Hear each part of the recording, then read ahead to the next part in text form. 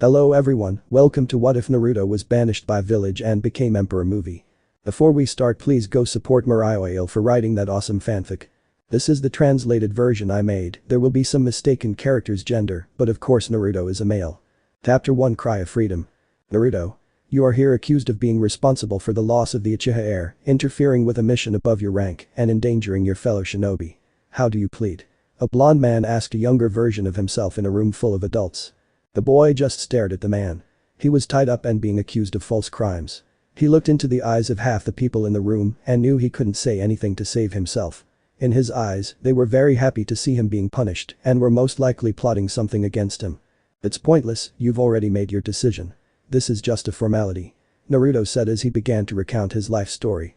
Summary. Sasuke Uchiha has been offered training by the rogue leaf ninja, Orochimaru of the Sannin.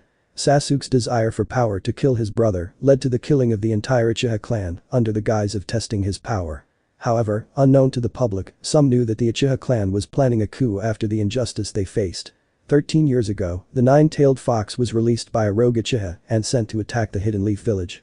The nine-tailed fox was resealed into the children of the current Hokage, Minato Namikaze. However, the third Hokage, Hiruzen Sarutobi, did the sealing so that his successor could live to raise his children and protect the village. The old man sealed the yang half of the chakra into the red-haired whiskered daughter, Mito. The yin half was sealed back into the previous Jinchuriki, Kushina Namikaze, to save her life after the extraction. Finally, the soul, the chakra-controlling soul, was sealed into a young blonde whiskered baby, Naruto. Naruto never considered himself part of the Namikaze or Uzumaki family. As he grew up, he was forced to face the wrath of the Leaf Village alone. Due to the belief that the village is more important than the children, Naruto rarely received any attention from his parents. Their full attention was solely on Mito because she was the Jinchuriki of the Nine Tails and would one day defend the village from all the delicacies in the world. Naruto's existence was not acknowledged by anyone in his family. He grew up alone and in pain. The only friends he made were the Uchiha clan and the Ichiraku family. Like Naruto, the Uchiha clan was viewed in a bad light due to secret information from a rogue Uchiha who was responsible for the Nine Tails attack. Fugaku, the clan head, understood his dealings and treated him better than his family and the village. Fugaku's own family became the family Naruto never had, except for Sasuke. Sasuke believed Naruto was replacing him, so they never liked each other. After Itachi was ordered to kill the clan, Naruto was devastated and became more isolated. He would never acknowledge anyone in the village, besides the kind father-daughter duo who own a raiment stand. Naruto began to develop the mindset that Minato would never approve of. The mindset that his own needs are far more valuable than the needs of the village. He kept quiet and never raised suspicions. He wanted to be away from the place that would constrict 6-year-olds into a horrible way of life. A life he was conscripted into. He saved another Jinchuriki, saved the land of snow or the land of hot springs now, and became a hero to the village hidden in the waterfall. The only problem was that his team, Sasuke Uchiha, Mito Namikaze, and Sensei Kakashi, were all part of the mission. Kakashi strongly supported Mito at all times. He falsified his reports and gave the credit to Mito and Sasuke. Moreover, Naruto only fought seriously when his team was out of sight. Kakashi believed that Mito and Sasuke did so because they had some training compared to Naruto, the boy he didn't acknowledge as any form of contribution to the mission, any mission. Kakashi strongly supported Mito at all times. He falsified his reports and gave the credit to Mito and Sasuke.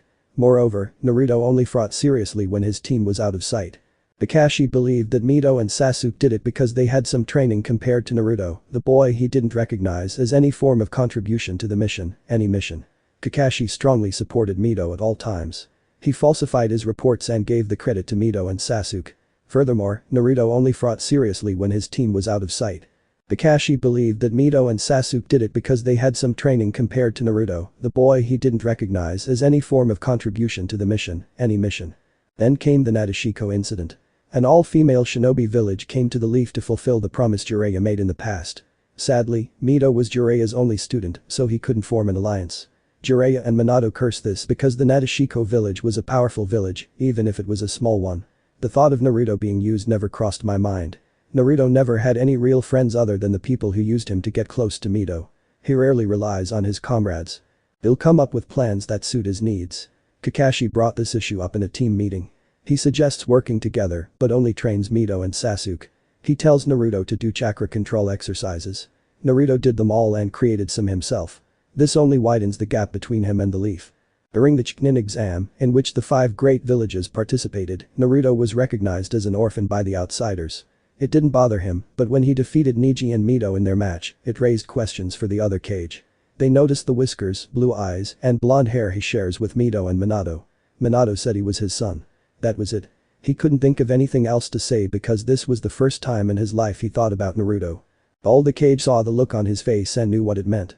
They were disappointed by Minato's action for a son with many talents, including his rival, the Raikage. News of his status as a Jinchuriki of the Foxhole became public knowledge, as did Mito's status. The cage recognized that even the noblest of the 5 cage will do the same as any other cage. Train the one with the power and ignore everything else. This man was originally thought to be a man who wanted peace for the entire shinobi world, but his actions reveal that he only cares about the leaf. During the invasion, Gaara went into full-tailed beast mode, but Naruto stopped him. He used his white tiger summoner, Byakko, to defeat Gaara. Naruto accidentally used the summoning jutsu one day and teleported himself into the white tiger clan's lair. To become the summoner of the legendary clan, he had to allow them to look into his mind. If they don't like what they see, you die. If they like it, you're in. Naruto, of course, passes with flying colors. The boy grew up with hatred but never sought revenge. He impressed them, but they saw a lot of hatred for the village and the people, but no revenge. After the invasion, Minato gave the credit for defeating Gaara to Mito, no matter how much she protested. Sasuke just stared at Naruto, his eyes burning with hatred. He knew Naruto was far more powerful than he let on and was on good terms with his own family before his death. He couldn't stand Naruto. He was treated like the Prince of the Leaf. Hell, he and Mito were engaged to each other to strengthen the Hokage's family. Minato thought Sasuke was a better son. Sasuke used a curse seal more often and fell prey to it. He decides to go rogue and go find Orochimaru to gain power. He left the village and the next morning Minato assembled a team to retrieve him under the belief that Sasuke was kidnapped by Orochimaru. A team consisting of Shikamaru, Kiba, Chimjai, Niji and Mito. Naruto was not seen as capable of performing an A-rank mission.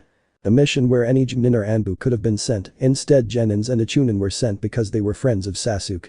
However, Naruto was conflicted about not going. Normally he wouldn't give a shit, but Fugaku and Makoto were like parents to him. After much thought, Naruto ran to catch up to them. He couldn't allow Orochimaru to take control of such a jerk because Naruto knew that they loved Sasuke. Naruto only manages to catch up to Mito and Sasuke fighting at the Valley of the End. Naruto was about to interfere but was stopped by an old enemy from teaming up to capture Sasuke, Kabuto. During the exam, both Kabuto and Naruto saw through both of their disguises. Kabuto knew that Naruto is dangerous. It only became more apparent that the two fought each other in the Forest of Death when Naruto began using Kurama's chakra. Kurama, the nine-tailed fox. Naruto manages to speak to Nine-Tailed Soul at a young age. And to see what it looks like in my story, search for Daluo Dalu 2, Ma Xiaodao. Just imagine 9 crimson tails on her. Throughout his life, Kurama would be Naruto's guardian in the shinobi path. Naruto would consider her as the only mother he had left after Makoto's death. Eventually, Sasuke won and Kabuto escaped. Naruto was forced to retrieve his estranged twin until Kakashi appeared and arrested Naruto for not being assigned to the mission.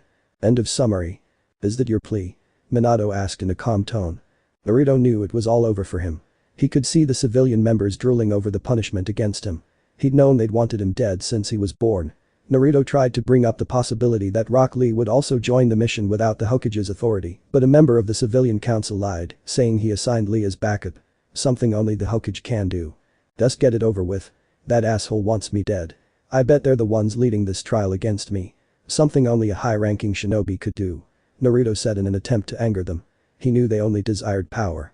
So if they can't obtain shinobi power, they'll obtain political power. How dare you? Devil. You must respect us. We belong to us. Shouted the angry civilian members. Surprising both Minato and Kushina, as this is the first time Naruto has been mentioned in the council, and this is their reaction. I do it because it's the truth, Naruto replied. You're a demon. You should feel honored that we spent so much time on you. What? Minato and Kushina whispered. Unbelieving that their family, the Hokage, considered everyone in Konoha family, would have so much hatred for one of their own. Enough. Minato shouted for everyone to calm down while trying to absorb the knowledge of his village beating Naruto. The council has voted unanimously that you are hereby banished from the leaf. Naruto just scoffed at this. He expected a public execution. Considering he was the last Uchiha, the civilian council might get away with it. Maybe they had something else in store for him once he was out of Konoha. He was fully aware of Root and he knew that Root was fully aware of him. Know this, Namikaze. I do not forgive and I do not forget. One day you will regret this choice of being a slave to such a corrupt system. Naruto declared as he was dragged away by Anbu that a civilian counselor summoned. Minato was beginning to see that Naruto's word could become reality. The power a mere civilian wielded was incredible. They only dealt with domestic matters. They weren't allowed to wield that much power because they didn't understand the shinobi system and would end up causing harm to the village. Did I make the right decision? Chapter 2 The Sword in the Stone. Land of the Wind. It's been several days since Naruto was expelled from the village. He headed to the Land of Wind. Kurama told him about a possible new beginning. A place where he can truly make a home for himself. A new world. Well, not a new world, more like half a world. More specifically, the other half of the world. The larger half. In the days of the Sage of Six Paths, the world was chaotic. The land was filled with species of all kinds, and they had more power than any human, despite humans being the majority of the world. The sage feared their power, so he made a decision.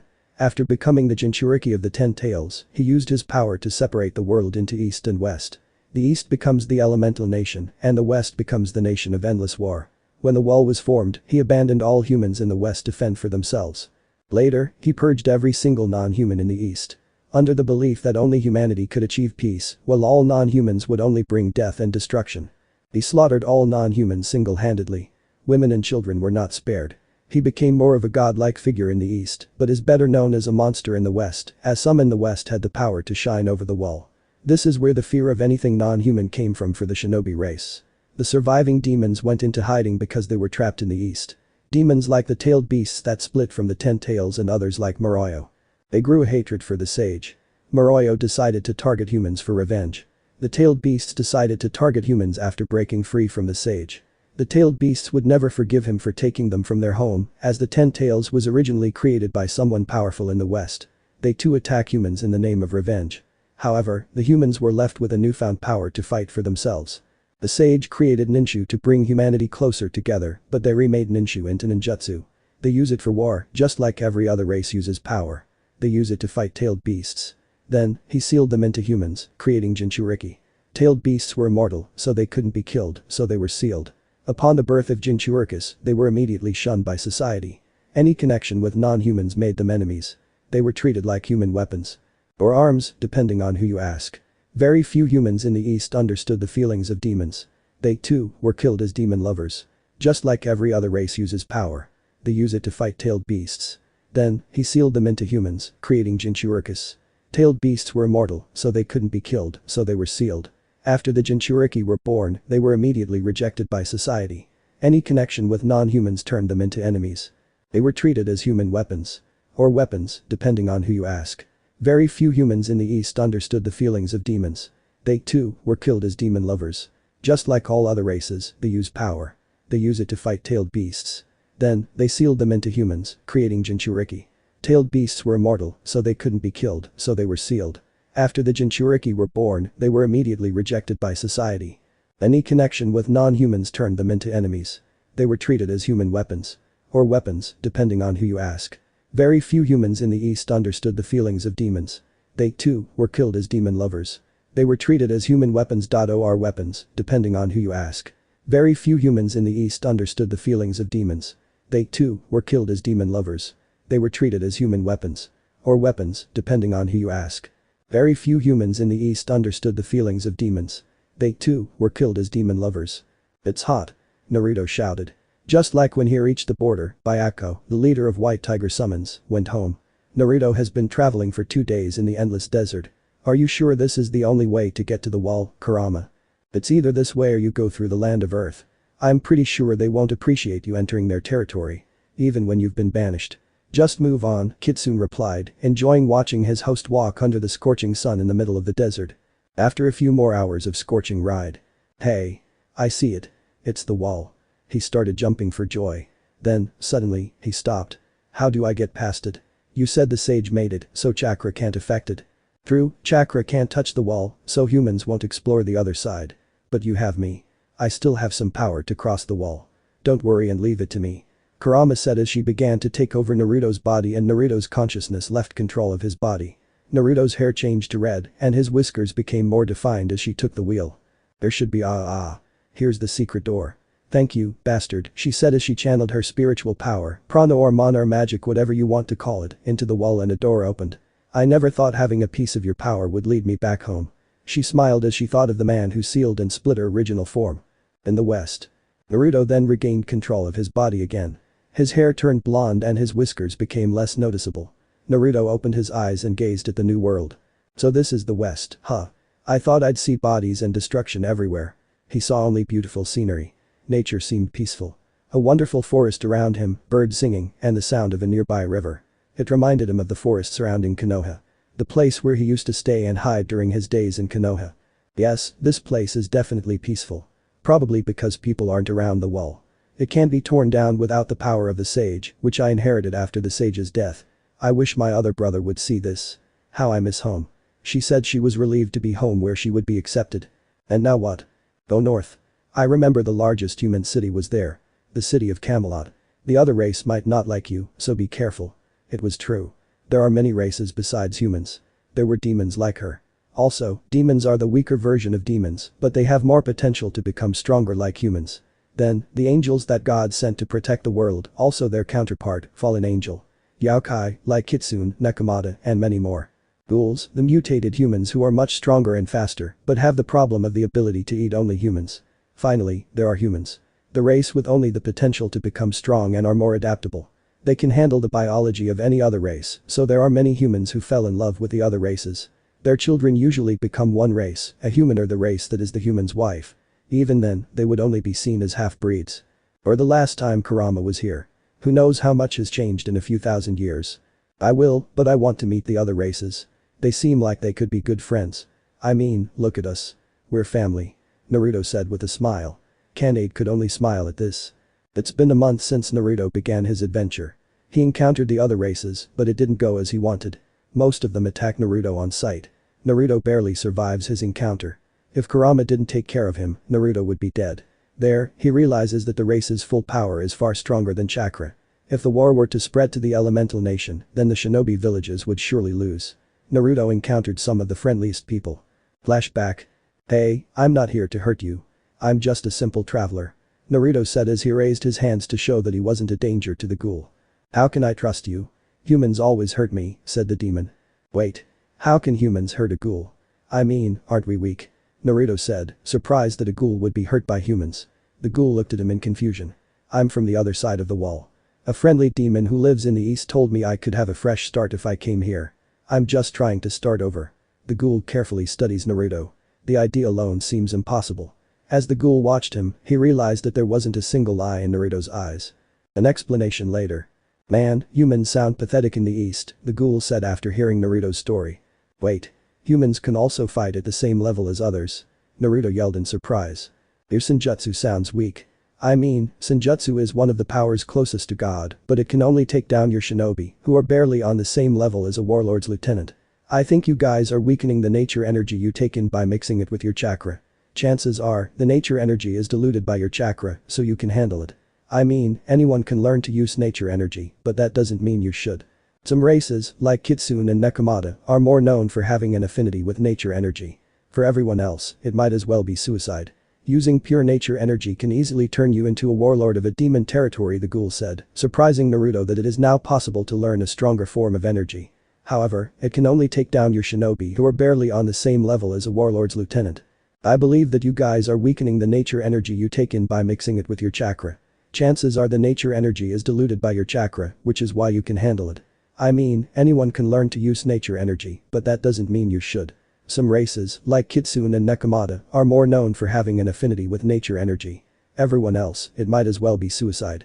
Using pure nature energy can easily turn you into a warlord of a demon territory, the ghoul said, surprising Naruto that it is now possible to learn a stronger form of energy.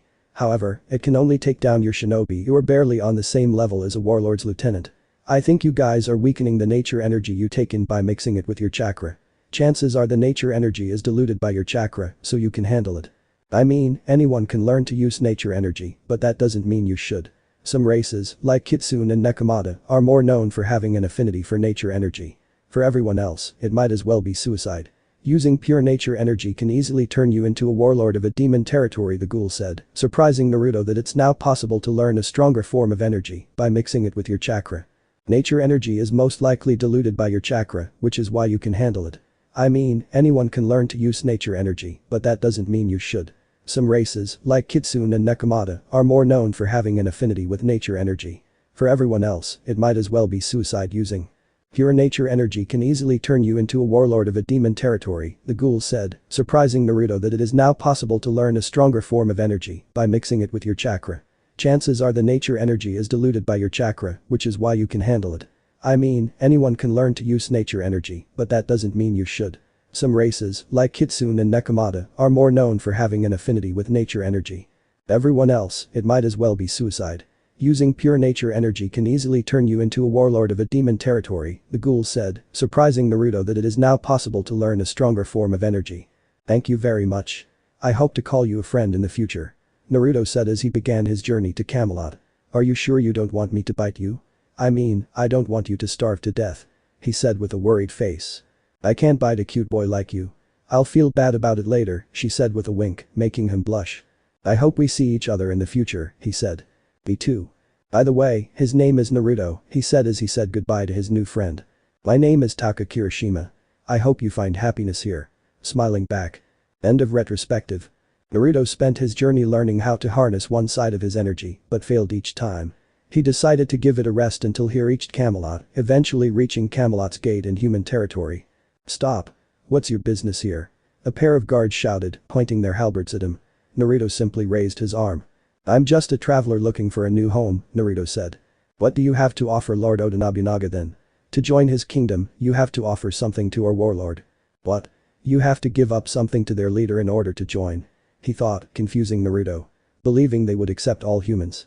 Then suddenly. It doesn't make sense. Said a man who appeared in the doorway. Dressed as a standard mage. I sense something from you, you're not human. Kill him. Shouted the mage, realizing that Naruto has demonic power over humans. The guards charged at him with killing intent. Naruto jumped back, but missed getting stabbed in the gut. Naruto pulled out a kunai and threw it at the guards, but the kunai only left a dent. Damn. Not even wind-enhanced kunai can pierce through his armor. The West is truly terrifying. Naruto began to panic. He then began making hand signs for a wind jutsu. Oh no, you're not a demon. The mage shouted. As he blasted Naruto with a fire beam spell, knocking him unconscious. They started closing in for the kill, but someone appeared. The boy belongs to me. I won't allow you to harm him. Said a woman in a cloak, covering a body. She used magic to lift Naruto up and carry him away. Who was that? One of the guards asks as he confronts the wizard. Someone to be feared. The mage said, trembling to believe who she really was.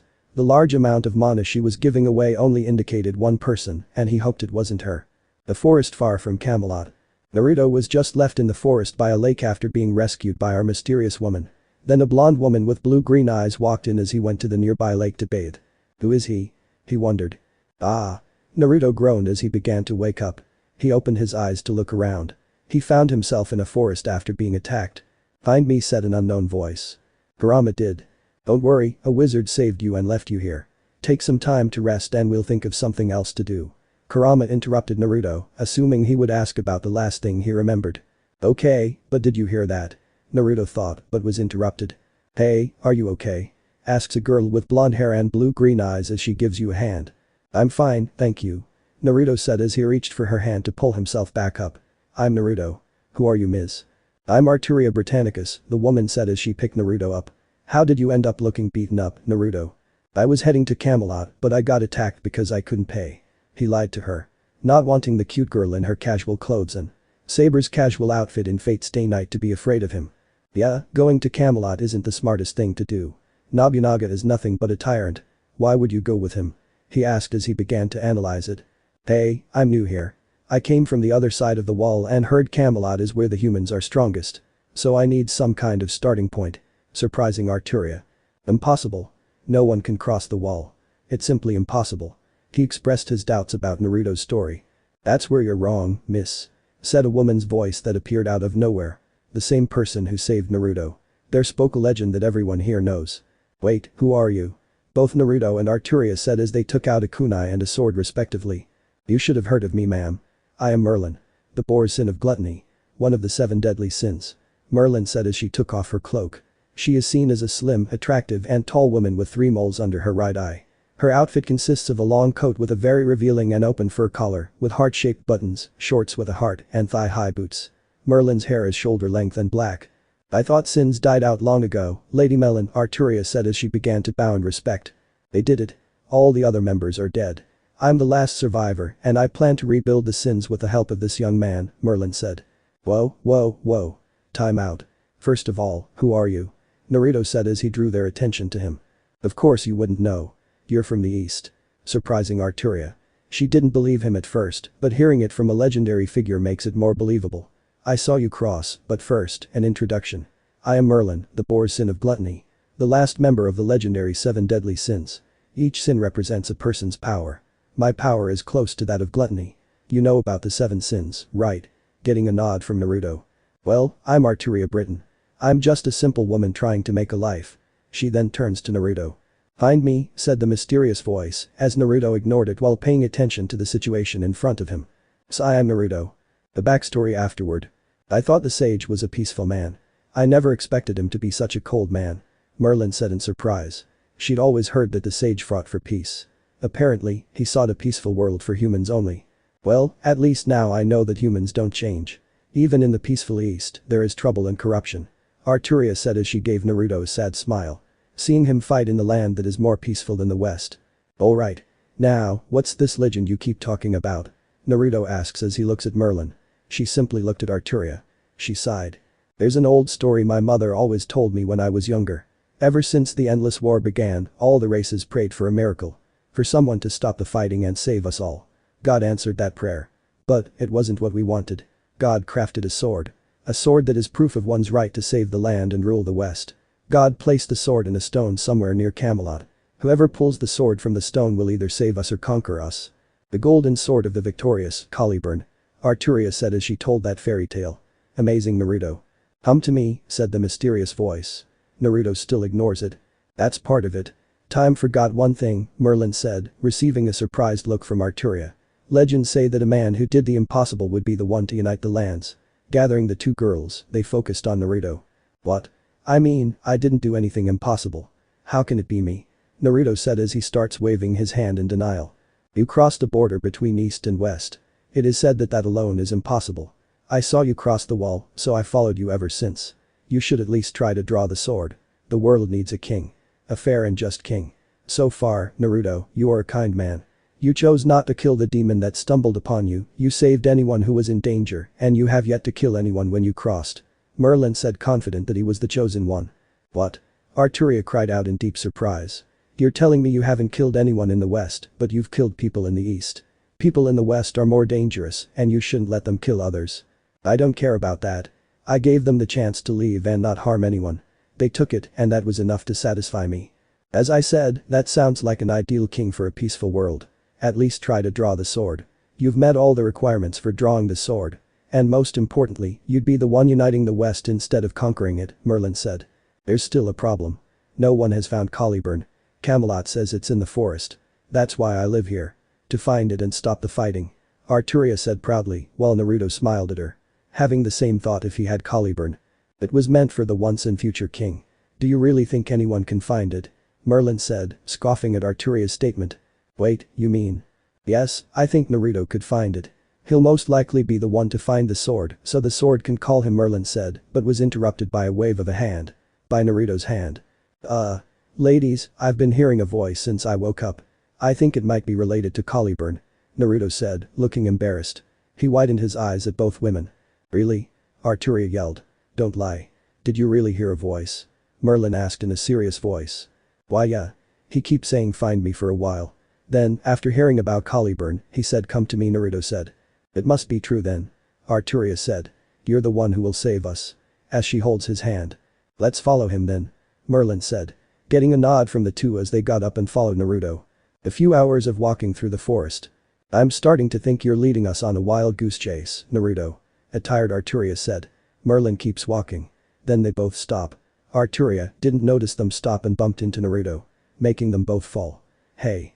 Why did you stop? Arturia yelled at Naruto, but look what's in front of them. A golden sword stuck in a large rock. Is that? Yes, Merlin replied with a smile. The power it emits can only come from legend. Naruto just walks towards him. Flame us. Caliburn said. Surprising the two girls. Making them believe that Naruto is the one. Naruto approached the stone. He slowly grabbed the sword. He pulled it out and a brilliant golden glow blinded everyone. It's so warm. Arturia said as she felt Caliburn's light. Finally. We're saved. Merlin said, smiling at him with his arm crossed. AI? Naruto screamed in pain. Naruto? Both girls shouted. See you next time. Chapter 3 The Golden Sword of Victorious. Naruto? Both girls shouted. Naruto began to scream in pain. Pulling Caliburn out of the stone did something to Naruto. Do you really expect a simple man to be able to wield the weapon God himself created? Arturia and Merlin only have Naruto to worry about. Merlin was analyzing the entire situation while Arturia tried to communicate with him. Arturia couldn't get close. The pressure Caliburn emitted was too much for the girl to get close. Lady Merlin. We have to do something. I can't stand to hear him scream in pain any longer. Arturia cried, tears welling in her eyes. From the short time she'd known him, she realized the two had a lot in common. They'd most likely become fast friends. What can we do? Caliburn is stronger than any of us. He's clearly doing something to Naruto. After a pause for thought. Naruto is from the east. His body isn't capable of handling power like what you saw in the west. Caliburn must be rebuilding his body. But Naruto is weak. He's not like us. He'll need this transformation. All we can do is wait. Merlin said as she waited for Naruto's transformation to take place. Arturia could only watch in pain. She felt helpless. There was someone in front of her suffering and she was powerless to help them. A feeling she hated. Arturia always wanted to live in a world where no one tried to harm each other. A fair and just world. A world that legends always spoke of. During her childhood, she always dreamed of being the person who pulls the sword from the stone. Now, she realized that it was the blonde man who was destined to achieve her dream. A dream that Naruto could agree with. After 10 more minutes of bright light, Naruto's transformation finally takes effect. He had already fallen unconscious about 4 minutes ago. The pain was too much for him. As soon as Naruto fell with Caliburn in his hand, Arturia ran over to check on him. He's alive. Arturia said, sounding relieved. He'll need to rest. However, this is a problem. Merlin said, frowning as he scanned her body with his magic. What's wrong, Lady Merlin? Besides the missing whisker mark, Merlin said, while Arturia looked disappointed. She likes her whiskers. It made him look cute. Let it be known that Arturia Britton will never admit to liking cute things. He has a new power. He has a magic net. Magic circuit. So it's a magician? He asked confusedly, using many terms for a magic container. Since there's no official system for magic, many people use many terms for magic and everything related to magic. Yes and no. He's a mage, but that transformation is something else. Feeling it, he's more different than a standard mage. His magical signature is more akin to angelic magic. Like the angels in heaven? She asked. Getting a nod from her. Grab him. He needs a rest. Wait. Are you going to leave me behind? Said a beautiful red-haired nine-tailed woman. Arturia drew her sword and pointed it at her. Who are you and state your business here? Arturia demanded, as Merlin mentioned Alden. His sacred treasure, a small crystal ball. Merlin senses its demonic power and it's not something to be taken lightly. Merlin is undoubtedly stronger than the new woman, but with Naruto unconscious, he couldn't risk her safety. Really? I'm hurt. Naruto was telling you about me a few hours ago. Who else can be a beautiful redeed like me? He said with a fox-like grin. After giving it a few minutes. Kurama. We both blurted out. Bingo, she sang as she twirled around like a girl showing off her dress, but Kurama was showing off, his assets. How did you get out? From what I understand, you were always trapped in the blonde. Merlin asked as he lowered his crystal ball. So did Arturia, as sheathed her sword. I have no idea, but I'm guessing it has something to do with the golden sword. He pointed at the sword in Naruto's hand. The other two looked at Caliburn. Of course it was me. A voice came from Caliburn. Using the voice of Ilia's fragment, or more commonly known as Ilia from Trinity 7, widening the eyes of everyone looking at it. Are you speaking? They all said in unison. Do you really expect a weapon created by God himself not to be sentient? I mean, people will come to challenge Master to claim me. Only Master and others approved by him may wield me. Giving the three time to absorb the new information found. I feel that Master does not wish for you to be a trap, Lady Kurama, so I freed you, giving you a magical fountain to make up for your leaving Master. The fountain Master received is special. They are personally designed by God, so you will be a great mage if you wish. What really matters is that you have more power to fulfill your destiny. Sorry for not reporting what I was doing, I was quite tired. Waiting in stone for thousands of years tends to make someone sleepy. The two girls just blinked. Kurama was too busy enjoying his freedom to worry about the how part. Of course it is. Kurama howled with happiness as he jumped. I guess that's fine. Arturia said, sounding unsure of how to respond. She still doesn't fully trust any other race. As long as it helps in the end. I'm fine with that. Merlin, finally absorbing the latest news.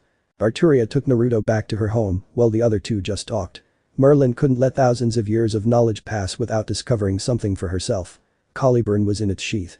"Hello," Caliburn said as he gained the attention of everyone in Arturia's small home. "I'm new here, but you all know the legend, right?"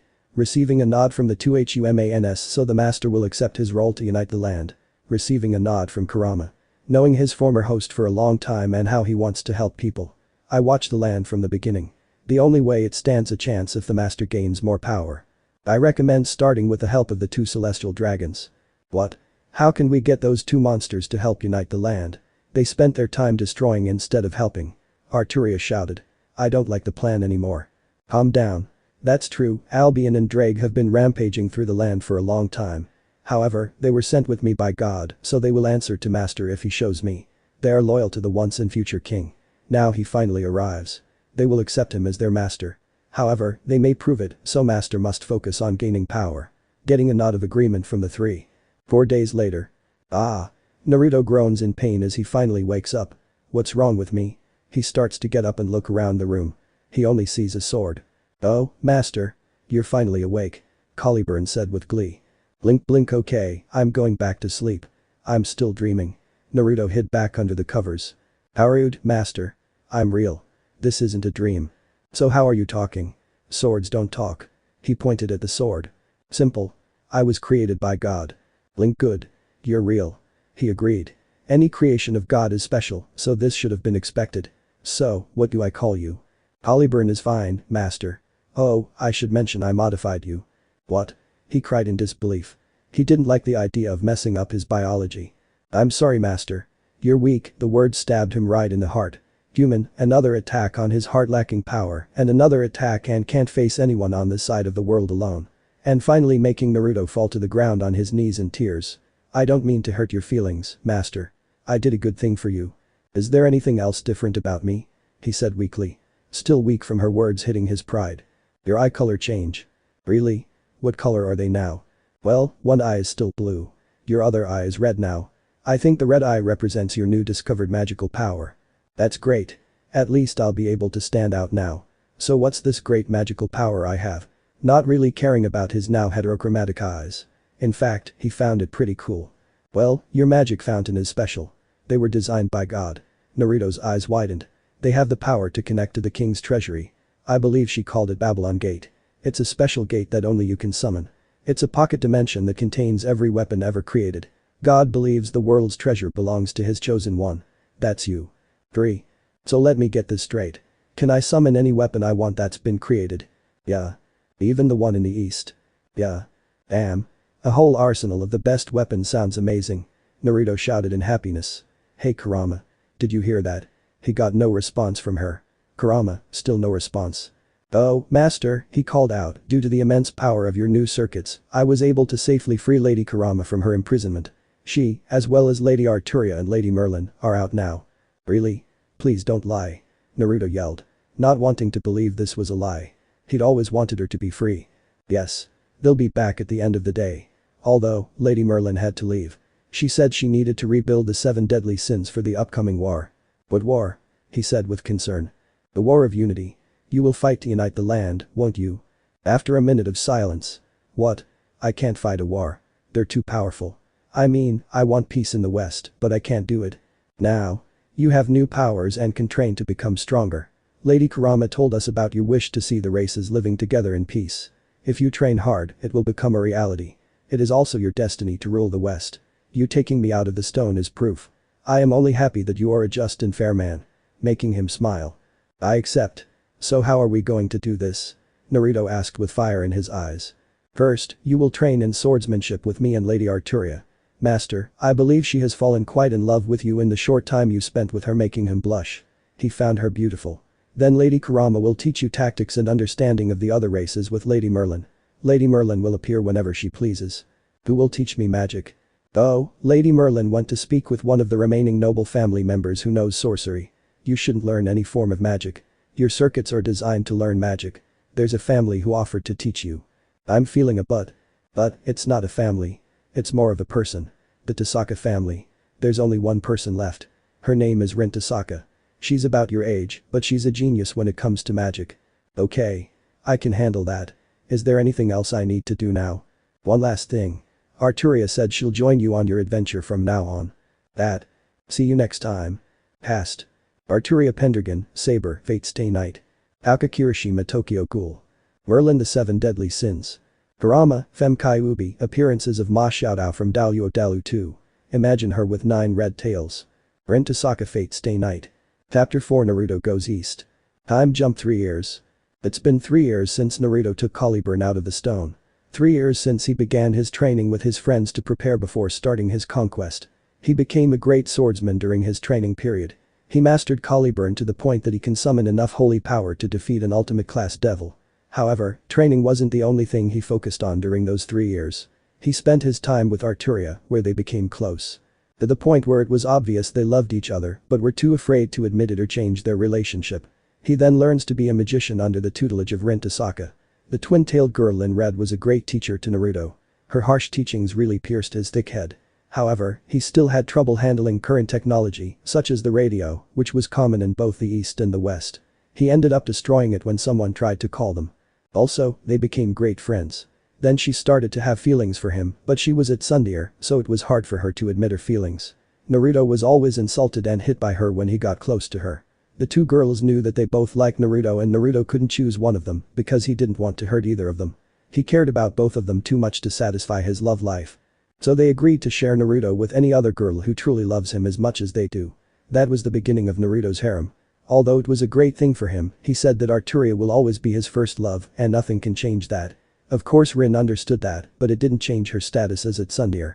Even Merlin decided to re-enter. She found another member of the sins. She found Escanor for the lion's sin of pride. He fit her perfectly with her strange split personality of day and night. Although he is the strongest human, he wasn't granted the sin of wrath to be captain. There was someone else to fit that position. She needed to find him. Even though she was searching for members, she found someone unexpected. She found a goddess.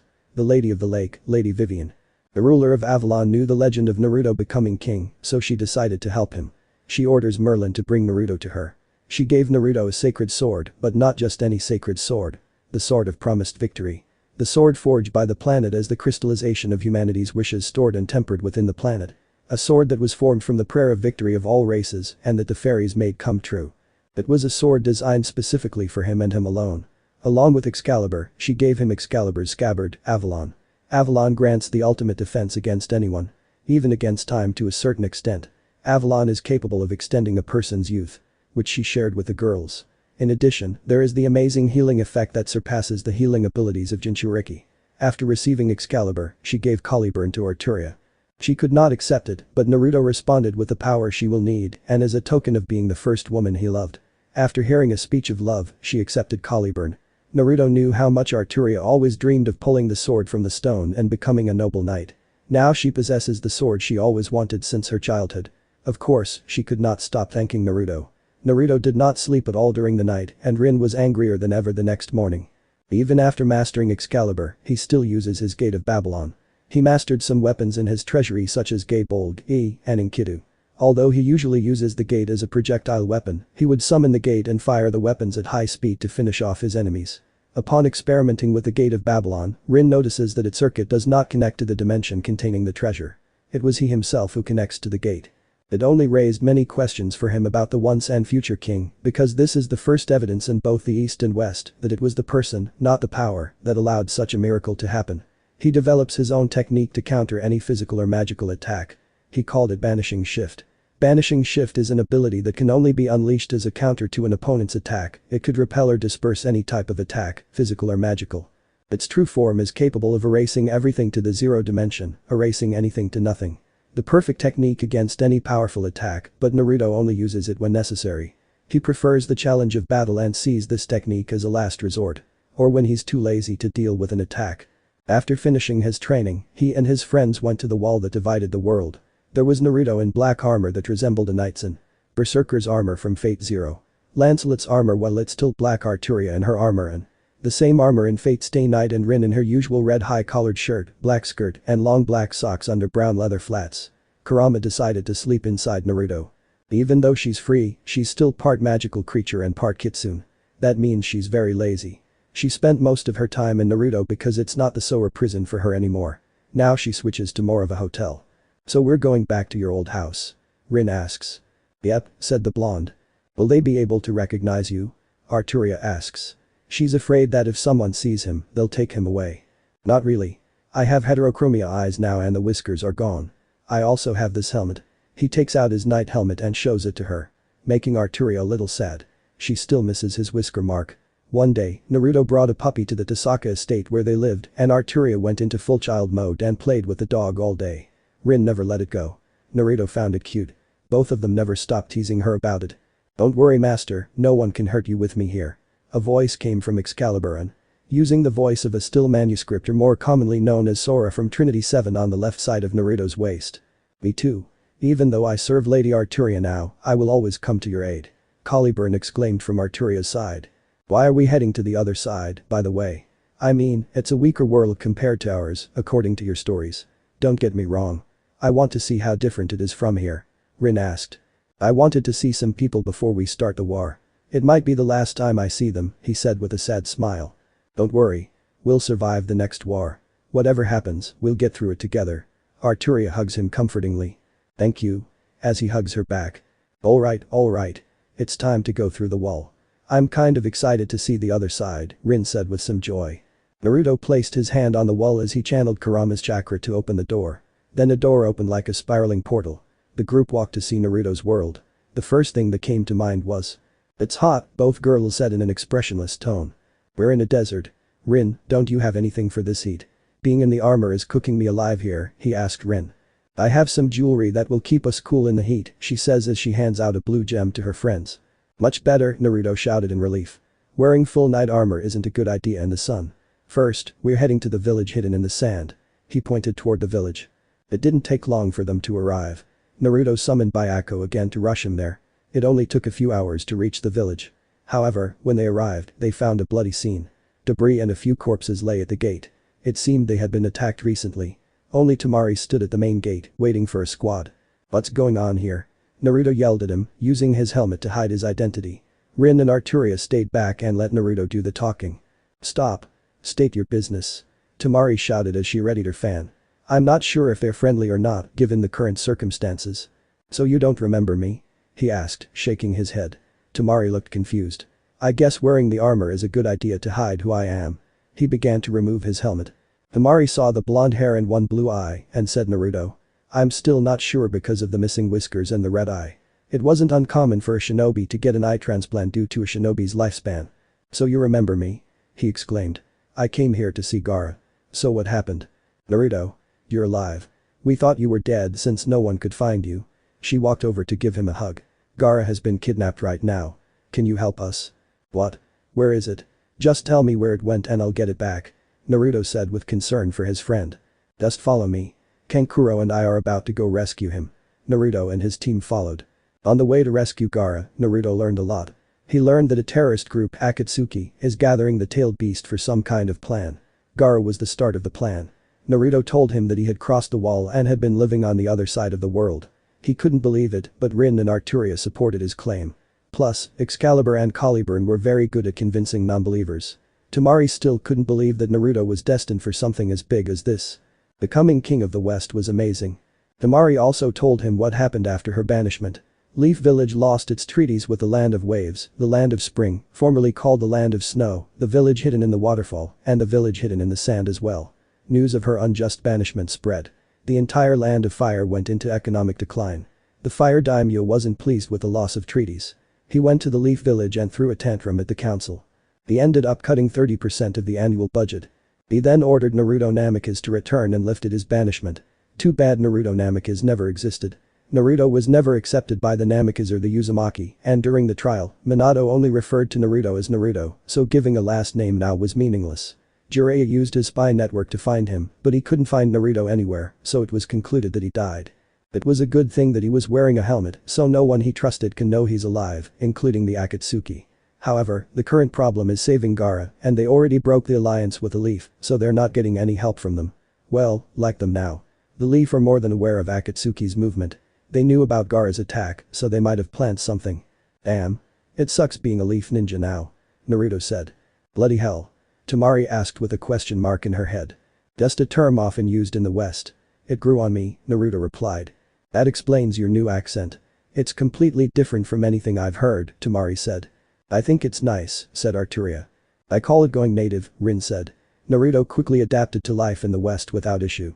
Even with the strict laws on travel due to the ongoing war, he still had a good time in the nearby villages. It was quite refreshing to see children playing and enjoying life instead of training to prepare for an upcoming war. Throughout shinobi history, shinobi were also in endless conflict until the shinobi system was established. Once established, the warfare became worse than ever. The only good thing about the system was the time of peace that came after the mass deaths of the shinobi population, not counting the civilians. A good 10 years or so to rebuild their numbers. Lord Naruto, I feel the presence of another like you, Caliburn said. That has to be Gaara. Naruto approaches a river with a large rock in the way. Then suddenly. What are you doing here, Leaf Shinobi? Tamari growled when she saw Kakashi, Guys, Mito, Sakura, Niji, Lee, Tenten, and Sai, Naruto Sasuke's replacement. Ma. We're here to help. Kakashi said, trying to be friendly. He focused his attention on the man in metal armor. Unable to sense who he is due to his lack of chakra. I'm more worried about your friend in the armor. He seems weak, making Rin and Arturia a little angry at her boyfriend's insult. Something Kankuro complained about when talking to girls. And that they wear full body armor. Only a samurai would wear one. It was the common belief that shinobi were superior to samurai in every way, but that was a lie they told themselves. Samurai take their training much more seriously, so a single samurai could give a chunin a battle to the death. There are rumors that a samurai survived Hanzo, the salamander, when many powerful shinobi died against him, not including Konoha. No, this isn't the time to debate this. All you need to know is that we're allies of the sand and we came to their aid. However, you guys shouldn't be here. Akatsuki moved too fast for you guys to come to the rescue. So that means you planned this, Naruto said in his armor as he crossed his arms. Is this a problem we're helping? Mito asked. She may not have agreed with this tactic, but she went along with it because, according to her father, it was for Konoha. Yes, it is. We don't trust the Leaf. You could be here to kidnap Gaara and hold him hostage or take his biju. Kankuro mocked them. Making a couple flinch. It was common knowledge that Mito couldn't control the Nine Tails chakra, so many thought Leaf would steal someone else's tailed beast for a suitable Jinchuriki. How unjuvenile. We're here to help, Guy said, trying to calm them down. Ah. Master Excalibur said. Surprising the Leaf ninjas and making Tenten more intrigued with a talking sword. The signal just died. Gaara, Naruto, Tamari, and Kankuro screamed in panic. Enough. Rin and I will keep an eye on the Leaf ninja. Saber, you will go with the Sand ninja to find Gaara. Arturia said, taking back command of the situation. It was also decided that Naruto will use Saber when they are not alone, due to Naruto's order. It would be bad if Naruto was forcibly taken back to the Leaf. Getting a nod from the three. Excalibur, get ready. We're breaking that rock and killing whoever's in there. Naruto said as he pulled out Excalibur from Avalon. Everyone could feel the great power that Excalibur emitted. Making the blade shinobi more intrigued. Naruto then slashes the rock. It won't work. Your sword can't pierce through the seal Akatsuki placed. Kakashi said with a smug grin. Only to have a few Leaf shinobi laugh at this attempt, but he soon stops. Saber sliced the rock in half like it was nothing. Opening the entrance and allowing everyone to jump in. Leaving the Leaf ninjas shocked at what they had seen. A sword like that could be useful to the Leaf. Plus it can talk. It can give us a lot of information. Kakashi thought as he planned to steal Excalibur. Believing that Naruto is weak because of his armor and that the girls are useless. They didn't give any chakra, so he automatically thought they were weak. Even a newborn child has more chakra than any of those three. He thought too. Well. Look at this. The nine-tailed Jinchuriki has finally arrived.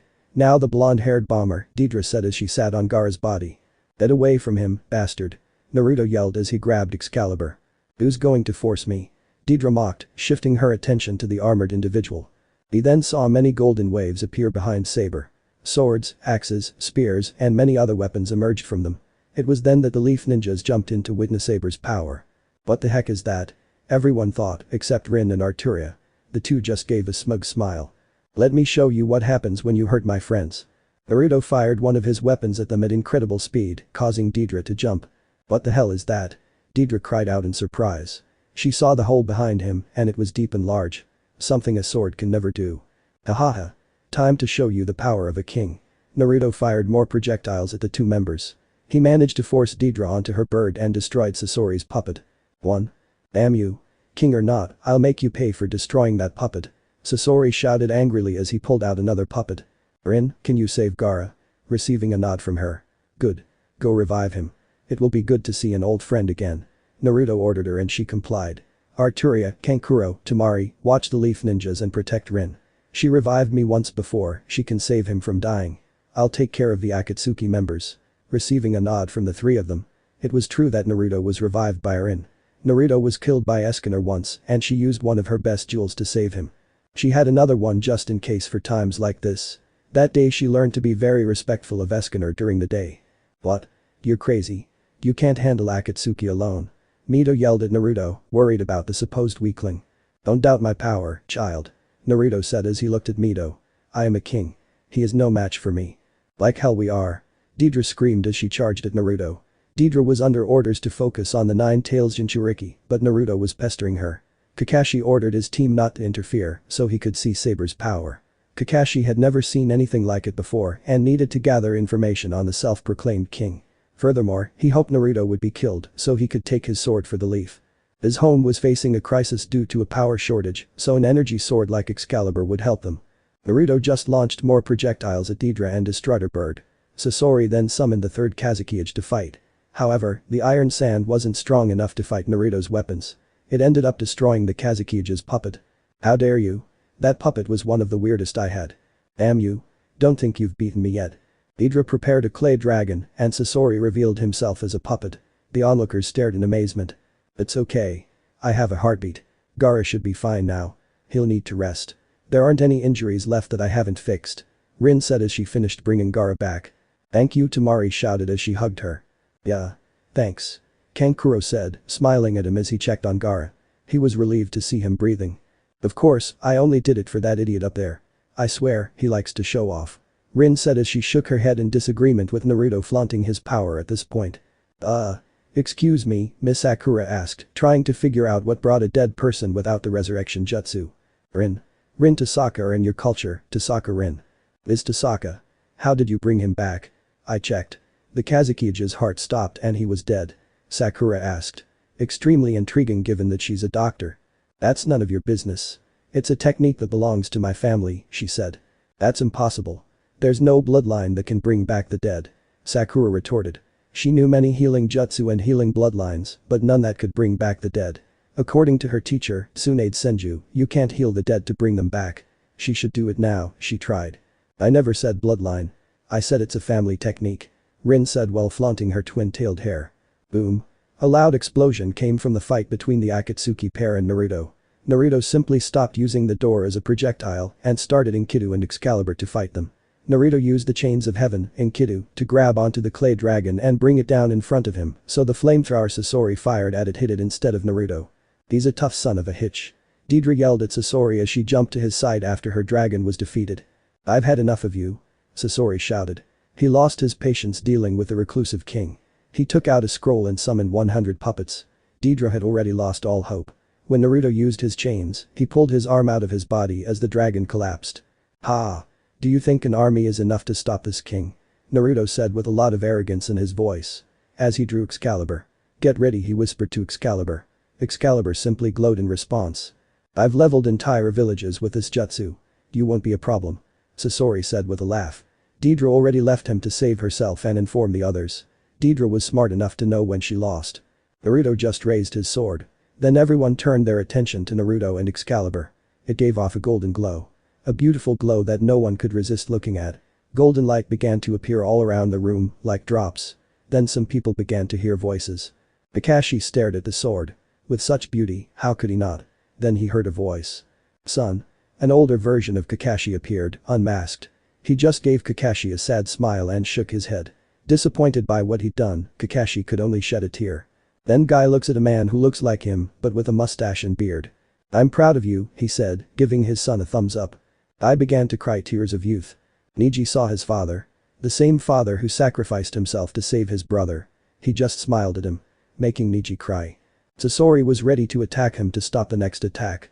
Sheer power was enough to win. However. Mom, Dad, he said when he saw his parents. He looked very sad because his parents were smiling at him.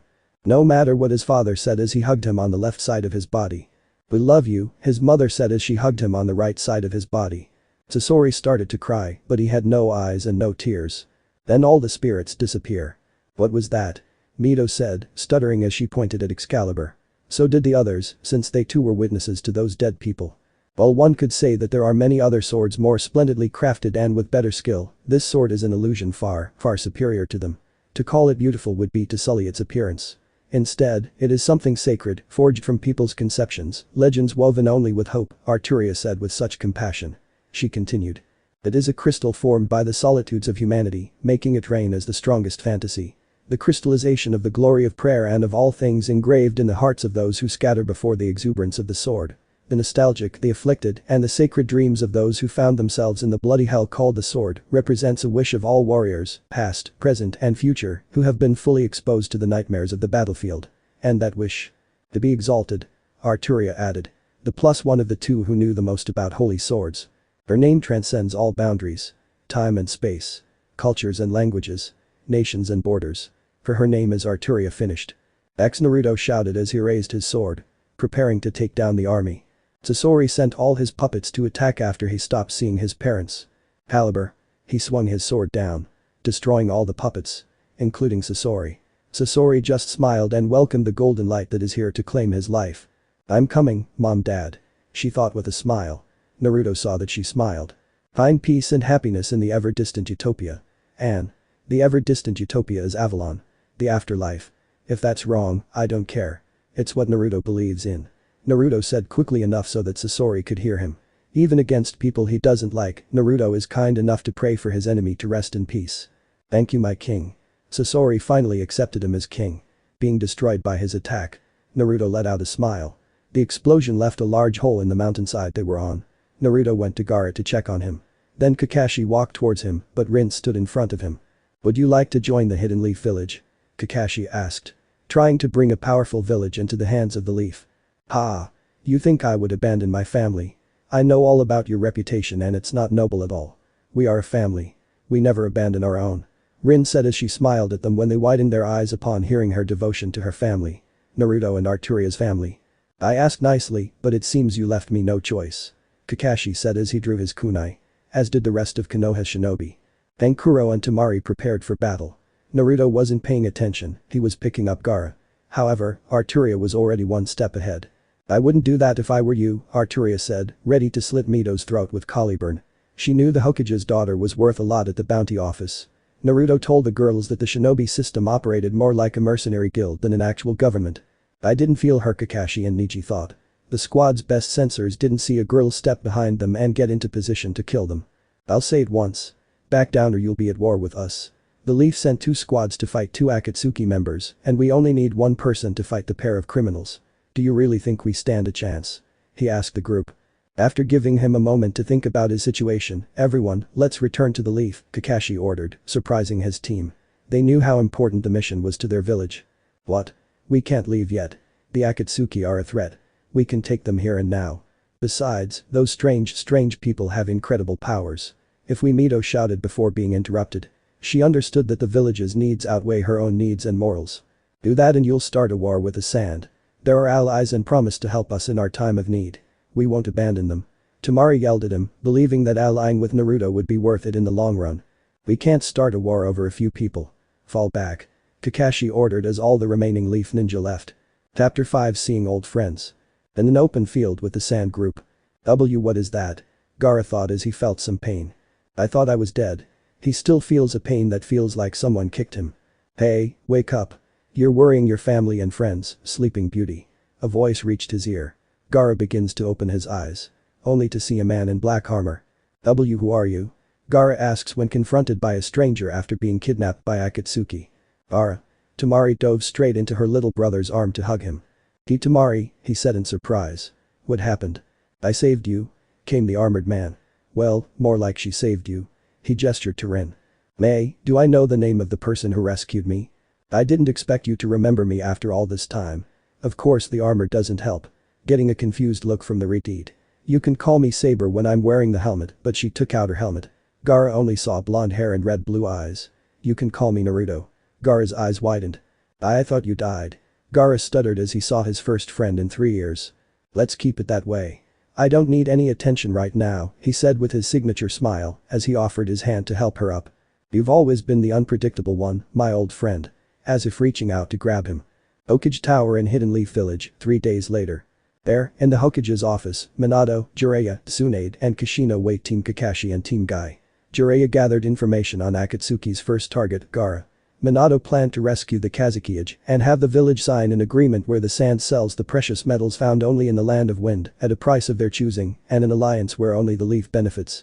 The leaf did not have the power they once had and their economy was falling due to their lack of power.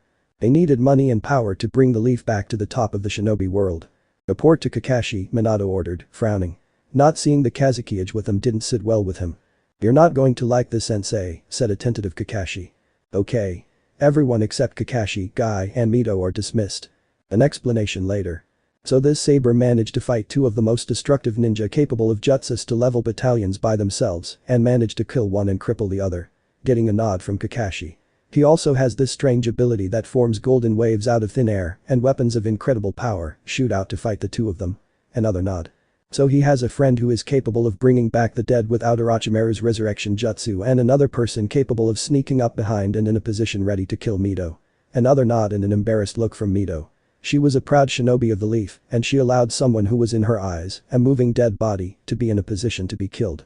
She was trained to be the best. After discovering that whenever she used even the tiniest amount of the Kyuubi's chakra, it went berserk. No matter how many seals and training she had, it was simply impossible. Jiraiya theorized that they needed the Kyuubi's soul to have any sort of control over the chakra. Without the soul, chakra is pure unrefined power that only knows how to cause destruction. Then, hearing about a sword capable of summoning dead spirits interested Minato, Kushina, Tsunade, and Jiraiya. Something Minato decided to file away. He, like the others, lost people and wanted to see them. A sword capable of those acts is something everyone wants. Finally, he and the two girls who displayed amazing power showed no signs of a large chakra reserve. No chakra at all. I used my Sharingan and saw no chakra or even a chakra coil. Niji didn't see anything at all. It was like they weren't there at all. Looking embarrassed.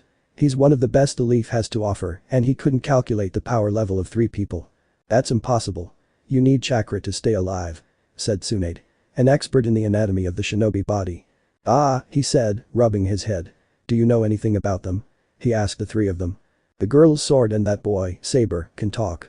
Just by seeing the power of one sword, we can assume that the other has great power, Kakashi said. They're allied with Sand. They seem to be a group of mercenaries, considering how young they are. Guy said with his usual attitude. The 3 of them seemed to have worked together for a long time. Not seeing a headband, he assumed they were a group fighting for a paycheck. After a few minutes to think. I can't allow these people to walk freely. I'll declare them missing and put them in the bingo book, surprising Guy, Mito, and Kakashi. It seems Jiraiya and Tsunade expected this because they understood the balance of power and these 3 jeopardized that balance. Kushina just nodded in agreement with her husband. Dad. You can't do that. That's against international law. Mito screamed. More shock at her own father's action. Sir, you can't do that. They're not part of the leaf or any village. Besides, they haven't done anything wrong, Guy added in protest of the idea. Labeling a ninja as a missing nin can only be done if they're part of the village they betrayed. Besides, they haven't committed any crimes and Minato was willing to lie about that. No matter. Mito, they have the power we need. This is all for Konoha. I don't want their power anywhere but here in the village. I'll say that they were once part of the leaf and stole those 2 swords. They'll be getting a warrant for their arrest. Minato told them. Mito accepted his answer. That tells you the lengths a shinobi, child or not, will go to for their village. Their entire lives, ever since they were born, they were raised to give their all for their village, so it was rare to see such blind acceptance. Sensei, I don't think it will work. Most of the elemental nation is already on bad terms with us. They won't believe what we put in the bingo book. They'll just ignore the order and take them themselves, said Kakashi. He already realized the major flaw in his plan to capture some powerful ninja. It doesn't matter. I will declare war on any nation that tries to take them from us. They have incredible power, which makes them part of the hidden leaf. Minato said without hesitation. After a few years of being Hokage, he adopted the belief that power belongs to the leaf. Seeing that the last Uzumaki, the last Senju, the last Uchiha, and the legendary Sannin are all part of the hidden leaf, all power belongs to them. He became blinded by power, only seeing that any form of power should be under his control. I'm afraid we're going to go to war soon if Sensei doesn't change, Kakashi thought. Guy too. The only person close to the Hokage who was starting to see the village's error. In Sand Village, in the Kazekage Tower. This is a lot to take in. On the way back to the village from the land of rivers, I think that's where Gaara was taken. Naruto told Gaara what happened to him. He went over the wall. The most mysterious thing for the people of the N Elemental Nation is what was over the wall. In the past, many ninja tried to jump over the wall, but they could never stick to the wall. Whenever they built something near the wall, it would start to crumble. Buildings made of stone or metal started to crumble and collapse. Of course, the other side had the same problem. It was the wall reacting to people nearby. To make sure they don't reach the other side. Hearing Naruto jumping over the wall and exploring life in the West. Hearing that chakra is a weak form of power compared to the power of the West. Hearing that there are so many races that are superior to humans, even humans are superior to humans in the Northeast. Especially since only about 40% of the human race could use magic or kai. Keep in mind that humans weren't the majority population in the West. Just thinking about an invasion from the races in the West scares him to no end. His home is one of the countries that border the West and East. Thank goodness for the wall. Gaara said after finally absorbing Naruto's new life. As much as I want to help you and give you the full support of my village, I can't. We'll simply be annihilated in the first battle. He said sadly. He wanted to help his friend fulfill his destiny of becoming king, but hearing of the great power in the West, a decision like that can't be taken lightly. He is the Kazekage now and he needs to think of the village first. Don't worry about it. I never intended to ask for help. I just wanted to see all of you before I leave, Gaara said encouragingly. All I ask is that you keep my identity a secret until I reveal myself, receiving a nod. I just hope I get the chance to reveal myself in the future, he said with a grim smile. Baka. You won't die. If you die, I can bring you back like I did before. Rin said to stop doubting his abilities.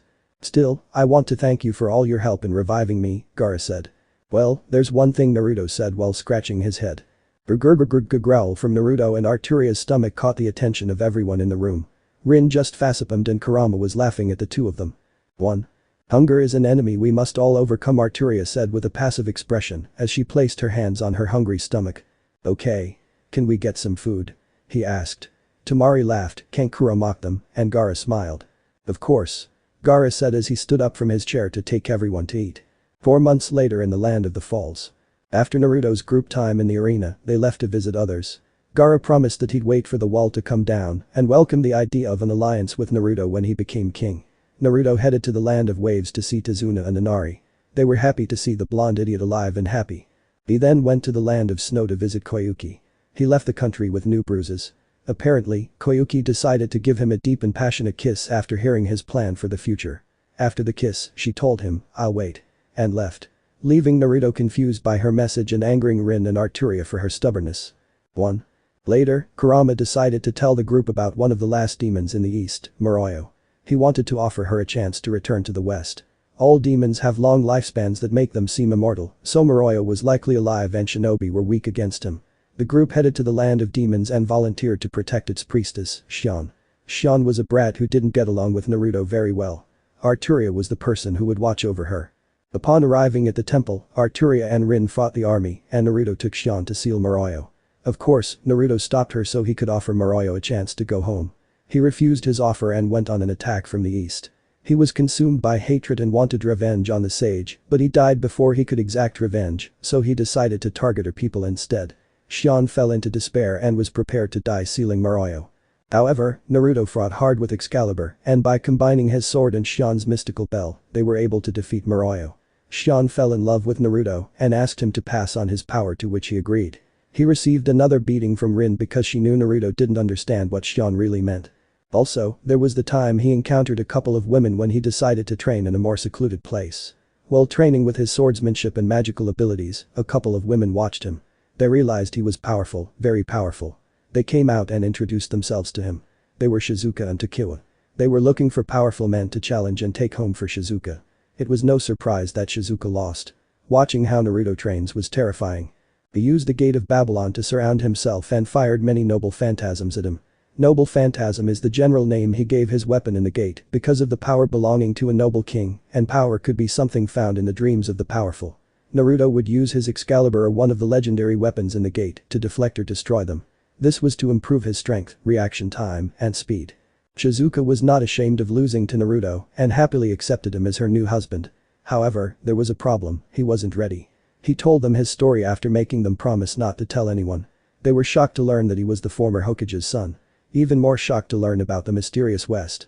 They were skeptical at first, but the look in Naruto's eyes told them he was telling the truth. She promised to wait for him. That was when he finally understood what Koyuki meant earlier. He happily agreed. Forget about telling the others about the news. It was going to be an interesting meeting for him. She felt embarrassed about losing to Naruto and happily accepted him as her new husband. However, there was a problem, he wasn't ready. He told them his story after making them promise not to tell anyone. They were shocked to learn that he was the former Hokage's son. Even more shocked to learn about the mysterious West. They were skeptical at first, but the look in Naruto's eyes told them he was telling the truth. She promised to wait for him. It was then that he finally understood what Koyuki meant earlier. He happily agreed. Forget about telling the others about the news. It was going to be an interesting reunion for him. She felt embarrassed about losing to Naruto and happily accepted him as her new husband. However, there was a problem. He wasn't ready. He told them his story after making them promise not to tell anyone. They were shocked to learn that he was the former Hokage's son. Even more shocked to learn about the mysterious West. They were skeptical at first, but the look in Naruto's eyes told them he was telling the truth. She promised to wait for him. It was then that he finally understood what Koyuki meant earlier. He happily agreed. Forget about telling the others about the news. It was going to be an interesting reunion for him, even more surprised to learn about the mysterious West. They were skeptical at first, but the look in Naruto's eyes told them he was telling the truth. She promised to wait for him. That was when he finally understood what Koyuki meant earlier. He happily agreed. Forget about telling the others about the news. It was going to be an interesting meeting for him. Even more surprised to learn about the mysterious West. They were skeptical at first, but the look in Naruto's eyes told them he was telling the truth. She promised to wait for him. That was when he finally understood what Koyuki meant earlier. He happily agreed. Forget about telling the others about the news. It was going to be an interesting meeting for him. We can't forget about the Hidden Star Village. They had issues with their leader, who forced the next generation of Star Shinobi into dangerous training. When Naruto and his friends arrived, they were saved. Oh, and he also killed the zero-tailed beast. When there was trouble in the land of heaven, Naruto took charge of solving it. He also helped Amaru. As well as Haruna, the new daimyo of the land of vegetables. Also, the group ran into some trouble. Throughout their journey, they were attacked by Hunter Nin from the Leaf. They were intent on capturing them at all costs. During their time in snow, they found themselves in the Leaf's bingo book. That pissed them off. To find out, they made up many lies to put in the book. The first time they encountered the Leaf, they were allowed to retreat. The rest of the time, they returned to the Leaf in a body bag. They were already criminals in the eyes of the Leaf, so why not commit some crimes in the land of fire? The fire daimyo didn't like all the complaints coming from all the nobles in his land. He was receiving reports of various crimes committed in his land by 3 people. Of course, the daimyo noticed that Minato was back to his old ways, but this time, he couldn't stop him. They committed various crimes. Theft, vandalism, dinner and a dash, murder of Leaf ninjas, and more dinner and a dash incidents. He simply let the Leaf ninja hunt and kept his men out of this matter, knowing the truth and the injustice done by Minato. By the time they reached the land of waterfalls, 3/4 of his hunter ninjas and 1/4 of his Anbu, and many Chunins and Genins and few Jounins died. Minato believed that as soon as he got them, the village would win. They don't have to worry about power anymore. He believes that Rin's power to bring back the dead was enough to bring back the best they had. How wrong he was. The main village's ranking changes drastically. The sand began to grow stronger due to allying with countries Naruto helped. Mist came out of their civil war and managed to complete all of the 7 swordsmen of the Mist, except for Kisame. His position was replaced by Mangetsu. He is alive in my story as a swordsman capable of wielding all swords. The group only made them stronger. The new ranking from 1st to 5th is Cloud, Stone, Sand, Mist, and finally Leaf in last place. They lost too much reputation to get good jobs and lost too many people trying to capture our trio of heroes.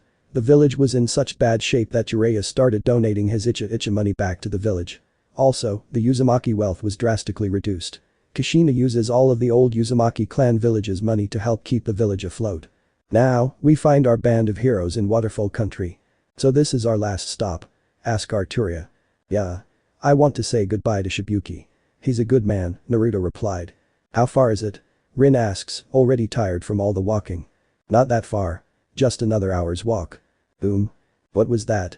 Arturia said as she drew Caliburn. I don't know, but we should check it out. Naruto said as he put on his helmet, preparing for a possible fight. Naru-chan, we have to move faster. I feel Chimay nearby. Kurama shouted. Worried about her younger brother due to the recent Akatsuki attack. The group manages to find out that only Shikaku was captured. Since the news of Gaara's capture, the other nations kept their Jinchuriki safe from them, and the 3 heroes managed to stop the attacks. When Yujito was attacked, Naruto was nearby and saved her. Kakuzu and Haiden managed to escape Naruto's wrath. Damn.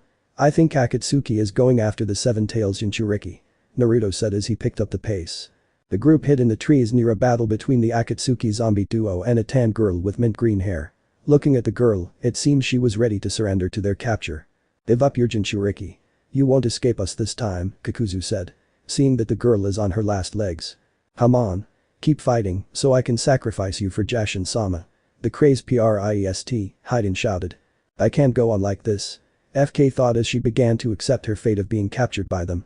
"I don't believe it," a man's voice came out, calling the three's attention. "You." Both Akatsuki members shouted as they recognized the man who prevented them from capturing the two-tailed Jinchuriki and almost killed them. "Who are you?" FK said with some concern in her voice. "The king," said the man in armor. Then her eyes widened. The man summoned a dozen golden waves right behind him, causing Akatsuki to stare in fear and her in awe. "So, will we fight Akatsuki or will you run away like last time?" he said. FK is surprised that this man manages to make these two monsters escape. "Damn it. We can't take him on. Only Leader Sama can face him." Kakuzu thought as he recalled the last battle and the order in which Pain would face him. "You may have killed the puppet, but you can't kill us." Haiden shouted as he charged at the man. However, he stopped. Kakuzu sent his footsteps to restrain his companion. "Stop, Haiden. We'll die if we face him. We need to retreat and tell Leader Sama that we failed." "Damn it." As he gives up on retreating. The two members retreated to the village hidden in the rain. Rin rushed to FK to heal her. "Thank you very much, sir," FK said as she bowed deeply to the man who saved her. "No problem. You're a waterfall ninja. Shibuki wouldn't be happy to see his people captured." "Do you know Shibuki?" "Yeah, we're old friends," he said with a smile, but no one could see him under his helmet. "We should go to town. It's still dangerous here," Rin said. "I agree. Akatsuki could still attack or Leaf could send another team since we're close to their country," Arturia said. Surprising FK that the Leaf is after her hero. "Oh. I should at least get the names of my heroes. I am Rin Tasaka. I'm Arturia Britannico. I'll tell you once we get to Shibuki. I need to hide my identity." Getting a happy nod from her. The four headed to the hidden waterfall village. Once there, Shibuki led the group to his office. After hearing the story of FK being attacked by Akatsuki, he began to worry about her and her village. Then, when the man in the armor took off his helmet, everything changed. Hearing their hero's story opened their minds. "Naruto, please take FK with you," Shibuki said, bowing to him on his knees. Both Naruto and FK said. FK blushed at the thought of going with Naruto. She idolized him after he saved her village from the traitor, Suion. Then, she fell in love after he rescued her from certain death. "Are you sure?" "I'm going to a place where the Jinchuriki are weaker than the others," he said. "Yes. Akatsuki is a threat I can't handle. Fu was lucky because you visited me. I'm afraid she won't survive another attack and we won't be strong enough to handle them." As he began to stand up. "Besides, I know you'll protect her." Earning a smile from Shibuki which Naruto returned with his own. Naruto faced FK. "FK, do you want to go west with me? To go to war with people far stronger than anything in the east. To face certain death with little chance of survival," he said with a smile. "Of course. I'll be safer with you, Naruto-sama," she said with a smile. "By the way, just call me Naruto." She smiled even wider. "Hey Naruto." The two of them started walking together, talking to each other. "Why does every girl he meets fall for that idiot?" Rin asks Arturia wearily. "He's Naruto. We can't stop that," Arturia said happily, not caring about all the attention Naruto was getting. She still gets the most attention from him compared to Rin. Something she plans to change. Chapter 6 I Have the Power. Now we find our newcomer, FK, joining the group. After their encounter with Akatsuki, Shibuki offered them the chance to go with her hero to a whole new world she's unfamiliar with. After a tearful goodbye between Shibuki and FK, they headed to the village hidden in the sand. Sand village. "Damn, the sun's going to kill me," Fu complained. "How can you three stand the heat?" he accused his new friends. "Didn't Rin tell you?" Naruto asked. "Tell me what?" as she narrowed her eyes at him. Rin approached, gathering their attention on her. "I have a spell that can keep you cool in the hottest temperatures," she said with a big smile, making FK's jaw drop. You. How come you didn't give it to me?" yelled a furious FK. "Well, you need some kind of housewarming gift. I thought appreciation for my genius talents would be a nice gift," she said smugly. "It would have been better if you cast that spell on me." Rin just ignores her and continues to the village gate. "Why you? Come back here." FK yelled at her and chased after her, demanding that she cool her down. "I feel like those two will become good friends," Naruto commented. "Not unless FK kills her first," Arturia said with a smile. "They have a unique dynamic." Time skip. There, in the village hidden in the sand, Naruto and Gaara devised a plan to deal with the box of bliss. They came up with the idea that Naruto tried to assassinate Gaara and then be captured and sent to the blood prison. Naruto, under a false identity as Tatsumi, was trying to assassinate Gaara to weaken the Sand Village. Naruto claimed he was taking a job in the Leaf Village. Something they denied, but his reputation suggested otherwise. To be honest, it was one of Minato's schemes to empower the Leaf by weakening others. Of course, he couldn't say that, and there was no real proof. The trial was held in the Land of Irons, with all 5 cages in attendance, due to him being sent to Hazuki Castle. A prison that needs to be approved by everyone. Naruto only said that Leaf hired him due to him planting the seed of suspicion in Leaf for everyone except Gaara. He began to doubt them after hearing that they were planning to rescue him from Akatsuki. He was later sent to be punished. He still had his chakra coils, and with Kurama's help, she made it look like Tatsumi was at the level of a cage in order to flush out the perpetrator. Naruto went to the prison to do her job. He was confronted by Mui, the prison chief, and taken captive as an offering for the box. However, he escaped from Mui and her men. The fire release. Heavenly Seal didn't work on Naruto because he didn't use chakra to escape. He just summoned one of his noble phantasms to fight his enemy, but he didn't escape without taking a hit. He ran and hid in a cave near the prison. There, he rested for a while until another prisoner confronted him. This prisoner was Ryuzetsu. She went in to heal him and talk about his purpose there. They got along well and agreed to work together to kill Mui and destroy the box of boundless bliss. The problem was that they needed to find the box. They decided to wait until Mui made the first move. Mui grew tired of searching for Naruto and decided to collect the chakra of the other prisoners for the box.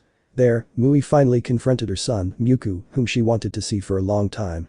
Myuku, who was actually Satori, the demon from the box, donned his skin to finally escape from the box.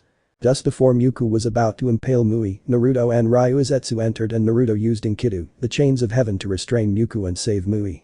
Myuku transformed into Satori's true form to fight Naruto, who was the only one capable of taking him down. Naruto summoned Durandal and fought a fierce battle with Satori. Naruto was struggling to eliminate Satori, and there were prisoners and guards dying at the crossing. Naruto couldn't bear it any longer and summoned Ii, eventually killing the demon and saving the others. Mui was grateful for Naruto and Ryuzetsu's help in saving him and ending the nightmare of the Box of Bliss. He allowed the two to escape from the prison, understanding their reason for being in prison in the first place. Ryuzetsu had nowhere else to go. He didn't want to return to the village hidden in the grass, so he followed Naruto. The two had become close during their time in the blood prison and thought the other side of the wall was a better option for a fresh start. Something that would later bring headaches for him and his friends. After introducing Ryuzetsu to the group, they headed west. The Saka Mansion, west. During their trip to Rin's house which they are using as a base, FK and Ryuzetsu couldn't believe they were actually in the west. They saw a lot of death. Naruto and the girls guided them through several war zones to show how violent the west is. They saw many corpses and were forced to fight some of the other race who wanted to kill the group. Of course, they were surprised at how strong the other races were. The ghouls were much stronger than most of the girls and gave them a hard time. The demons and the devil really scared them. They were ruthless and almost killed FK. If Chimay, Nanabi, didn't save her, she would be dead. Finally reaching the safe haven of Camelot, the humans finally relaxed in the Tasaka mansion. The part of me regrets coming, FK said with a shy smile. Still, the West is really interesting.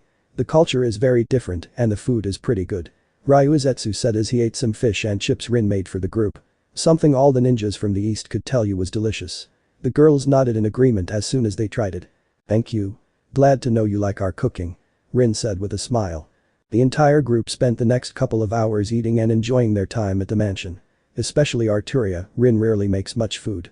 She was going to eat as much food as possible. Now that the celebration is over, we need to talk about what we're going to do next, Arturia said in a serious voice. Right. We've finished your little vacation and now we're back in the West. What's next, Naruto? Rin asks, causing everyone to look to the once and future king for guidance. The next step is to get more power. Even with all the weapons I could summon, we need more to fight in each race. I'm thinking something crazy. How crazy? Rin asked. She knew and feared that look. I plan to take power from the celestial dragon. What? Rin and Arturia screamed, surprising the other girls who didn't know the legend. That's stupid. Even for you? Rin yelled. Alright. At least wait until Lady Merlin returns before you confront them, Arturia said with concern in her voice. Excuse me. Could you explain what a celestial dragon is? FK asked as she raised her hand. The heavenly dragon are two dragons that have power that no one can face. In the past, the demon race challenged one of the two and lost their demon lord. Later they went into hiding to increase their strength. It was then that the demons approached and took their place as one of the powerful factions in the West. The demons are still more powerful than the devils, but they are low in number. Returning to the dragons, legend foretold that they were sent to aid the once and future king. Rin said in conference mode. So why is it a stupid idea for Naruto to face them? He's the once and future king. Ryu Zetsu asked, confused about the problem. The problem, Ryu, is that I wasn't born when they sent them west. They waited and many people came after them like the Biju back home, so they fought back and started ignoring their duty. They would test me or just kill me. Seeing as no one is able to take them down, we think they will kill me. Naruto replied using the nickname he gave to Ryu Zetsu. Oh. Said Ryu. It's still the right decision. It's time to face them. We can't wait for Merlin to return, he said as he stood up. I'm doing this alone. No ifs, ands or buts. This is my destiny and it's time to face it. What is your destiny then, Naruto? Ryu asked since neither she nor the others had heard the full legend. It's an old legend that existed long before the wall was built. It became a fairy tale that many parents told their children in hopes of giving them hope for a future without war. It says, a child who can pull the golden sword of victory from the stone will be granted power capable of saving the world or destroying it, Arturi replied, having loved history since childhood. FK just listened attentively and remembered something. This reminds me of, he continued telling the story. It was a story about the child of the Shibuki prophecy. He had a summons who would talk about that the whole time. Interesting story, a female voice said out of nowhere, surprising FK and Ryu. The other three already recognized the voice and its antics. Calm down everyone. It's Merlin. Naruto said as he continued sipping his tea. Then Merlin stepped out of the shadows and showed himself. You need to stop doing that. Coming out of nowhere without me noticing is scary, Excalibur said. He doesn't like any surprise that could endanger his master. Come on. I thought it was fun. Kurama said as he walked out of the kitchen with a bag of chips. It's good to see someone on my side, Merlin said with a smile. Now, I am Merlin. You should know me by now. She asked, receiving a nod from the two. Good, now FK, that tale isn't really surprising. After speaking with Lord Byako himself, I learned that every elder of each of the summoning races once heard our legend about the sword in the stone. Even the ancient white tiger had a similar memory of our story, but he only remembers parts of the legend. This summoned elder must have remembered parts of our legend and passed it down as a prophecy. A prophecy that was incomplete on his part and only works in the West. Our world is the one at constant war, not yours. Yeah, you ninjas are truly selfish. How did the old summoner pass it off as a prophecy? He said he saw it in a vision, Fu asked. You just said it. He's an elder. An old man with memory problems like all the other elders of every race. Merlin pointed out. Making FK realize that he was right. Elders of all summons were infamous for their old age and memory problems. In hindsight, Naruto's heartache could have been avoided if they recognized that the Toad Elder's summon was just a forgetful old toad because he was the one who made the Namikaze family only care about Mito. Well, with that out of the way, Naruto. Merlin gave him a serious look. You're right, she said with a smile. Said all the girls in the room. Leaving Naruto dumbfounded and Kurama laughing. I said he's right. It's time for him to face those two. Albion is more loyal, so he may come quietly if you show him Caliburn, but Drake will ask for a fight. You'll have to prepare for that, Merlin said in all seriousness. Time skip. Naruto asked for Caliburn to use again against the celestial duo. Arturia returned it with a kiss. Rin also kissed him and threatened to kill him if he died. Ryu and FK made Naruto promise to return. Then Naruto heads to Mount Heaven. The mountain range where the celestial duo live and fight. It was named after them. Then Naruto heads to Mount Heaven. Man, Naruto said as he longed for total destruction around the mountain. Grrrr. Who's there? A very loud shout came from above. It showed two large dragons. One red and one white. Who dares enter our house? The red one shouted. I don't like intruders. Look, Albion, a human has come to challenge us. I haven't seen any humans come here before. This will be the first, Drake. Both Drake and Albion laugh at this. Hey. Don't look down on me. Naruto shouted. I don't like how people always look down on him. Make me human, Drake said. Naruto just smiled at this. He took out Caliburn and let its light shine in front of the two. I am possible. Drake shouted. Finally. Albion said with glee. Our master is finally here. That's right. I am the once and future king. I come here to ask for your help in uniting the land.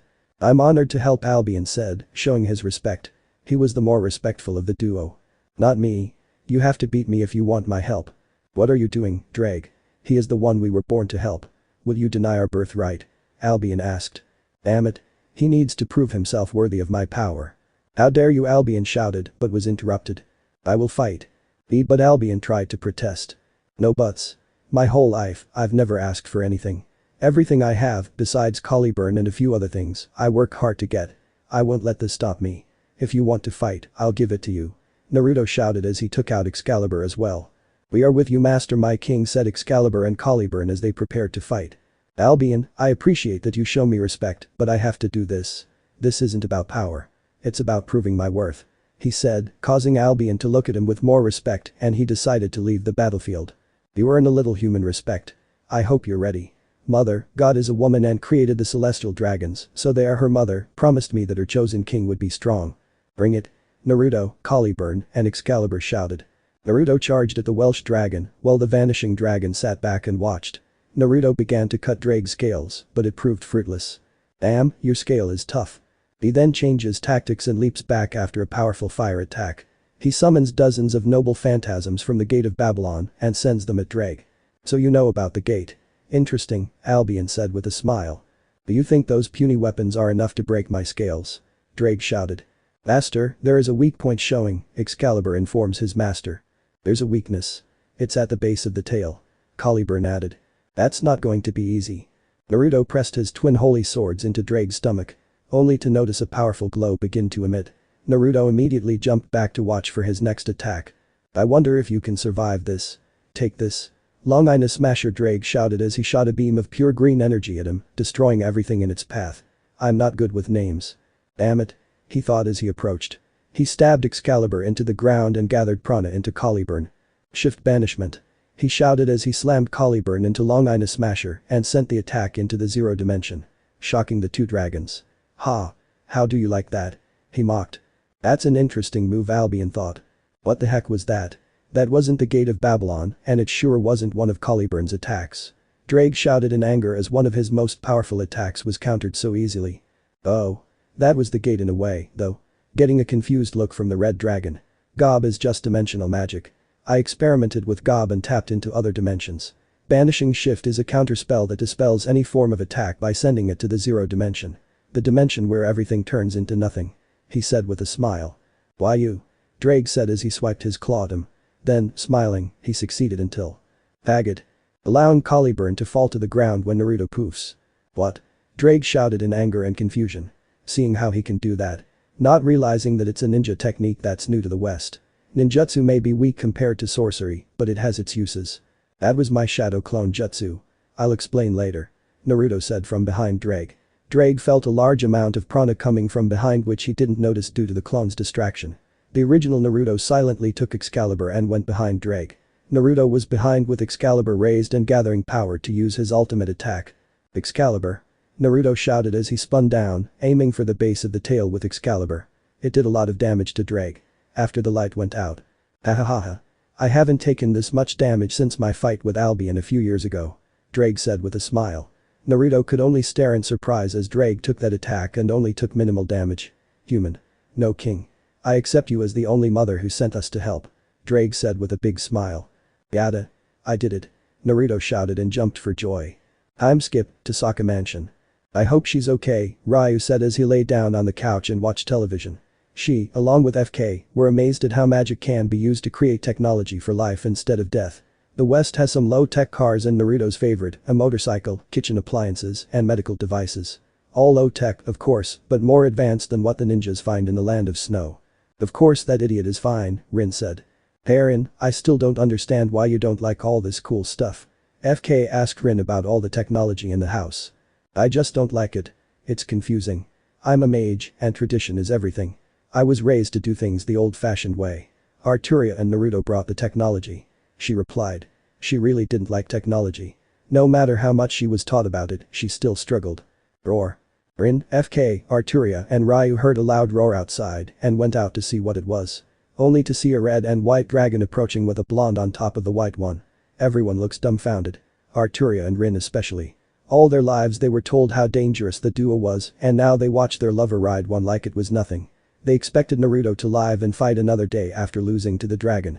They didn't see this coming. "Hey guys." Naruto shouted as they began to land in front of the mansion. Naruto jumped down to give the girls a hug. "Who the hell is making that noise?" Kurama yelled as he left the house with a massive headache. He'd drunk too much and was dealing with a hangover. The long introduction and explanation later. "So you see, I really don't want you two to fight." Causing the celestial duo to look at their master with more respect.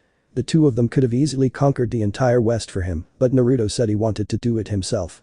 If I don't unify the West myself, I can't call myself king. I need to do this myself. Do you have any way to give power instead? Naruto asked. I can give you a unique power by giving you part of our soul. Albion said. Breaking off a part of my soul and giving it to you will give you a pair of white dragon wings called divine dividing. The power allows you to split anyone's power in half and absorb that power. Attack based on chakra, prana, or kai. Divine dividing also has more power when you become stronger with my power. Or he turned to his brother, Drake. I can give you my blessing. It will either enhance or give you a magic circuit depending on the situation. However, soul splitting only applies to you, Drake replied. Is it okay for me to get the divine division and the girls to get its blessing? Getting a nod from both dragons. Drake gave his blessing to FK, Ryu, Rin, Arturia, and Merlin, as long as he could use the boost in his circuit. FK and Ryu would gain a magic circuit while maintaining their chakra network like Naruto. When FK gains her magic circuit, this allows Chime to be freed from her prison. Something her sister, Kurama, was happy to see. Ryu was happy to get stronger for Naruto. Thank you for your gift. Naruto said with a bow. He showed off his new divine dividing wings to everyone. I'll call on you when I need your help. The two dragons flew back home after bowing. Well, this is good. We have great power, but there are some who need training. Merlin said as he looked at Arturia, FK, and Ryu. For new Magi is good, but he turned to Rin. You have to teach them. He pointed at Rin. What? Why me? Again. She yelled in protest. You or Naruto could help me, you know. I know. He said with a smile. But I'm taking Naruto with me for a year-long trip. What? They all shouted in surprise. Yes. It's time to rebuild the 7 deadly sins. I've had no luck finding more members, so I'm hoping Naruto will help. Also, this will give him the opportunity to build relationships with many of the people and races I know. He will be able to get a nod, understand the need for the legendary group, and bond with others. Rin, you will train those 4 for the next year. Understood? Fine. I'll do it. Rin gave in to his demand. Naruto, this will be your last night with your friends. Go spend it with them. Okay. He and the girls went into the house to spend their last day together until he turned 1. It was a hot night for Naruto, Rin, and Arturia. They decided to have some fun with each other. Something they were saying goodbye to the next morning. Naruto said FK and Ryu. Promise me to come back. Then we'll have something to talk about, the two girls said.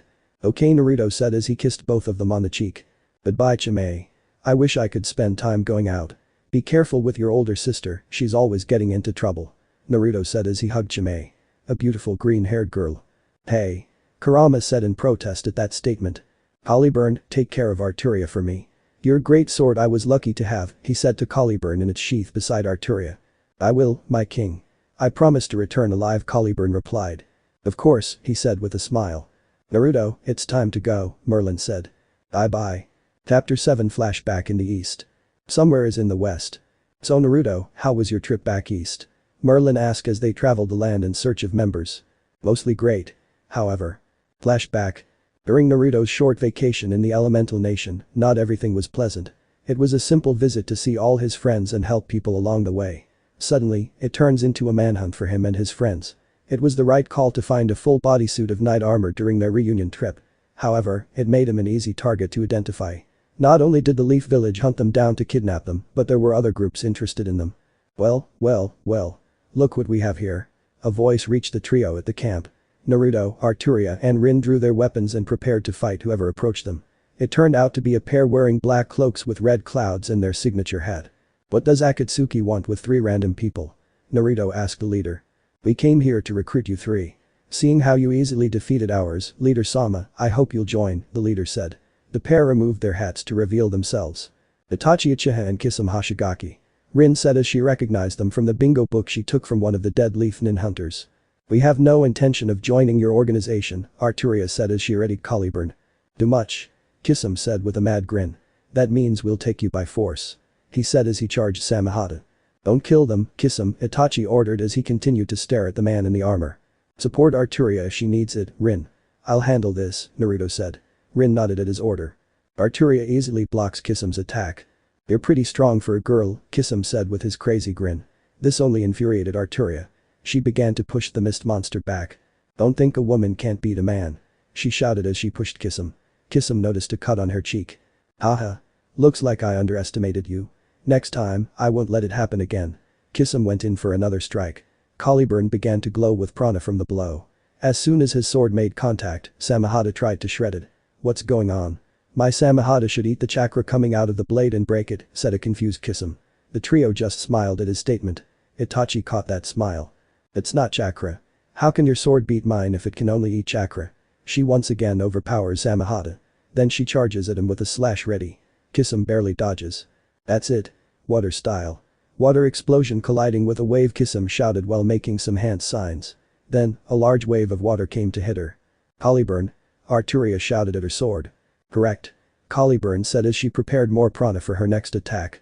Itachi and Kisum were shocked to hear her sword speak. She stabs Caliburn into the ground. Caliburn releases the stored prana and releases it underground. It collapsed into the ground right in front of her, creating a crater large enough for Kisum's jutsu to fill. Sparing her the disadvantage of fighting in water. She was a normal human, but a hell of a lot stronger than the Easterner. She can't do any special tricks, but she can handle much more than a ninja and a civilian alike. This will take too long. Itachi then made some hand signs to help his partner. Fire style. Phoenix Age fire, multiple fireballs went for Arturia. Then suddenly, several weapons came out of the golden ripples behind Naruto and destroyed them. Arturia gave him a nod of gratitude and continued attacking Kisum. Rin stayed behind and watched. This is their fight. Don't interfere. Naruto said as he crossed his arm and glared intimidatingly at Itachi. There were dozens of golden waves behind Naruto, ready to be released and strike Itachi. Is there any way to convince you to join Akatsuki, King? Itachi asked King once more. No, he replied. So be it. Fire style. Phoenix Age flower, crimson nail, said Itachi as he threw some shurikens at him and covered them in fire. Naruto just fired his noble phantasm at them with great accuracy. He destroyed them all. Naruto then attacked Itachi with Excalibur. He was aiming for his head. Quickly. I can't dodge this or replace myself in time. Itachi thought as he readied his trump card. A red ribsage began to appear around him. Excalibur couldn't pierce through the chakra-made ribs. Master, be careful. This technique is very powerful. Excalibur used his master. He just jumps back and examines Susanoo. This is Susanoo. The Uchiha has ultimate defense and power. Itachi said as his Susanoo grew skin. Interesting. Naruto said as he pulled a weapon from the gate. It was Kaladbulg. The rainbow sword. I wonder if the Uchiha's last defense can withstand two legendary weapons. Itachi narrowed his eyes at the two swords in his hand. He didn't recognize those swords as legendary weapons. So he guessed they were weapons lost to time. He's half right. There are weapons in the gate that were lost, but there are some that people took possession of. The gate pulls the weapon from time and space in the past, so it can use them without any repercussions to weapons that still exist in the present. He charges at the humanoid jutsu while gathering as much prana into his swords as possible. Take this. He slashed at Itachi with both prana-filled swords. Only to break the jutsu at its bone stage. No good. It was too much power to take on, Itachi thought as he analyzed the situation. Kisum. He shouted to get his partner's attention. Kisum was shocked to see him take out Susanoo and see him in that state.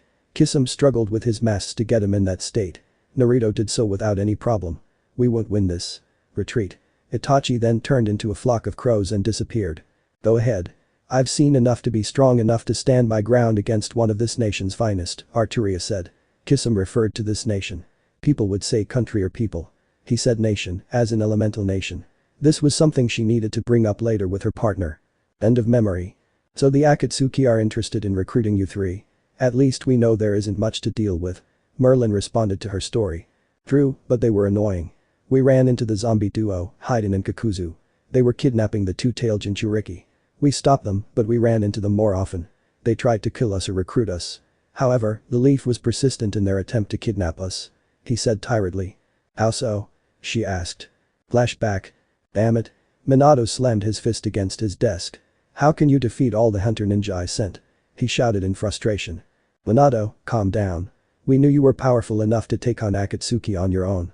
You can't expect us to kidnap you so easily, Jiraiya told his student. Several weeks have passed since he falsified the records of Saber, Rin, and Arturia in the Hidden Leaf records. Everyone is trying to kidnap them for their power. Many hunters died in his attempt to capture them. They were all sent back to the front of the Leaf Gate in body bags, shocking many civilians and ninja. Even Jiraiya's spies began disappearing while searching for information on them. He came to the conclusion that they were murdered. I can't keep looking for them. Whoever those three are, they're killing too many ninja and my spies. We'll need them all against Akatsuki and Orochimaru in the future. Jiraiya told Minato with a frown. He couldn't support his student's decision to keep searching for three strangers. Not with the causality count increasing. Well then. Jiraiya, as Hokage, I order you to gather a team and track down and capture those three. Minato ordered. Fine, but I'm telling you. It won't end well. Jiraiya replied. You're a Sannin for God's sake. That should be enough to take them down. Damn Minato. They took down members of Akatsuki. Just one easily overwhelms two members at the same time. It's safe to assume the other two can do the same. Doing this will get more of them killed. I may be a Sannin, but there are limits. Jiraiya yelled at him. Tired of so many attempts that ended in failure. It was too much like Orochimaru in Cloud Village. He didn't like how the village was run now. You have your orders, Minato said authoritatively. Jiraiya walked out the door and went to gather a team for a suicide mission. Minato, are you sure this is the right choice? Kushina asked as she came up behind Minato. Are you doubting me now? He asked Kushina as he narrowed his eyes at her. No, but nothing. This is all because of the leaf. He told us to end the conversation. He told the main excuse to himself and everyone else. She just left and went back home to check on Mito. Jiraiya gathered the best of the leaf to capture the trio. On the team were Kakashi, Guy, Kurenai, and Asuma. They were the best in their field of expertise and the best the leaf had to offer. He briefed them on the mission. Asuma and Kurenai didn't recognize the name of the supposed rogue leaf ninja. Kakashi and Guy just frowned upon hearing who their target was. Guy went on about how unyouthful this mission was. They managed to track them near Lightning Country. The trio finishes the deal by rescuing the two-tailed Jinchuriki. The recovery team was waiting for them to get far enough away from the border so they wouldn't attract the attention of any cloud ninja. They then jump in front of the trio. Wait right there. By order of the Hokage, you are to return to the leaf. Rin, Arturia, and Saber, Jiraiya said. To make it sound as if they were there to retrieve the rogue leaf ninja. Are you still at it? Arturia asked aloud.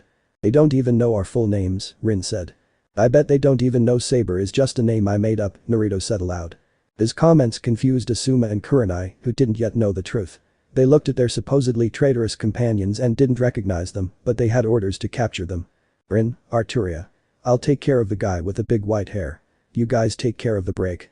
Receiving a nod from her friends. Naruto versus Jiraiya. Why don't you just leave us alone? We didn't do anything against your village. Naruto asked. I'm sorry, Saber, but you are too powerful to be left alone. The leaf needs your power, Jiraiya replied. You don't even know my names or who we really are. Then you decided to put us in your bingo book as rogue ninja of your village. That's sad. Naruto said as he wanted to summon his portal and prepared a large amount of noble phantasms. Jiraiya flinched at his comment. He always thought that the leaf is the best and didn't need to do anything pathetic. He thought they were above the world. Now he is living his nightmare, Leaf Village in a desperate situation. Just surrender, Jiraiya ordered. Then, a dozen noble phantasms shot out at Jiraiya. Jiraiya wasn't unharmed. He immediately lost his right arm to the barrage of powerful weapons. I'm tired of your village. You think you're gods, but you're far from it. The closest thing to a god is me. I'm the once and future king, Naruto announced. Even in pain, Jiraiya listened to what he said. Once and future king. What's that supposed to mean? Jiraiya thought he'd look into that later. Give up. I've already taken your arm. You won't be able to perform any of your powerful jutsu without both arms. You're so weak. She mocked him. He charges at him with a Rasengan. Only for Naruto to use Excalibur to easily block the attack. This is boring. You're no longer capable of fighting me where many have failed. Naruto said coldly and kicked Jiraiya against a wall. Putting him out of the fight. That man is ruthless. Jiraiya thought as he fell unconscious. Arturia and Rin against Asuma and Kakashi and Guy and Kurenai. Give it up. We've got our number. Asuma yelled at the pair of girls. True, but Rin said, until Arturia continued. We've got you out of the fight. Each of us fought the Akatsuki members single-handedly. Can you say the same? Arturia said with a smile. Making everyone shudder.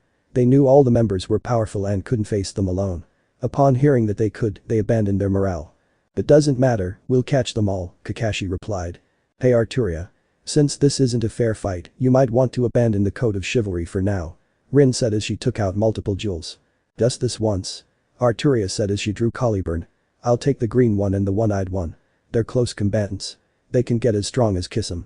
It's a shame we didn't finish our fight. This new information shocked the Leaf Ninja. Kisame is easily one of Akatsuki's best fighters. She then went to face her opponents. Arturia versus Kakashi and Guy. I hope you two are better than Kisame. He may be powerful, but my sword skills far surpass his. Arturia said as she prepared to fight the duo. We can't take any risks. Kakashi said and then activated the Manjikam Sharingan. Alright, opening gate. Guy said as chakra began to flow out of his body. Caliburn, any advice? He asked his sword. I'll prepare for the countermeasures. Just be ready to react, Caliburn said as he prepared to perform some magic. Arturia couldn't use prana, so she relied on Caliburn herself to perform any magical attacks. The guy rushes to kick. Only for Arturia's instinct to take over and she dodges. Then she turns around to slash at him.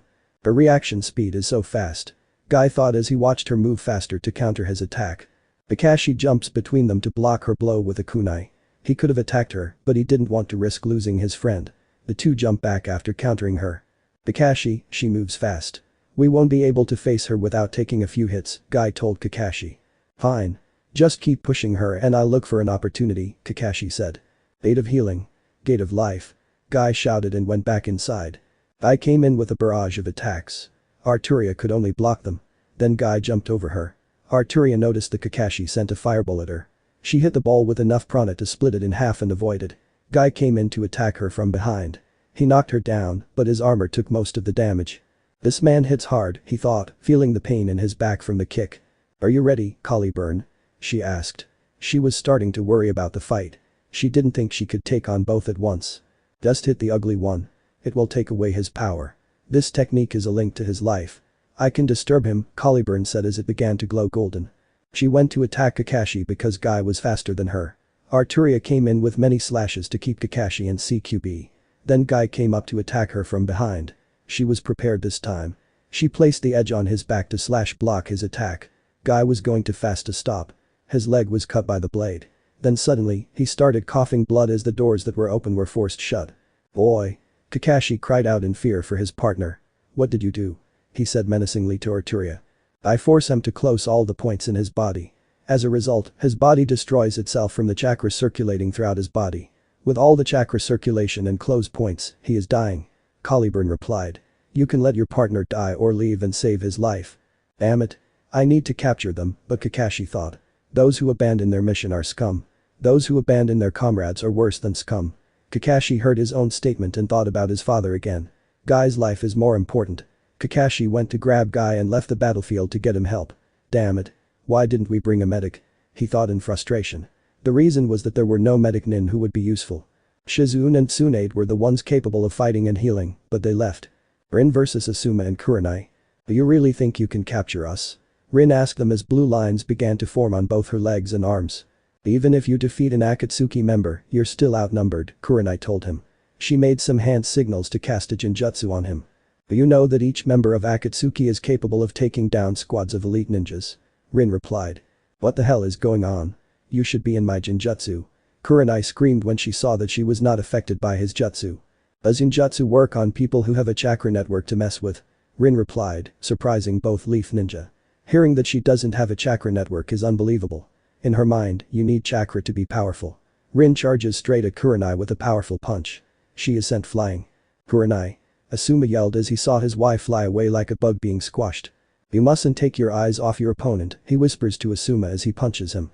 Asuma was able to block it with his right arm. Damn. Her blows are as strong as Tsunade-sama's, Asuma said mentally. The blow left his left arm broken. Come on. Even with Akatsuki, they managed to not get hurt in the first minute. Rin yelled at Asuma in disappointment. Asuma channels wind chakra into his trench knife. He went to cut her. However, he threw one of his jewels at Asuma and it exploded, forcing Asuma to return with several burns. I can and will kill you if you continue. Don't you have someone at home you can go to? She asks Asuma to give her a chance to leave. Kurenai. Konohamaru. Asuma thought he had people to live for. I want a child too. With those thoughts in mind, he went to pick up Kurenai, who didn't look so well. He grabbed her and left. He didn't want to lose Kurenai and he knew that trying to capture any of the three would get them killed. You had it easy, Rin. Arturia told her as she approached her. My fight was a little tougher, but nothing I can't handle. Did they escape too? Rin asked. Yes, they did. At least they cared enough to save their comrades. Arturia said with a smile. She was a knight at heart and valued those who fought alongside her. They were too easy. Naruto said as he stepped out of the bush. The legendary Toad Sage, my ass. Just one wave of noble phantasm and he fell. Several days have passed and the Leaf Squadron has managed to return home. Jiraiya, Kurenai and Guy were admitted to intensive care. A missing arm with a lot of blood loss wasn't good. Guy's chakra network was severely damaged but he was able to recover over time a lot of time. Kurenai suffered from multiple broken bones and internal bleeding. Everyone was able to recover except for Jiraiya's arm. Minato, we have a problem. Jiraiya told Minato from outside the window. It's been a month since he left the intensive care unit. He went to see his spies and looked for Tsunade. He thought the worst when Naruto mentioned her and needed him to get him a new arm. Only to find her disappearing. What is it? Minato asked as he stopped working on the paperwork. I consulted with my spies, they lost all three, and many died searching for them. They refused to search for them anymore. Making Minato frown. Worse, Tsunade and Shizune disappeared, he said with a frown. That. During my fight with King, he mentioned Tsunade. I went to see her after I left, and she's missing. My spies couldn't find anything on them. I'm afraid they've left or been captured. This isn't good. We can't lose another Sannin. Not to these three strangers. I think he's gone. I checked and he took both the scroll of seals and all of Uzumaki's scrolls. Damn it. Minato shouted angrily. He was fine with her leaving if she was still near the village. Now she's left the country with Leaf secrets. End of memory. Well, it seems they won't be a problem in the future. They can be easily dealt with if they misbehave, Merlin said to his story. Okay. Who are we going to get first? Naruto asked Merlin. We're looking for the leader of the 10 commandments of the demon race, Merlin said seriously, surprising Naruto that they would go after one of the strongest in the West. Relax. There's been some trouble with him and this race. I think this would be the best chance to have someone strong on our side. Plus, he could be the new leader of the 7 deadly sins. Chapter 8 Recruitment. Meliodas. Somewhere in the West in Demon Country. I still say this is a very bad idea. Naruto shouted in protest. Stop crying about it, Naruto. Merlin replied. Every demon we encounter attacks me. You just stood there and watched. He pointed at Merlin angrily. Hey, at least I bought you a new suit. I could have left you with that damaged armor, but I'm kind enough to buy you something new. Besides, it matches your girlfriend's armor. She said with a clap. During the search in the demon territory, they were constantly attacked by demons of all kinds. They were relentless in their attack. The knight armor that Naruto once wore was damaged and couldn't protect him properly. Merlin designs a blue armor suit for him. The design is similar to Arturia's armor. Fate Extra Saber. Gawaine's armor. Fine. I'll stop complaining about it, where is this guy Meliodas. His name is Meliodas and he's someone you shouldn't underestimate. He was personally chosen to lead the 10 commandments and is the eldest son of the Demon King, Merlin replied. Why are we looking for a guy like that? He asked fearfully. Because things have changed. Since the death of the Demon King, he hasn't been the same. He's started to change. He recently left the 10 commandments. He has leadership ability and great power. Good potential for the Sin of Wrath. The Sin of Wrath stands as the leader of the 7 deadly sins.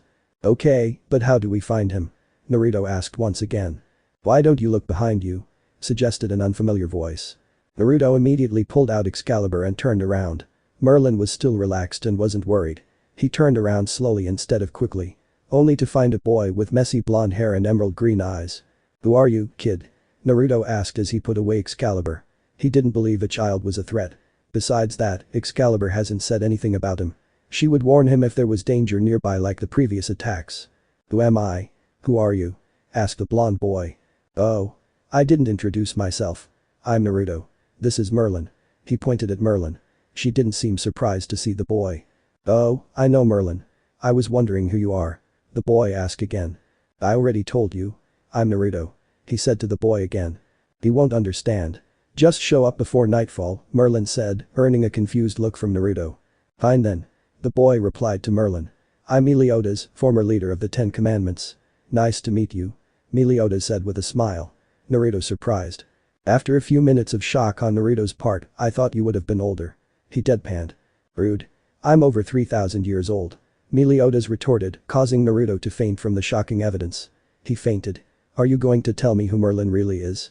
Meliodas asked Merlin after he finished poking Naruto with a stick.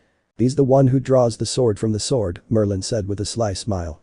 That sword you're carrying isn't Caliburn, he pointed out. It is true, Lord Meliodas. Caliburn was given to Master's lover. She dreamed of pulling Caliburn when she was a child. When Master received me from Lady Vivian, I had no need to carry 2 sacred swords. My name is Excalibur, the sword of the promise of victory. And my companion who protects me and Master as my scabbard is Avalon. Excalibur replied. Avalon began to glow as a sign of saying hello. Oh.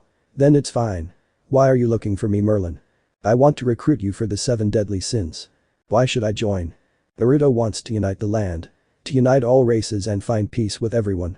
I want his dream to come true, but he can't do it alone. He'll need all the help he can get. He's too young and inexperienced. He came from the other side of the wall in the west. Surprising Meliodas. This is the first news about something coming from the east. He didn't like how life was there and decided to come here. Although he was here for over 3 years, he made some friends. Several human friends, including his lover and a ghoul. With the ghoul, he even offered to give her a bite to survive, to which she refused his offer. Surprising him even more. It was common for humans to kill ghouls immediately to avoid being eaten. So too is offering a ghoul a part of you dangerous. The kid seems like he'd make a fine leader, but he needs work. I hope you can teach him a thing or two and help rebuild the 7 deadly sins. Finished, Merlin. Let me try it first. Then we'll see. Meliodas said. He was definitely intrigued by Naruto. Most people wouldn't think of doing half the things he did. Merlin snapped his fingers and a puddle of water splashed onto Naruto's face. HHH. He yelled from the cold water and took out Excalibur and started swinging it around like an idiot. He then looked at the two people staring at him. Ahem, what do you mean you're over 3,000 years old? Naruto yelled as he pointed Excalibur at Meliodas. Meliodas just lunges with a punch to the face, but he blocks it with Excalibur, knocking Naruto down several feet away. What the hell? Just fight him, Naruto. This is a test for you. Merlin told him. Meliodas came in with another punch to the stomach, but this time he connected, knocking him down. Fine. If you want to test me like this, then I'll return the favor. Naruto shouted as he summoned several weapons from the Gate of Babylon. He throws them all at Meliodas. Meliodas pulled out his sword, Lost Vein. He easily blocks them all. So wasteful. Naruto then charges at him while continuing to summon noble phantasms and fire them behind him. He aims them carefully so as not to hit himself. That's better, but you could do better. Meliodas commented as he entered a stalemate with Naruto and used him as a shield against his portal. Meliodas easily overpowers Naruto and pushes him back with a barrage of slashes. Naruto only manages to block half of the attacks. Good. You block all of those that would have left a fatal wound. You have good battle instincts. However, is this all you can do? Naruto jumps back. Of course not. Shadow Clone Jutsu Naruto forms 7 clones. Each clone summons a noble phantasm of the gate to use, as Excalibur cannot be replicated. Great. I can do the same. Meliodas created 7 clones of himself. The difference is that his sword, Lost Vein, was also copied. Lost Vein gave Meliodas the ability to create large physical copies of himself, unlike how Naruto uses ninjutsu to create clones. All the clones charge at each other, while the real ones attack each other. At the end of the quick battle royale, Meliodas' clones won. Damn it. It's not over yet. Naruto shouted as he pulled Durandal out of the gate and focused the holy energy from him and Excalibur together in an X shape. A glowing orb began to form between the two swords. Wolf whistle, that looks like it might do some damage. Meliodas commented.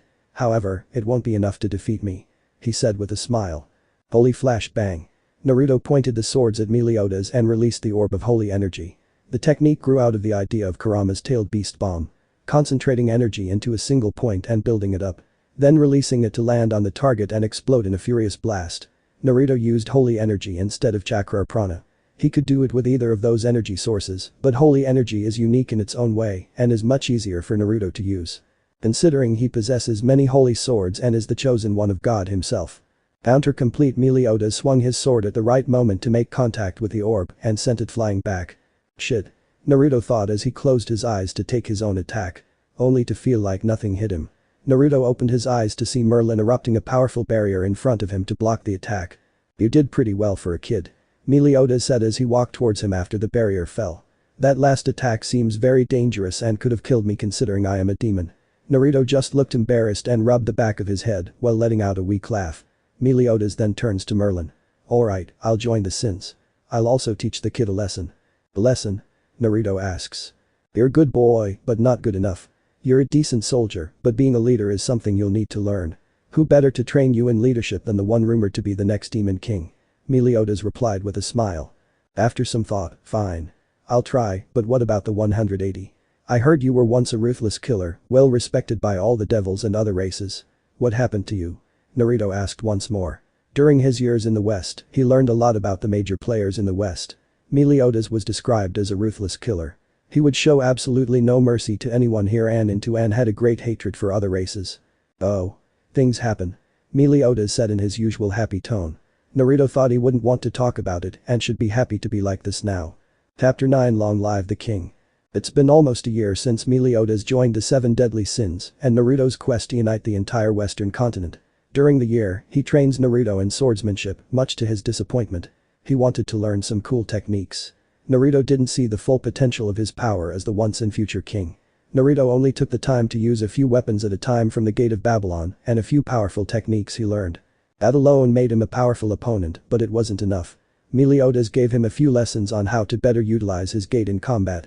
Naruto began to use the gate in more creative ways. After the lessons, the group continues traveling throughout the West in search of members for the 7 deadly sins.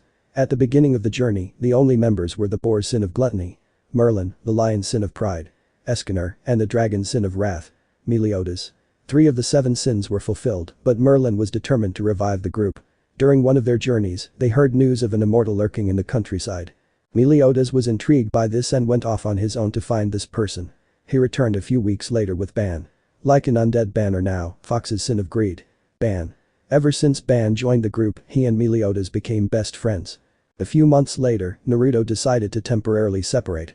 Naruto wanted to train on his own to master his new power, divine splitting. The cool technological-looking white and blue wings greatly surprised Naruto. In addition to the ability to fly, he could split his opponent's power in half every 10 seconds. According to Albion, if he trains on the wings, he would unlock power far greater than the wings. Naruto decided to visit the fairy forest, which was said to be quite peaceful. He thought it would be the best place to train without anyone trying to stab him in the back. Unfortunately, he ran into trouble there. He stumbles upon a battlefield in the fairy forest. A few devils and a couple dozen demons were fighting each other. In the middle of their conflict were the peaceful fairy race, or the survivors. Before the battle between devils and demons, the forest was already under attack and many fairies died. Only a couple dozen survived the attack and decided to rebuild their home.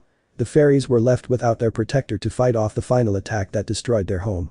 The peace-loving fairies had to fight alone against creatures that wished for their destruction for the first time, and the outcome was clear. The next attack, they got lucky. Naruto tried to stop the demons and devils from fighting each other, but failed, so he had to kill them. During the short 3-way battle, he managed to accomplish what he was training for a few minutes. His desire to protect the dying race, the fairies, was enough to achieve what Albion called the vanishing dragon balance breaker. The decisive factor is the scale mail armor. It provided the same protection as a dragon scale, enhanced physical capabilities, and the use of the splitting abilities in shorter intervals. After eliminating the dozen demons and all the powerful demons, he managed to save a good number of fairies. About several dozen.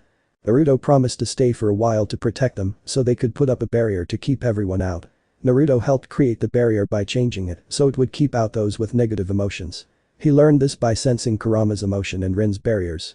The new barrier would only allow people in who wouldn't harm them. The barrier itself was also designed with Byaku's help.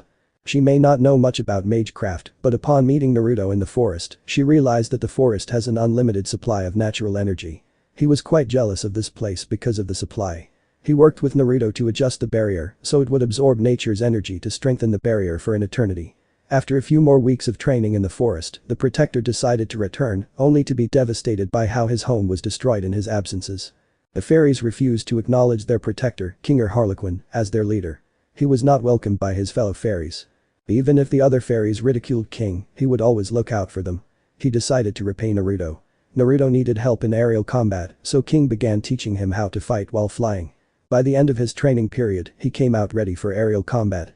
He may have failed at achieving the balance breaker, but he was able to learn how to fight with his divine dividing wings.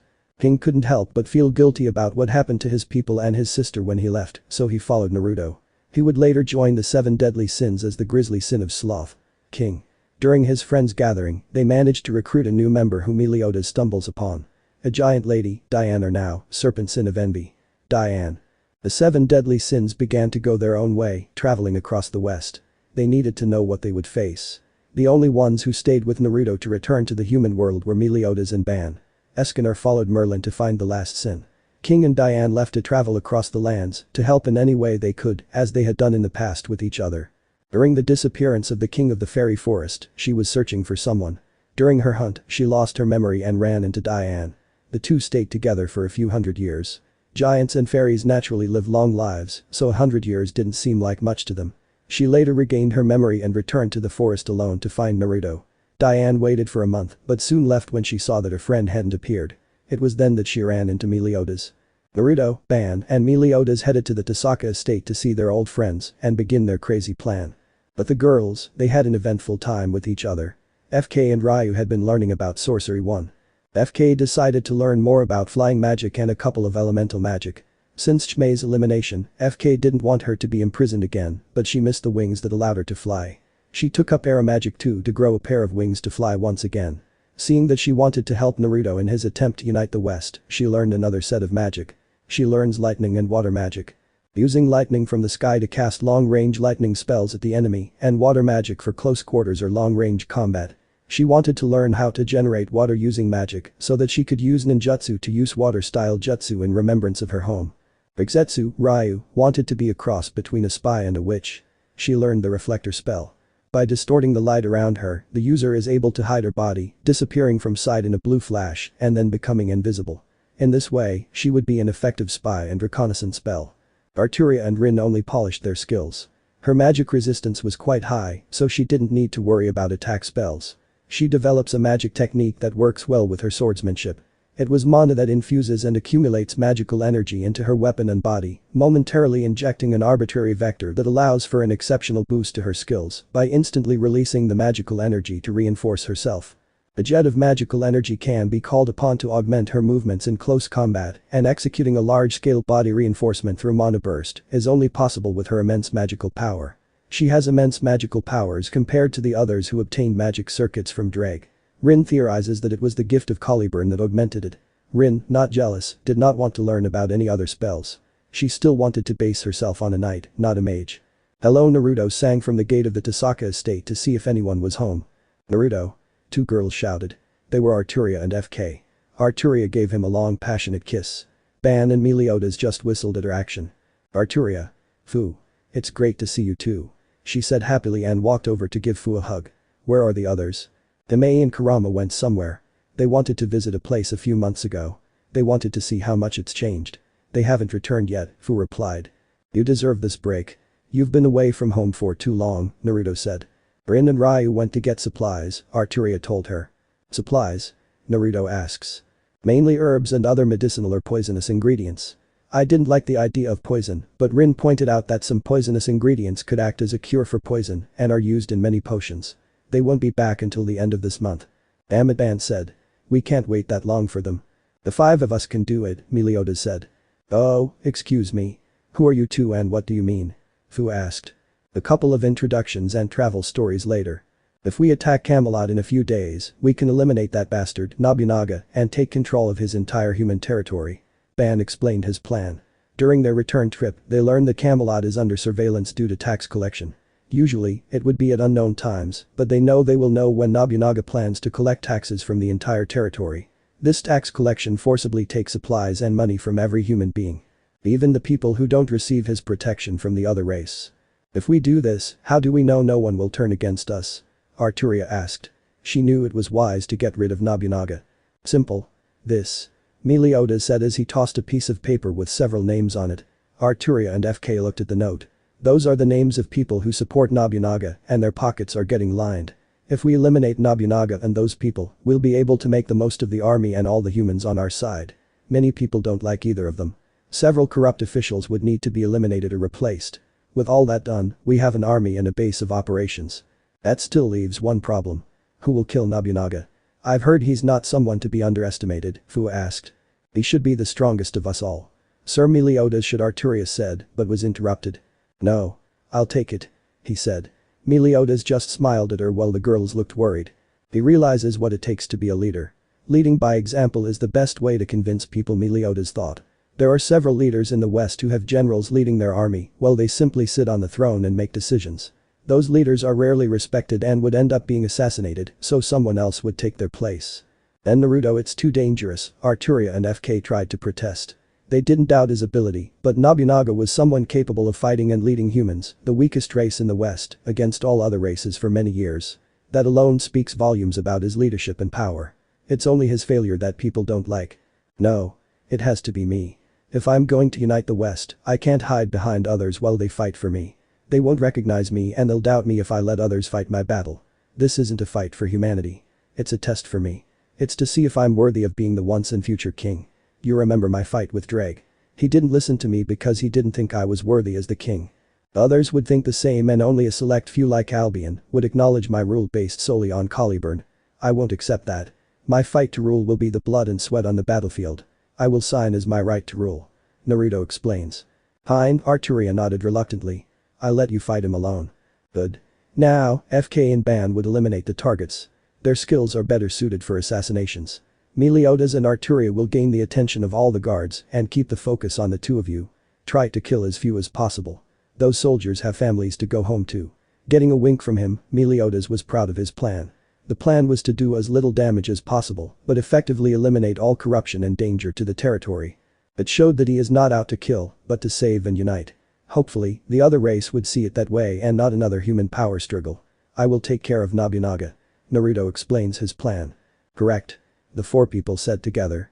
In recognition of Naruto's plan. Good. The operation begins in 4 days at dawn. Rest and prepare. 4 days later. Everyone left the Tasaka estate and headed to Camelot, the capital of the human territory. The plan was simple, FK and Ban eliminate the corrupt politicians and Nobunaga sympathizers from the list. Doing so will eliminate the corruption that everyone in the human territory lives under. Naruto heads straight to the castle and eliminates Nobunaga himself. The problem with that is that Nobunaga wields a powerful sword, the Mi no Murakumo no Tsurugi, or, as Naruto calls it, the Kusanagi. Not to be confused with the Kusanagi sword that Orochimaru wields. Orochimaru's Kusanagi is a sword created by summoning the snake. It is just a very tough blade that is coated with the special venom of the Snake Clan. The Snake Clan based their sword on the original Kusanagi that came from the corpse of a very powerful snake, Yamada no Orochi. The original Kusanagi is said to have the ability to command all snakes and serpents. In addition, it also has great skill that can challenge many people. 3. It is unknown how Nobunaga acquired the sword, but many did not ask when he showed how powerful he was with it. Meliodas and Arturia were both great swordsmen. The two of them should be able to hold off most of the city guards and keep an eye on them. Especially Nobunaga. Meliodas is well known among the powers of the West.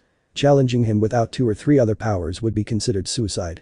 Officially, there are only around 50 powerful players in the West. Though it's not certain due to the lack of a proper system for spreading news. I only heard rumors and experienced them in battle. Naruto was using his shinobi training to quietly sneak into the castle. He managed to get to Nobunaga's room to kill him while he watched. However, he did something stupid. Nobunaga. Naruto yelled from behind him. Nobunaga was shocked to see someone come so close to killing him. He drew his sword as he turned around. I'm here for a battle to the death. Naruto declared as he pointed Excalibur at him. He wanted to fight like a warrior, not a killer. Master is sometimes an idiot, Caliburn thought with a sweat drop.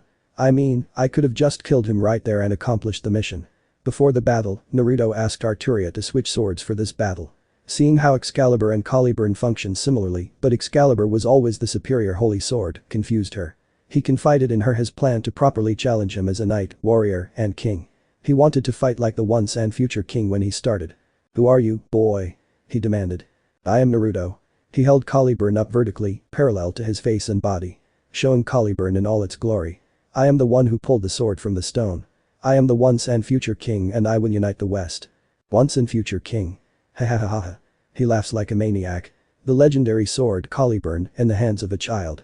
I'll kill you and take that sword for myself. He charges at Naruto. Only to clash swords with him. I am possible. He shouted. His sword was being overpowered by Caliburn's aura. Naruto pushed him back. Out of his room and into the courtyard. Looks like the sword lives up to its legend. I will enjoy wielding that sword. He bit his thumb and wiped the blood from Kusanagi's side. Kusanagi snake belly. The Kusanagi seems to grow another sword. Snake lance. He swung his sword, forming a zigzag shockwave that creates a destructive impact. Naruto blocks it. Damn it. Naruto muttered as he spat out some blood. That sword really lives up to its legend. Of course. He may not be as powerful as me, but his skills are more useful compared to mine. Caliburn said sadly. It was considered one of the strongest swords, but it lacked technique. Naruto summoned a noble phantasm to shoot at Nobunaga. However, this was a different attack than usual. He grabbed the handle as it flew out. Shooting at Nobunaga at high speed. Ah! Naruto quickly slashed his chest. Nobunaga began to cough up a lot of blood from his cut. The reason Nobunaga didn't react in time is because of the speed. The noble phantasm of the fire gate is like the speed of a bullet. During that time, it was much faster than most non-teleportation speeds. Even Meliodas couldn't defend against the speed and had to rely on his demonic body and regeneration against that attack. That damn brat. How dare he do this to me? He bit his finger again and wiped the blood off his sword. Kusanagi snake form. The Kusanagi transforms into a larger blade with 4 additional leaves. White snake starting is an irregular line of energy similar to his snake lance technique. That doesn't look good, Naruto thought like a light. He channels prana into Caliburn. Shift banishment. He shouted, intending to cancel the attack. Only to fail as the lights transformed into multiple snakes that wrapped around the target, tying them up from head to toe. Shit. It's over. He shouted, laughing at his fate. The snakes exploded. This was one of the strongest techniques the Kusanagi had. The white snake would take out many strong opponents. Because it separates when it's about to make contact and bind the opponent, it was a dangerous move. Arturia was still outside the city gates, fighting alongside Meliodas against all the soldiers coming toward them. She heard the castle's explosion and could only stare into the smoke. "Naruto," she whispered. She was worried about him. The explosion didn't help her at all. It only made her worry more. Somewhere in the sky, a mint green-haired girl had the same thought. "Focus. I'm sure Naruto is fine," Meliodas said, drawing her attention to what he was doing. "Have faith." "Ahahahaha." He laughs. He watched as the smoke began to dissipate. "The golden sword of Victorious is mine." He cheered as he began walking towards Naruto's corpse. A powerful gust of wind blew the smoke away. To Nobunaga's great surprise, there stood a man in white armor. The armor looks like a refined version of the dragon scale armor. Furthermore, he was still holding Caliburn. Vanishing Dragon Balance Breaker. The Vanishing Dragon. Like an Albion, the Vanishing Dragon. One of the Celestial Dragon? He asked demanded fearfully. The Welsh Dragon and the Vanishing Dragon were the common name the two Celestial Dragons were often referred to by. This is the power granted to me by my friend, Albion. Divine Division. It allows me the ability to split my opponent's power in half every 10 seconds, but in the form of Balance Breaker, I can use as much as my body can handle, and I can handle a lot of power," said Naruto. He was a Jinchuriki, albeit a Jinchuriki soul. Still, as in Uzumaki, he could wield a great amount of power. One of the things he doesn't hate about being born to Kushina Namikaze. "Impossible." Nobunaga cried out in denial. He charged at Naruto with all the prana he could muster in the Kusanagi. Naruto only just caught the sword mid-blow. Split, split, split, split. Naruto absorbs all the prana into the sword and its magic circuit, rendering it powerless. Naruto then took the sword away from him and stabbed Caliburn in its stomach. He started coughing up blood. Too much blood. "So this is how it ends," she muttered as she supported Naruto on her male scale. "This is the end, Nobunaga. You may be a monster to many, but I hope you find peace in the next life," Naruto said. "To forgive a monster like me, perhaps you are the once and future king. Tell me what is your full name, so I know who will lead my nation and unite the West," he asked. "Naruto. Just Naruto," Naruto answered. It was the right thing to answer a dying man's question. "Aha," he laughs weakly. Fishcake getting a check mark from Naruto. "No, Maelstrom. That suits you, but you need a proper legacy name." After a few seconds of thought. "Pendragon. Naruto Pendragon, the man who wields the power of a dragon," he said while laughing.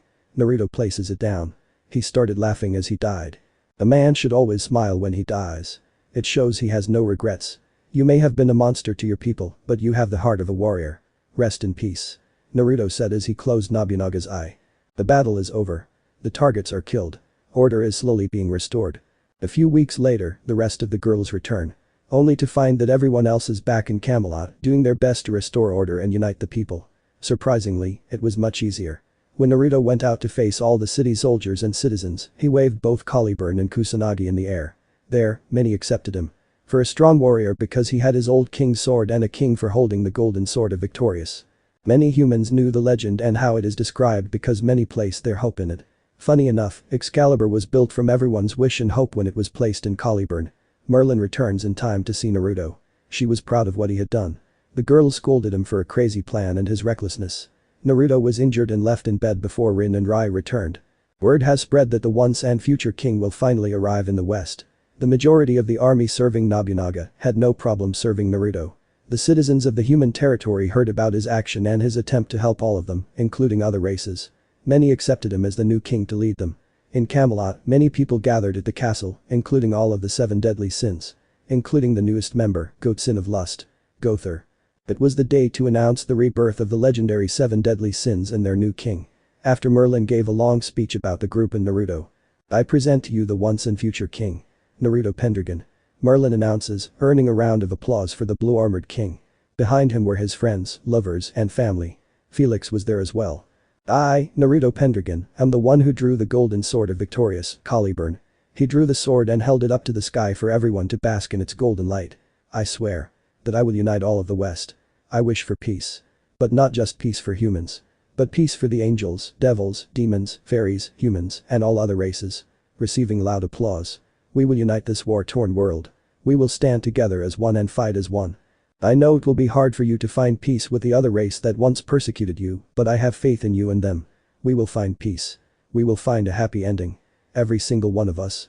Even more applause roared. Many people were inspired by the powerful yet peaceful and kind man that is Naruto. I will lead us to a golden age.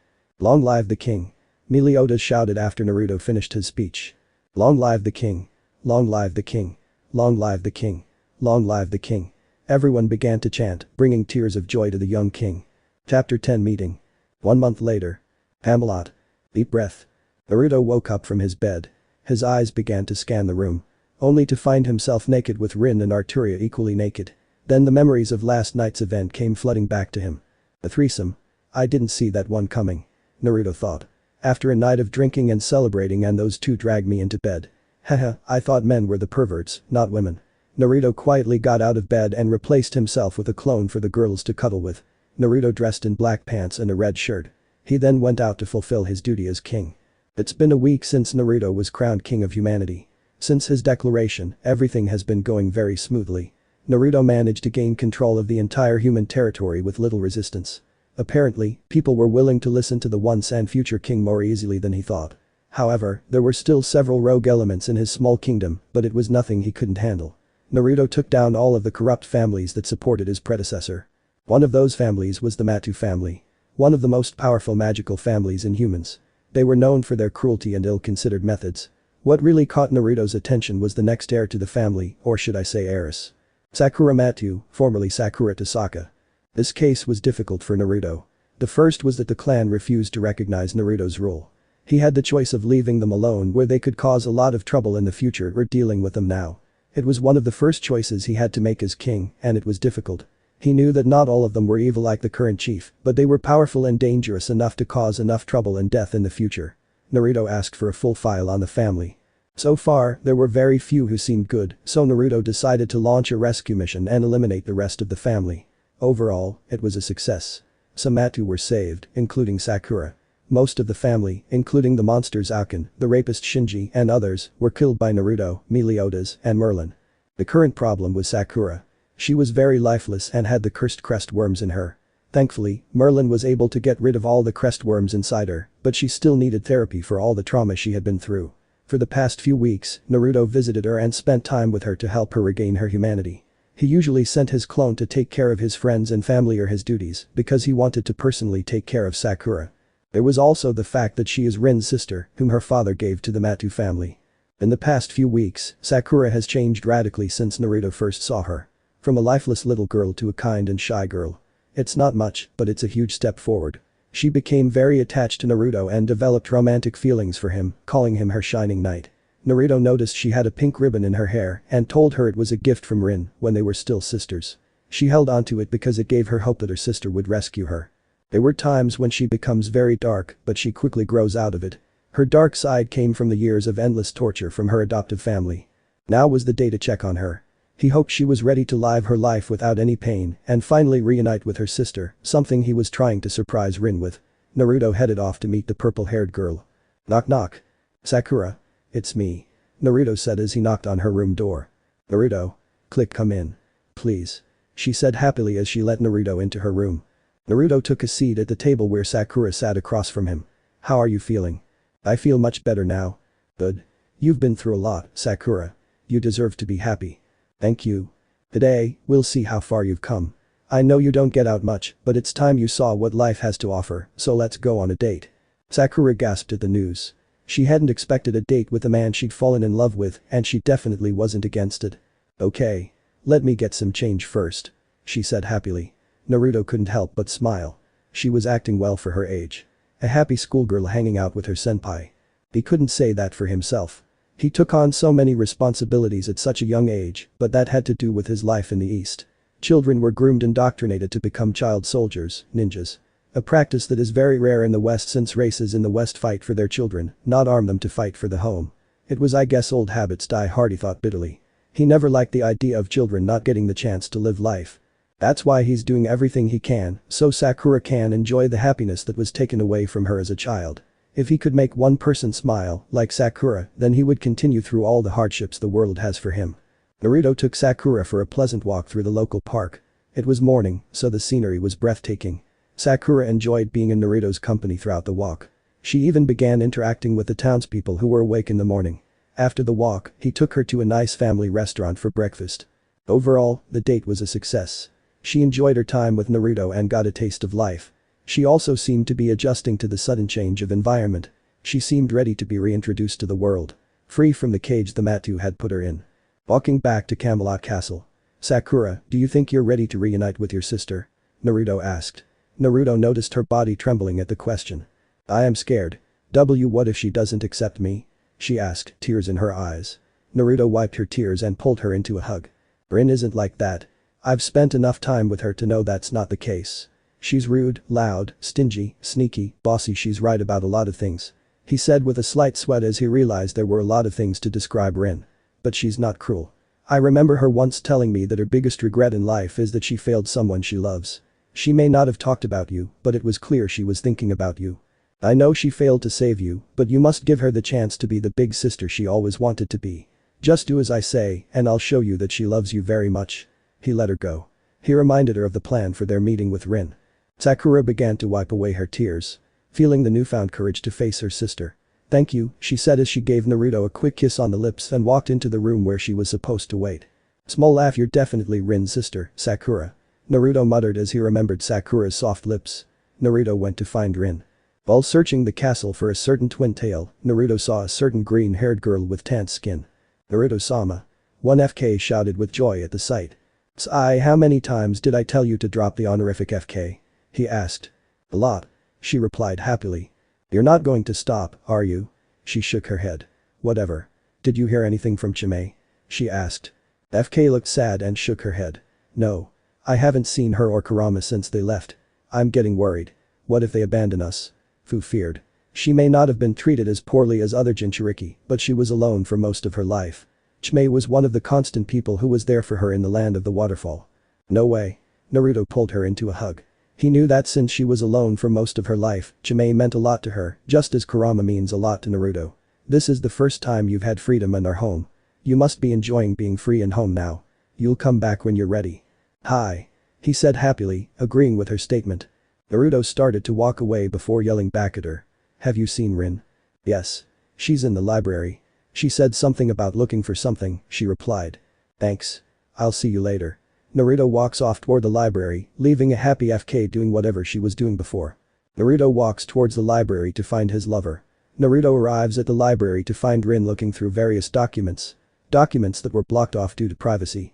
Documents that Naruto looked through himself. She must be looking for information on Sakura.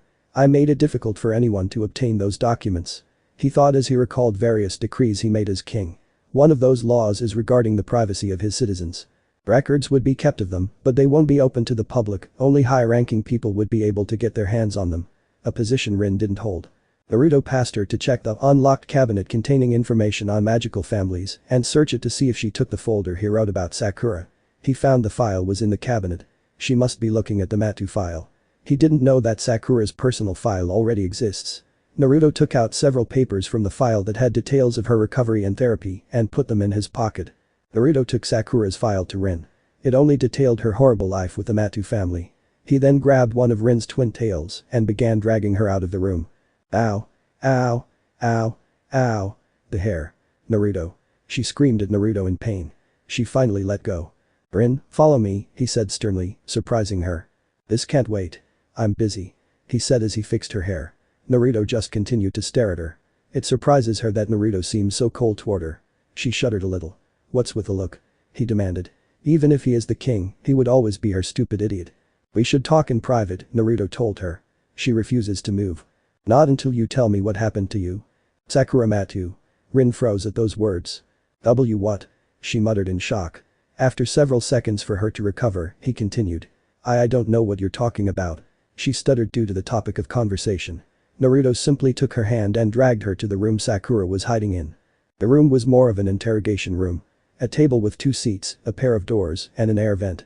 Naruto took a seat and gestured for Rin to sit across from him. She was very nervous now, but didn't show it. Why? Naruto asked. Sticking to the plan. I don't know what you're talking about, she protested. Playing the ignorant card. She didn't want to talk about it. Naruto then drops the file in front of her.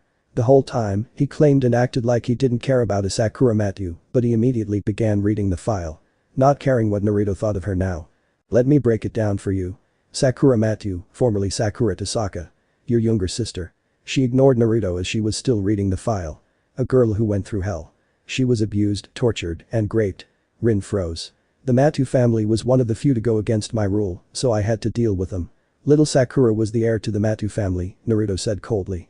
Rin picked up the word, was. You don't tell me. He said weakly. Not wanting to believe what Naruto was suggesting. The Maidus were in danger, and I made a call. I couldn't allow them to continue. Bam. Rin leaped out of her seat and tackled Naruto, choking him with pure rage. She wasn't strong enough to try to strangle him, but she did her best. Naruto could only feel her hands around his throat and a few tears on his face. Rin was crying. Why? She muttered. Why? She yelled at him. Even if she loves him, she can't help but feel hatred for him now. You killed my sister. Naruto just continued to stare at her emotionlessly. He needed her to express her feelings for her little sister. I know I failed her, but I still love her. I could never find her after my father gave her to him. No matter how hard I tried, I failed. She stopped trying to strangle her lover and just lay on top of him crying into his chest. I'm a failure. She screamed. Naruto started to comfort her. That's when a door opened, but Rin didn't hear it because of her screams. Older sister. Rin immediately stood up while still crying to find the source of the voice. She saw a beautiful girl with violet hair and violet eyes. Rin noticed that the girl seemed to be crying like her, but with a smile on her face. Then she saw a pink ribbon tied to her hair that she immediately recognized. Sakura. Rin jumped off him and dove into Sakura to hug him. Then began an emotional sister reunion. You're right, Naruto. She does care. He thought as he continued to cry tears of joy, while Rin cried tears of relief and happiness. Knowing it wasn't necessary at the moment, he let the two catch up. Chapter 11 Holy Sword vs Cursed Spear. Next day, midnight. Naruto allowed the two sisters to catch up on all those years of separation. He didn't bother to look at them. It was a very emotional moment for the two of them. Besides, he knew Rin never meant to hurt him when he tricked her into revealing his feelings for Sakura. Rin is a strong woman who doesn't like to open up much. That's why she wore a fake smile in public. We found our blonde king underground in the castle. Naruto was wearing a dark blue V-neck shirt with a high-necked black leather jacket over it. He also wore burgundy jeans with a silver chain hanging over them, black leather chaps with 3 bands surrounding his right calf, and black shoes with black buckles. He also had a backpack with supplies and Excalibur and Avalon by his side. Naruto was finishing packing. Are you going to tell me what you're doing, or do I have to force it? A woman asked behind Naruto. He froze as he was caught in the act of leaving. Naruto turned around to find a fair-skinned woman with waist-length white hair. Rixetsu. He said nervously as he looked into her gray eyes with multiple circular patterns. Rixetsu just kept a stoic face as he waited for her answer. Sai, you caught me. I'm leaving. Naruto said as he put on his backpack. Why are you leaving? Rick, how much do you know about the West? He took a minute to think about his question. Wondering where he was going with this. I know about all the other races, magic, and territory. Why? There's more to the West than that. I know there's some amazing wildlife out there. More reasons for races to fight each other. Also, physical energy, Dukai. I only hear about how magic is cool and what isn't, but I rarely hear about this Dukai that I was told about when I first came here. There's so much to learn about the West, which I can't learn if I stay in this castle. You're the king now. If you left, you'd be putting your life in danger. Maybe, but I think it's worth it. How can I be king if I'm not willing to face the problems myself? I have to go out and speak with the leaders of each faction personally and learn for myself. And most importantly, how can I be king if I don't know what it means to be king? Nobunaga was a greedy man, but at the same time a warrior. The Demon King rules with absolute power. The Cage are ruled by a council. There are many ways to rule, Rick. I need to see them all, so I can figure out how to be the king I want. Sai, you're an idiot. She walks toward him. Slap. Rixetsu slapped him hard. OWWW. Rick then pulled him in for a deep kiss. After a moment for Naruto to recover from the pain, he kissed him back. After a minute of kissing. Promise me you'll come back alive, she whispered lovingly. Of course. He whispered back. I can never leave any of you girls like that. The two then released their hug. Naruto reached into his cloak and handed her a letter. I need you to deliver this letter to Arturia, Rick. Merlin and Meliodas know what I'm planning. The letter says that Arturia will be in charge when I'm not around. Merlin and Meliodas will help her keep the peace when I'm away. Rick took the letter. What if there's a problem we can't handle without you? Naruto took a minute to think about it. Then he bit his thumb and slid it over his other palm. Summoning jutsu. Naruto, do you know it's late? Why did you call me so late at night? A 4-foot white tiger appeared and asked Naruto. It seemed to be sleeping before Naruto called it. "I'm sorry, Felix. I need a favor from you." "What is it?" asked the white tiger, Felix, son of the summon chief, Byako. So far, no Western name has been given to an Eastern creature. Felix was a newborn, and Byako allowed Naruto to name him. Seeing as Naruto is in a new world, a new name is needed. "I need you to accept Rick as a summoner." Surprising the tiger and the girl. "You want me to accept someone who hasn't passed the test?" he asked in an incredulous tone. "Yes. I know her. She's lost people and fought hard. I have faith in her.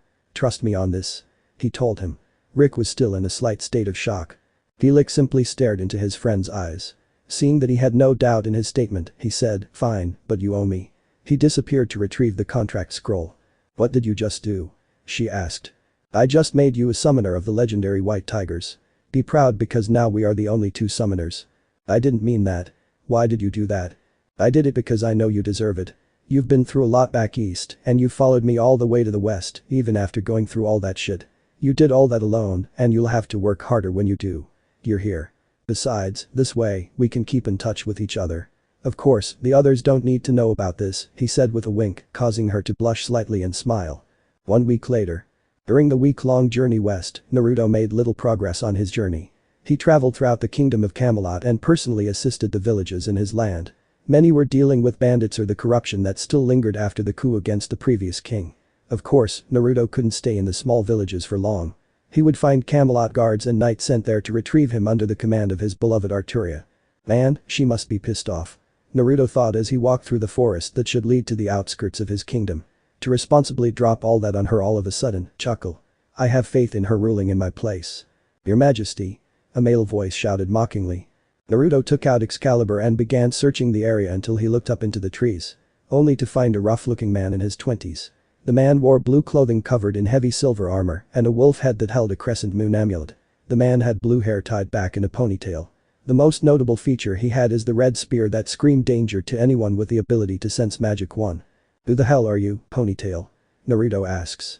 I'm already giving him a nickname. The man didn't like the nickname at all. "What the hell did you call me?" He then leaps down from the tree branch. "I've heard a lot about you." He pointed his spear at her. "What did you hear?" he asked while holding Excalibur. "That's fake," Naruto thought as he looked at the spear. He recognized that spear at first glance.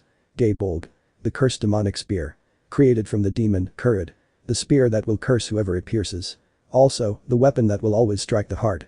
A dangerous weapon if it's real. The design and power are similar, but not the same. I should know, it's in my treasury. I heard you're the youngest king in existence. There's also the fact that you killed Nobunaga, and more importantly, you're the king of the past and the future," he said with a mad grin. "I wanted to test myself against you. So you're a believer in legends?" "I won't say I'm a believer. I'm more of a man who looks for strong opponents. If you think a fake Gaebolg is enough to defeat me, then you've greatly underestimated me," he said with a small laugh. The man could only laugh.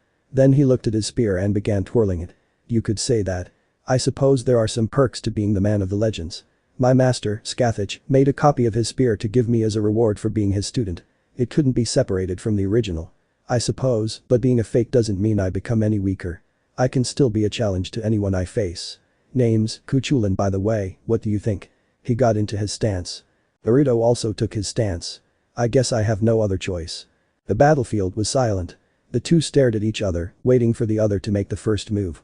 Then, the two disappeared in a burst of speed, and spear and sword clashed. Kuchulin was obviously the faster of the two, but Naruto had more power and strength. Naruto managed to block Ku's entire thrust, but he couldn't land a single blow. The blue-haired man was quite fast and agile. This exchange continued for several minutes as one of them attempted to land a solid blow on the other. Unfortunately, both failed.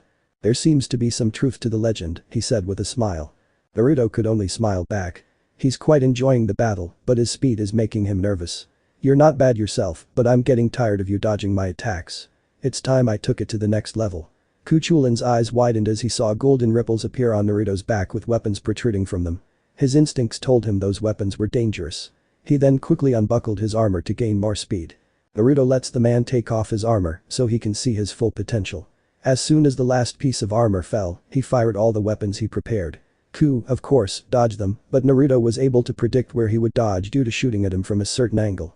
Naruto charges at the position that Ku jumps to and Naruto finally manages to cut down the spearman. The battle went on for hours, and Ku took a lot of damage and was starting to tire. Then there is Naruto, who seems to heal from everything Ku could throw at him, and his stamina seems to be never ending. Damn it. I didn't see that coming, Ku cursed in his mind.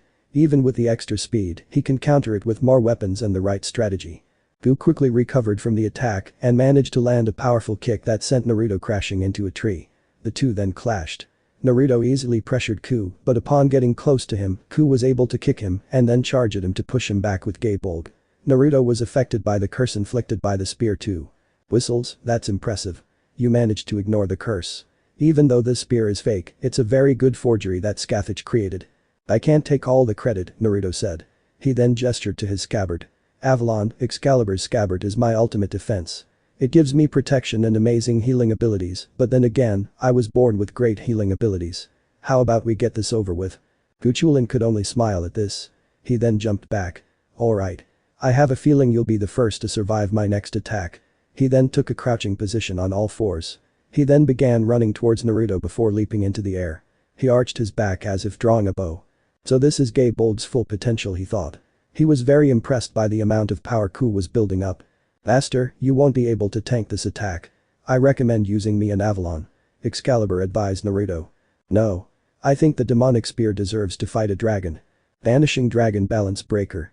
Naruto materializes in full white dragon armor, ready to take the spear. Gabolg Ku threw the spear at him with the intention of killing him and anything in between. What surprised Ku the most was that Naruto caught the spear with both hands when it was inches away from his heart. Damn, that's the power of the rumored dragon. The power that earned him the name Pendragon. He thought. He knew very well how dangerous dragons were, even the weaker ones, but he had never faced one before. Split split split split. Naruto was splitting the spear's power, but it seemed endless. The spear continued charging towards Naruto, but Naruto managed to keep it at bay with his own power. The dragon and demon's power collided with each other, eventually causing a massive explosion that sent Naruto and Ku crashing into many trees. Evening. Panting deep breath. What? You're alive. The man who woke up was Guchulin. He turned toward the sound of the voice. He found Naruto at the campfire roasting a deer and already eating the venison. He then looked down at himself to see that he was covered in bandages. Don't sit there. You've been knocked out all day. Naruto gestured to the log he was sitting on. Ku took a minute to think about it. He wondered why he wasn't dead. He knew he'd lost as soon as Naruto caught the spear. Then he gave up and listened to his stomach and walked over to the campfire to grab a piece of venison. The man enjoyed the beloved barbecue. Then came the moment of truth. Why am I alive? Better question is, why should I kill you? Naruto replied. I challenge you to a battle to the death. I don't care. I saw that you're powerful. It would be a shame to kill you when there are plenty of upgrades for a better fight next time. He said with a smile, his cheeks full of venison. Ku could only laugh. It was something he completely agreed with. He may not have given his previous opponents the opportunity he was receiving, but he could understand Naruto. In a way, he was nurturing him for the battle next time. I feel like this is going to be a beautiful friendship. He said with a laugh. I never introduced myself to you. Name Naruto Pendragon, King of Camelot. He said, offering his fist for a fist bump. Ku could only smile at his action. He fist bumped him. Guchulin. Sometimes called the Child of Light. My friends call me Satanta. Deciding to call Naruto his friend. Chapter 12 Forest of Magical Beasts. Run, you son of a hitch. Run. Naruto yelled at his new best friend bodyguard, Guchulin, also known as Satanta. After their fight, Naruto quickly welcomed him as his new friend and, in turn, swore to serve him. What the buck do you think I'm doing? Satanta yelled back. The two were currently fleeing from a pack of magical creatures. Apparently, Naruto wanted to play with the animals, but he got more than he bargained for. Of course, they could have been killed, but they were here to see the animals, not hunt them. We're running out of space. Satanta pointed out as he noticed the cliff in front of them. Jump. Naruto yelled at him. Doing as he says, Satanta jumps right behind Naruto. They both landed in the lake at the foot of the cliff.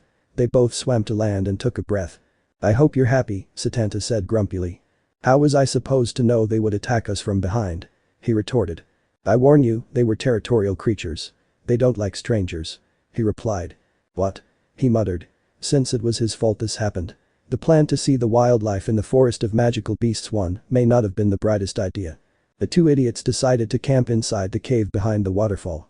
Although they could kill the magical beasts, fighting them in hordes was too dangerous. Night fell, and the two of them sat down to eat a well-roasted fish. A really big fish. Then I said. Hi.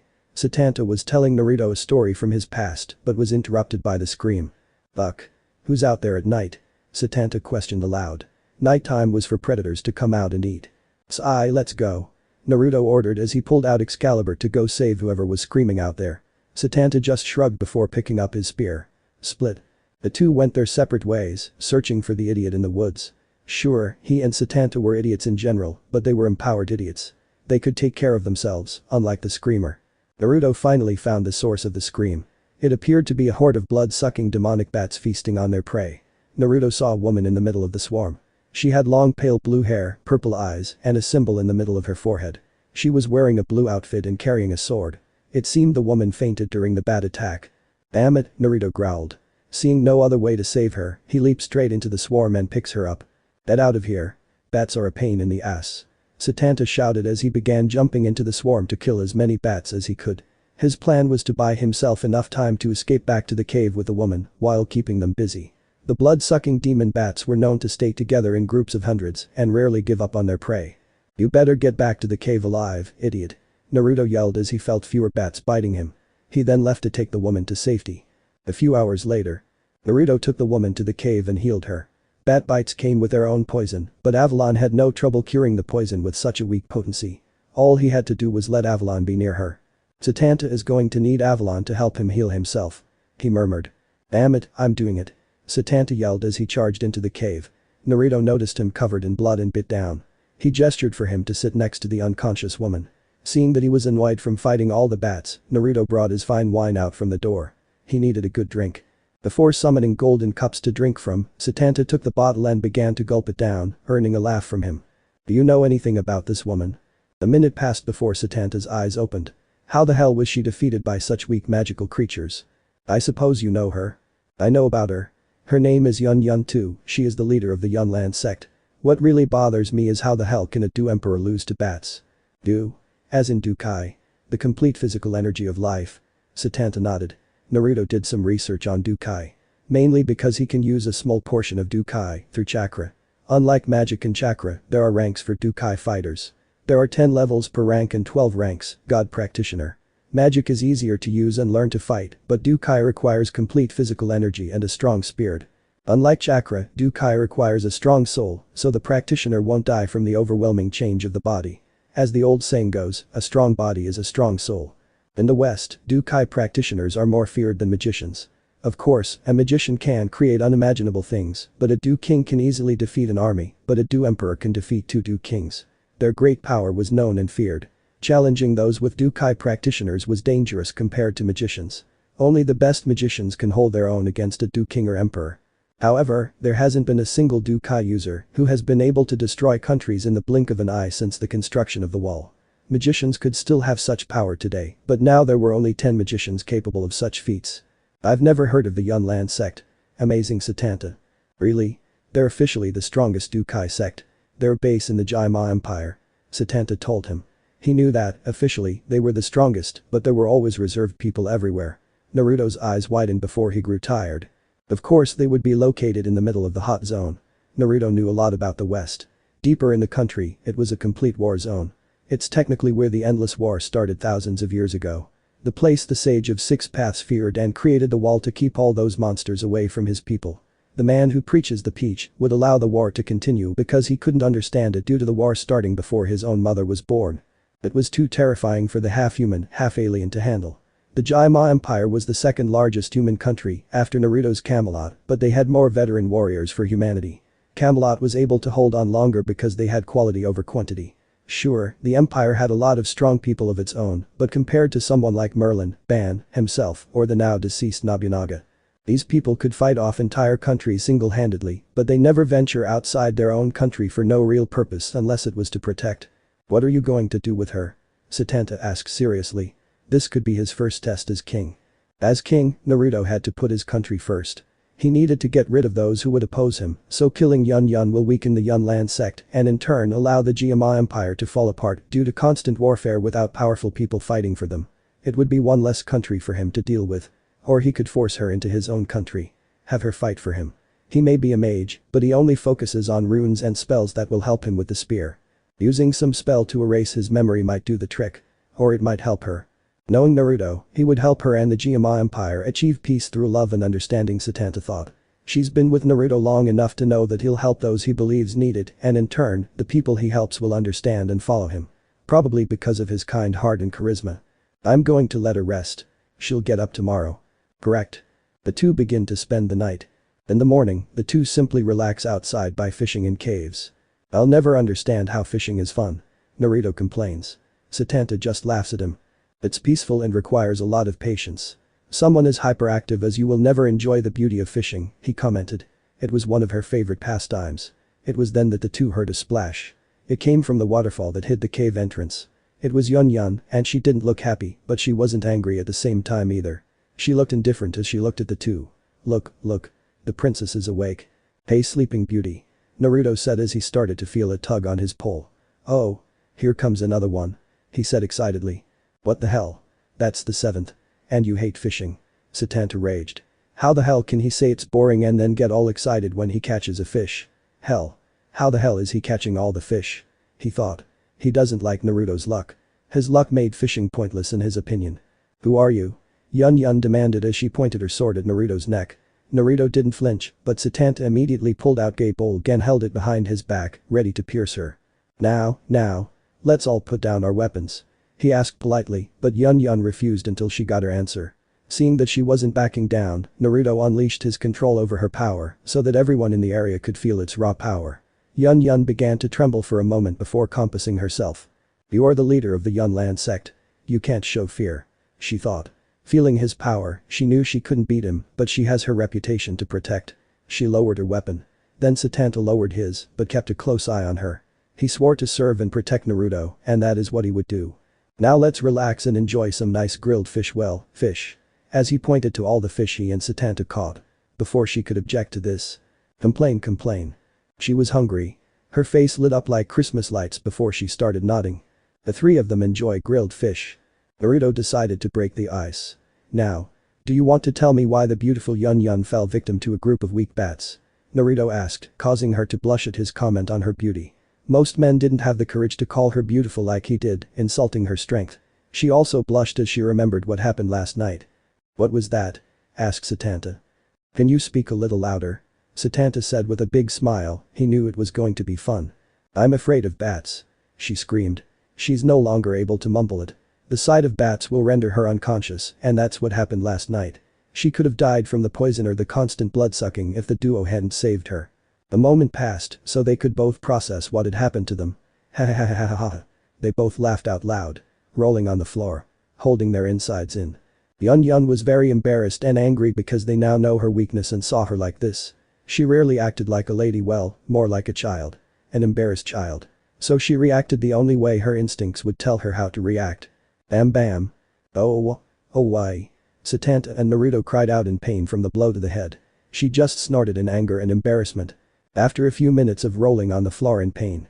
What brings you here? Satanta continues asking. You never gave me your names. You two know me, but I don't know either of you.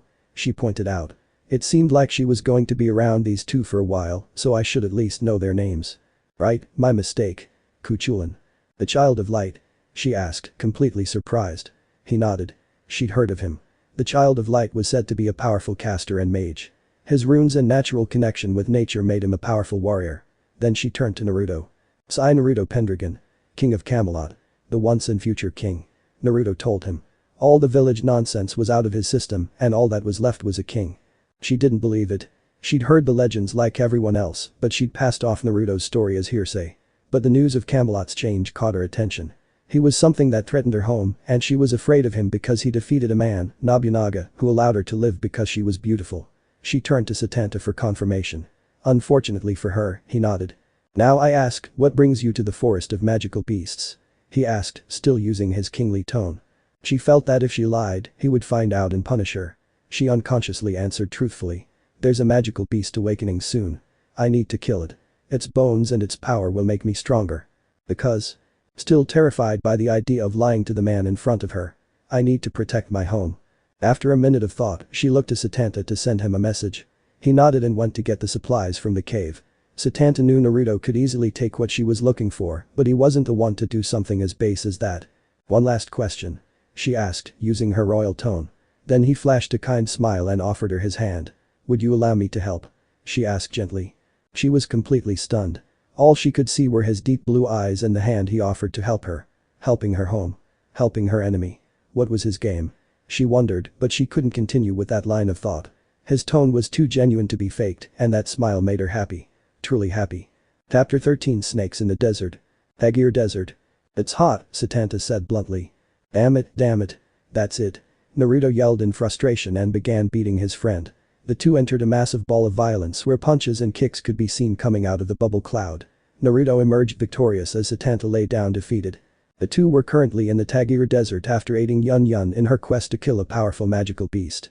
After killing the monster and allowing it to absorb its power, she told them about her home and other countries in the Hot Zone War Zone. She mentioned the Tagir Desert and that got Naruto interested in who lives there. The Gyama Empire's enemy, the Snake Men tribe. They are a powerful race with strong Dukai fighters. Snake Men are humans with a leg part that is that of a snake. They have superior bodies compared to humans, demons, and angels.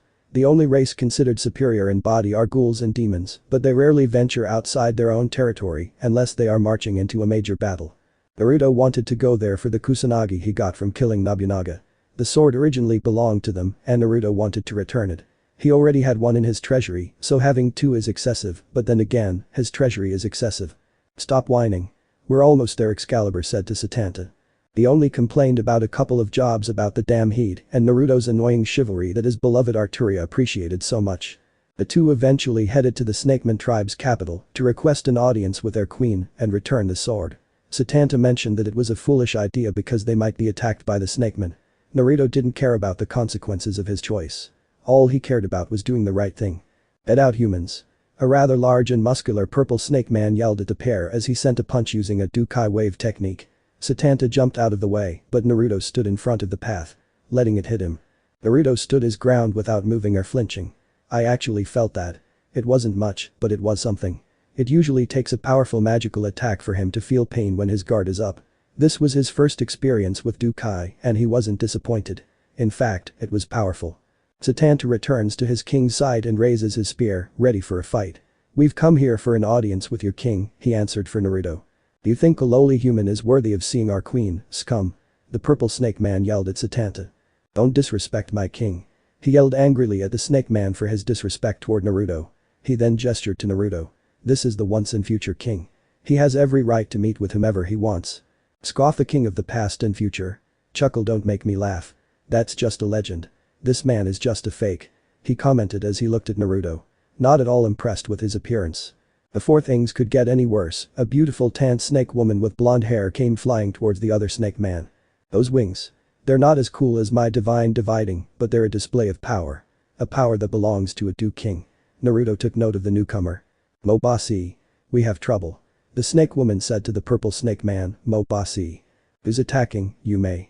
Mo demanded of the snake woman, Yume. Humans, he said grimly as the two looked at our pair of misfits. Don't say it. Naruto muttered to Satanta as he facepalmed. He knew what was going to happen. I told you so. He said victoriously with a big happy smile. Scum. He shouted in anger as he sent a powerful wave toward the two. This time they jumped out of the way. Whoa. Calm down. We're not here to fight. We just came to see the queen. Naruto yelled at the two as he and Satanta jumped back. That's what the group of humans said before they attacked me. Yume yelled at him. Hey. We came here alone. I don't know who the hell you're talking about, ma'am. Satanta shouted back. Shut up, human scum. Mo sent a powerful Dukai fist strike towards them. Instead of hitting Naruto and Satanta, it hit a blue-green magical beast Dragon 1 that landed in front of the duo. After the smoke cleared, 4 people stood behind the 2 mages. There was a strong, blonde man who seemed to live in the wild and was training to be the strongest. Another man, but he wore glasses and had white hair and blue eyes. He looks more professional civilized compared to his blonde friend. Then there is an old man with a long white beard. He looks like a traditional old man of someone from the east, but at the same time, not from the east too. Lastly, there was a woman. Naruto immediately knew who she was. Even if she was wearing a cloak to cover herself and her face. All 4 humans were fighters Dukai users. 3. Who the hell are you guys? Naruto asked bluntly. Satanta had his gay bulg ready, constantly shifting positions to fight either the new group of humans or the Snake Men tribe. The wild-eyed man took a step forward. Who the hell are you? You have no business being here. Not liking his attitude, Satanta took a step forward. Don't get so big-headed, Dukai user. He then began to exert a massive amount of mana and killing intent from Gay Bulg. The tip of it spilled blood-red magical energy. I've already killed many of your kind. Don't disrespect my king, or I'll cut off your head. Seeing that the situation was about to escalate into a battle, the white-haired man stepped forward to calm his companion. Everyone, please calm down. We're not here to stir up trouble, but rather, we have a request for your noble queen, he said. Naruto decided to voice his opinion. Get in line, friend. I'm here to speak with the queen. Also, from what I can gather, you and your group are attacking a member of the Snake Men tribe. If you're really here to talk, then stand down. He ordered. Naruto changed his tone mid-sentence. All the while, he had been more casually talking to people. Now he is once again in his kingly tone. Who could you be? He asked politely. Like the others, Naruto's tone also took him by surprise. His tone exuded royalty and power, but his attire suggested he was a vagrant or a criminal. It's rude not to introduce yourself to this king. He sounded a little annoyed by the man's attitude. My apologies, your majesty. He bowed, taking her word as king at face value. Her tone and aura were enough to convince him. I am Guhi. Better known as the Pill King within the Geama Empire. I am also affiliated with the Yunlan sect. So it's Yun Yun. Naruto figured that the gift from the Yunlan sect is enough to connect the dot to her identity. He then looks at the cloaked woman, who flinches slightly under his gaze. He just smiles at her, which she notices. The Pill King, that's right. Using Dukai, medical pills can be created to increase strength, create poison, cure diseases, prolong life, and much more. Something I'm sure mother would love to do. Unfortunately, she doesn't have the ability to use Dukai, nor does anyone else in my kingdom. I am Naruto Pendragon. The king of the past and future and the king of Camelot. He declared, surprising the other male humans. You may also look surprised, but Mo just scoffs at his statement again. Tell me, why do you hurt those you only want to talk to? He analyzed him to see if he was lying, but couldn't see any signs. Either he's a very good liar or he's telling the truth. He'd also heard about the rumors that once in future king had finally appeared in Camelot, but in the endless war, people like to tell stories to increase hope. Naruto could be a story to boost the morale of the Camelot kingdom. I seek to speak with the queen. I need something she possesses. As if the queen gave you the essence flame. Yume yelled at him. Essence flame? Flames created by the essence of the world. A very powerful fire that no other fire can disobey. Naruto thought as he remembered reading about it in the file. Even if you desire the essence flame, you have no right to attack anyone. Naruto drew Excalibur. It gave out a brilliant glow that blinded everyone except Satanta for a moment. As a king and a knight, I cannot allow such crimes to go unpunished. The man savagely dove straight at Naruto. I've had enough of you. He readied a powerful punch. A few feints away from Naruto, he launched his attack, cutting a path toward him, but was stopped by a blue-haired man with a red spear. I've had enough of you too. Satanta charged at him. Ready to fight. Naruto raised his sword, ready to fight. That's when the woman, Yun Yun, attacked him with her own sword, forcing the two to lock between blades. I'm sorry, Yun Yun, but I can't allow what you and your group did. She just gritted her teeth as she slowly began to lose ground. Even though she fought Nobunaga and lost, at that time she was only a Do King. Now she's a Do Emperor, and it seems her power hasn't changed because she's losing to Naruto. Why? The Snake Men tribe is a cruel race. They don't deserve better treatment. Naruto won the confrontation and sent her flying back, whereupon the old man caught her. True, but my honor refuses to allow you to harm the Snake Men tribe. Do unto others as you would have them do unto you. Luke 6:31, the Bible. I will treat anyone as I wish to be treated. Regardless of their past crimes. There is still hope for a better future, and I will not allow emotions to cloud that future. Naruto charges at the two.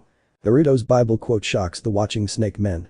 They only respect strength and won't bow to the weak. Some began to respect Naruto because he wasn't there to disrespect or hurt them like others in the past. Before Naruto collided with the old man and Yun Yun, a powerful source of energy came from the village palace. Shocking everyone. A bright purple light emerged, and a large purple snake floated in the sky. He started to panic when he realized what was happening. This is bad, the queen is beginning her evolution. He then noticed what appeared to be a blue lotus on the purple snake. That's the essence. It then began to dive towards him.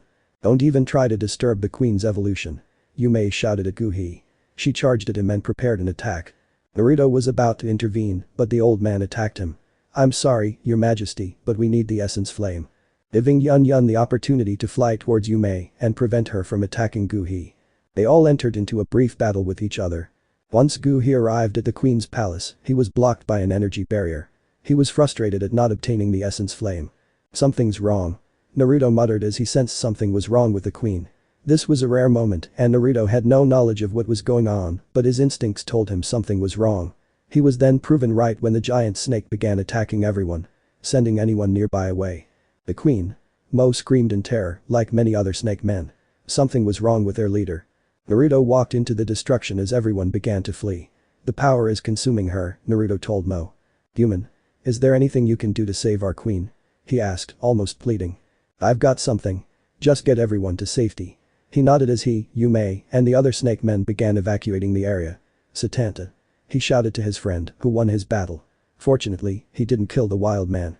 Hold the line. He nodded. Vanishing dragon. Break the balance. Naruto transforms into Albion's chainmail. Drawing the attention of all who haven't seen him. He inspires hope in the people to save the village. Naruto.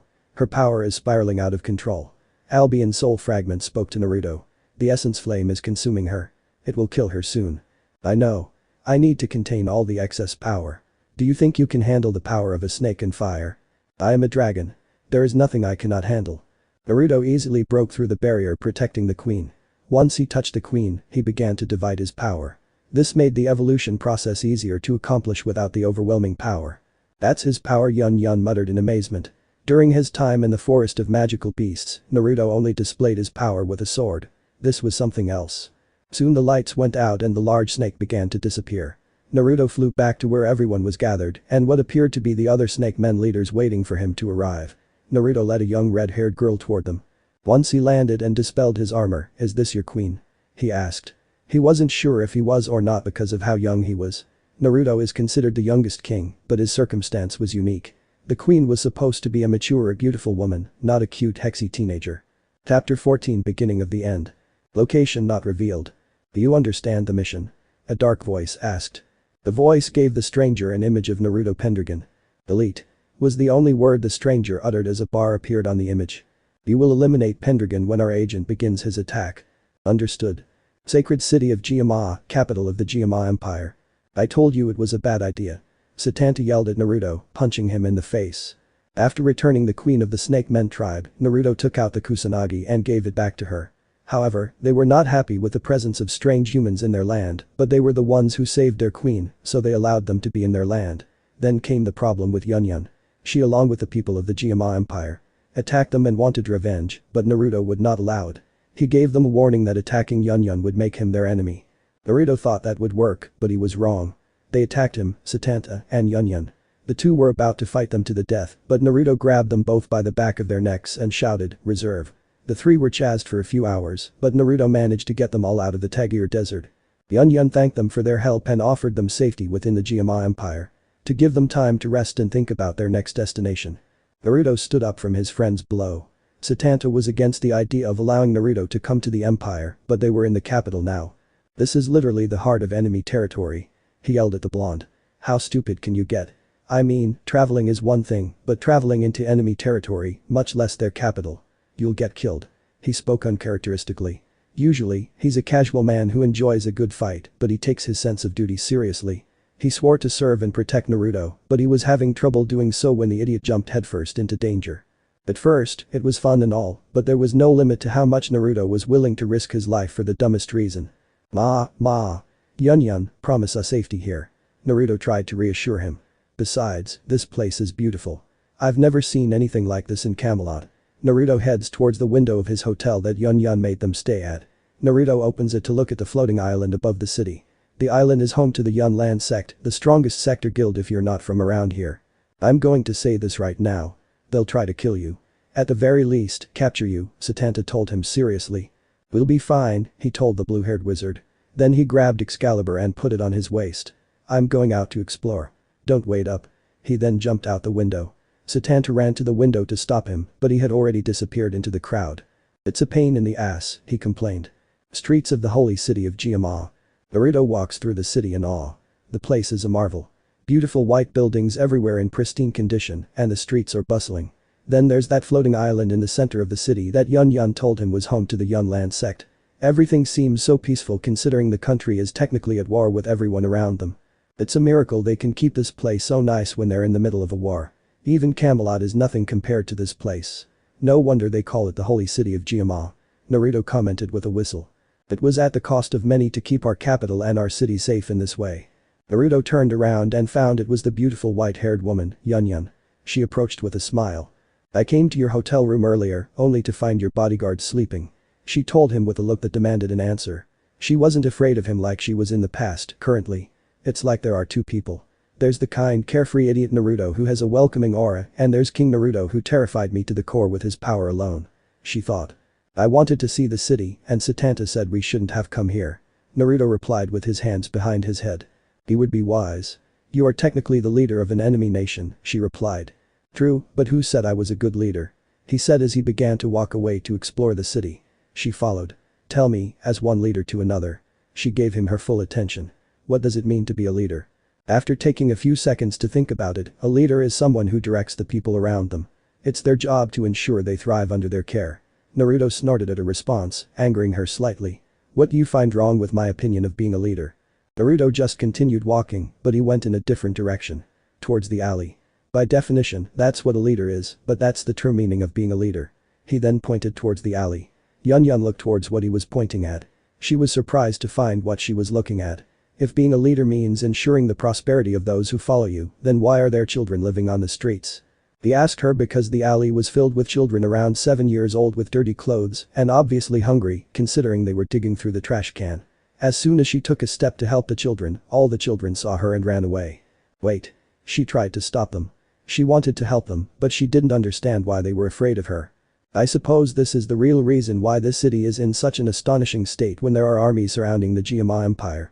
The rich prosper, while the poor suffer. He walked over to the stunned Yun and led her back to a nearby park bench. Before I became king, I encountered the exact same thing in Camelot.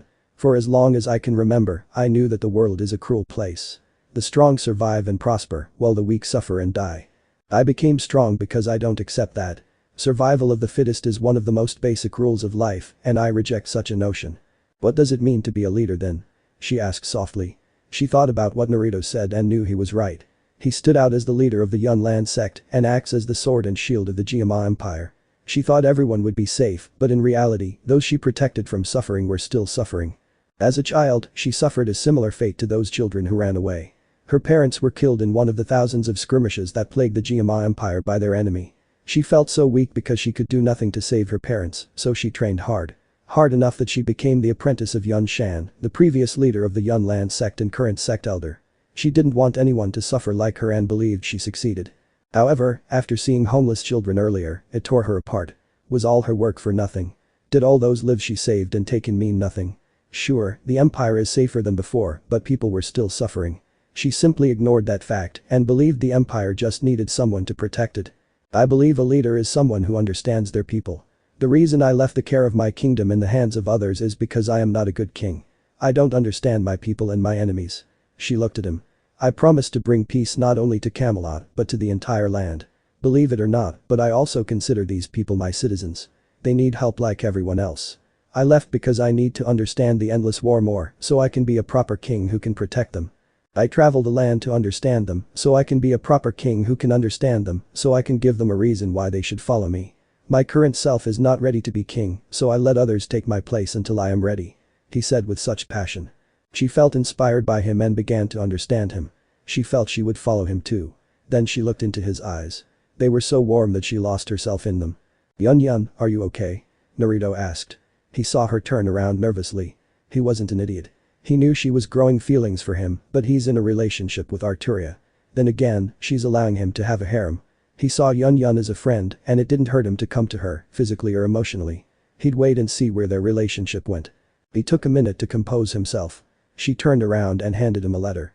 This is an invitation to the upcoming receiver competition the Empire is holding to promote peace with other nations. You told me you want to learn more about Dukai. Being a receiver is the equivalent of being an alchemist for mages. This is a bit biased considering I'm a Dukai fighter myself. I believe a receiver is superior to an alchemist. He accepted the invitation with a smile. I'm looking forward to it. Thank you Yun, he said with a bright smile. She smiled back as the sun shone behind him. Time jump. Receptionist competition. Naruto and Satanta arrived at the competition and were given seats both where Yun was. Naruto. It's good that you could make it. Yun said. She then gestured to the girl with long pink hair, hazel eyes, and a white, slender body. This is my apprentice and the next leader of the Yunlan sect, Nalan Yanran. She was just a child. No older than 4 years old. It's an honor to meet you, your majesty, he said respectfully with a bow. Naruto took a good look at her. His gaze made Yan Ran feel very uncomfortable. "It seems your mind isn't fully focused on today's event, young one," he said wisely. Surprising Yun, Satanta smiled. He knew Naruto was truly worthy of being king, but he chose to be a child and have fun. Much like him. It was no wonder they got along so well. They could be brothers if you listened to their jokes. That statement surprised the two girls in the cabin. Yan Ran looked down, obviously sad and thinking about something else.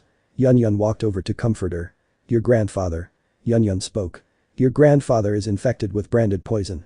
A dangerous poison that is impossible to cure without an essence flame. His condition worsened recently." Yan Ran began to cry. She couldn't bear to lose her grandfather. "Don't cry, little lady," Satanta told her. "There's always hope, just don't give up." He then looked towards Naruto. "Besides, I'm sure my king is more than willing to help." It surprises the two. Some knew that Naruto was the king of Camelot, and Yun made sure to let them know that he was her personal guest while she was here. Naruto closed his eyes and considered the situation. "Avalon, is it possible you can cure something like branded poison?" he asked his sheath. Avalon began to glow. Surprising the two ladies even more due to not knowing about the sentient scabbard and sword. "Are you asking a serious question?" she asked as if insulted. "My healing prowess can prevent you or anyone I care about from aging or regenerate any lost limbs or even a destroyed heart. A simple poison is nothing to me." Give the girl hope. "The only problem is the marked poison itself. The poison sucks the Dukai out of the person. It will make them weak. It could be a simple weak body that needs to rest or a body that shuts down completely. It depends on how strong the person is and how much of a fight they put up against the poison." Yan Ran grabbed Naruto's shirt with desperation in her eyes. "Can you save my grandfather? Can you really save him?" Naruto kneels down and hugs her. "I'll save your grandfather. It's a promise." She began to cry tears of joy into his shirt as he hugged her for comfort. Yun wanted to ask a question, but she couldn't ruin the moment. It was so touching. After allowing the young woman to express herself, Yun had to explain to her that they couldn't give up the competition. As the leader of the Yun Land sect and the little leader, they had to represent their household. She understood, but very reluctantly. Naruto and Yun went to the ledge to see all the competitors gathered, while Satanta kept Yan Ran busy. He was good with children. "I have to tell you, Nalanjia, Yan Ran's grandfather, is one of the greatest generals of the Geama Empire. Would you really heal an enemy general?" "I'd like to," Naruto replied. "I made a promise, and I intend to keep it." "Why?" She couldn't wrap her head around that answer. She understood, he was a good man and wanted to help, but intentionally cursing the man responsible for the deaths of many people across the West for his home was difficult to understand. "Simple. Hate. I'm tired of it." She looks at him. He had a determined look like one she'd never seen before. Anyone could hate. It's so easy and tempting, but it does nothing. It only spreads pain. Hate takes control of you and leads to ruin if just one person can help. Be kind and move on, a lot can be done. This endless war is based on so much hate. No one is willing to help each other. Show that darkness hasn't taken over the world. Show that hope for a better future still exists. That's why I want to help. A simple act of kindness can go a long way." He took a few minutes to think about it and completely agreed. "However, have you ever hated someone?" For a moment, Yun could see that both of her eyes were red instead of the red-blue heterochromia. "Yes. A lot. I hated my own parents. I hated the place where I was born." "How can you talk about kindness and forgiveness?" But Naruto interrupted her. "I never talked about forgiveness. I said move on. Forgiveness is something that must be earned through intense work. It can't just be given. I can't forgive my parents or my birthplace. No matter how much I hate them, I won't let that hate control me. I never have. I'll say I hate them, I don't like them, they can rot in hell. But I won't allow that hate to control me. It won't stop me from doing what's right. I can never forgive them, but that won't stop me from helping." "What do you mean, move on?" She didn't understand what he meant. Why move on instead of forgiving? "Like I said about forgiveness. It's earned, not given. When I say moving forward, I mean each of us moving toward a brighter future together. For the sake of," he gestured behind him. Yan Ran's mood brightened as she played with Satanta. "Children." Yun finished. "Yes. They are our future. If we raise them with so much hatred in a world where only pain exists, they too will face our own pain. I may not have children, but I plan to." Slightly making her blush as she thought about the future. Her own future specifically. "If we all work together, our children won't need to hate one another. They won't need to forgive one another because there won't be a need to. A brighter future where we all live together in happiness. They too will live happily and work together much better than our own generation. Then they will lead the future with an even brighter one for the next generation. And so on. An endless cycle of joy and mutual love. An era of true peace." "Exactly. I plan to be the one to start that cycle, but I can't do it alone. I need everyone in on this. We all want peace and happiness for the next generation, but none of us can achieve it because we can't watch our own hatred pass us by. I don't care how many say it's impossible. I'll make everyone look over the hill and see the beautiful sunrise that I see." Yun was stunned by his speech. She hadn't expected Naruto to admit his own hatred when he spoke of kindness to others, but his reasoning and actions made sense to her. She could see the true wisdom of the king of Camelot. A just and fair king. Willing to help but unafraid to fight for what he believes in and will do his best for the future. His idea of peace and kindness appealed to her greatly. She couldn't deny the desire for the next generation to live without pain, but that was a fool's wish. Maybe. Just maybe. He can do it. The competition began. Naruto was memorized by them. The receptionist was amazing. Much more amazing than the alchemist. The entire competition reminded Naruto of the Chunin exam, except for the killing skills it's for medicine. I make a place for countries to come together to show off their healing skills. It was a step in the right direction, but Naruto could see that he had done terribly.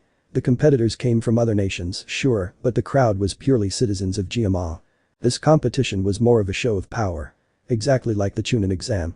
He had hoped that this would be a competition to promote peace and friendship, rather than a heinous measuring contest. In the last round, it was a competitor from the Santorin Empire too, and Jiama's own competitor. The receiver from the Santorin Empire was a man with orange hair and a blue diamond tattoo on his forehead.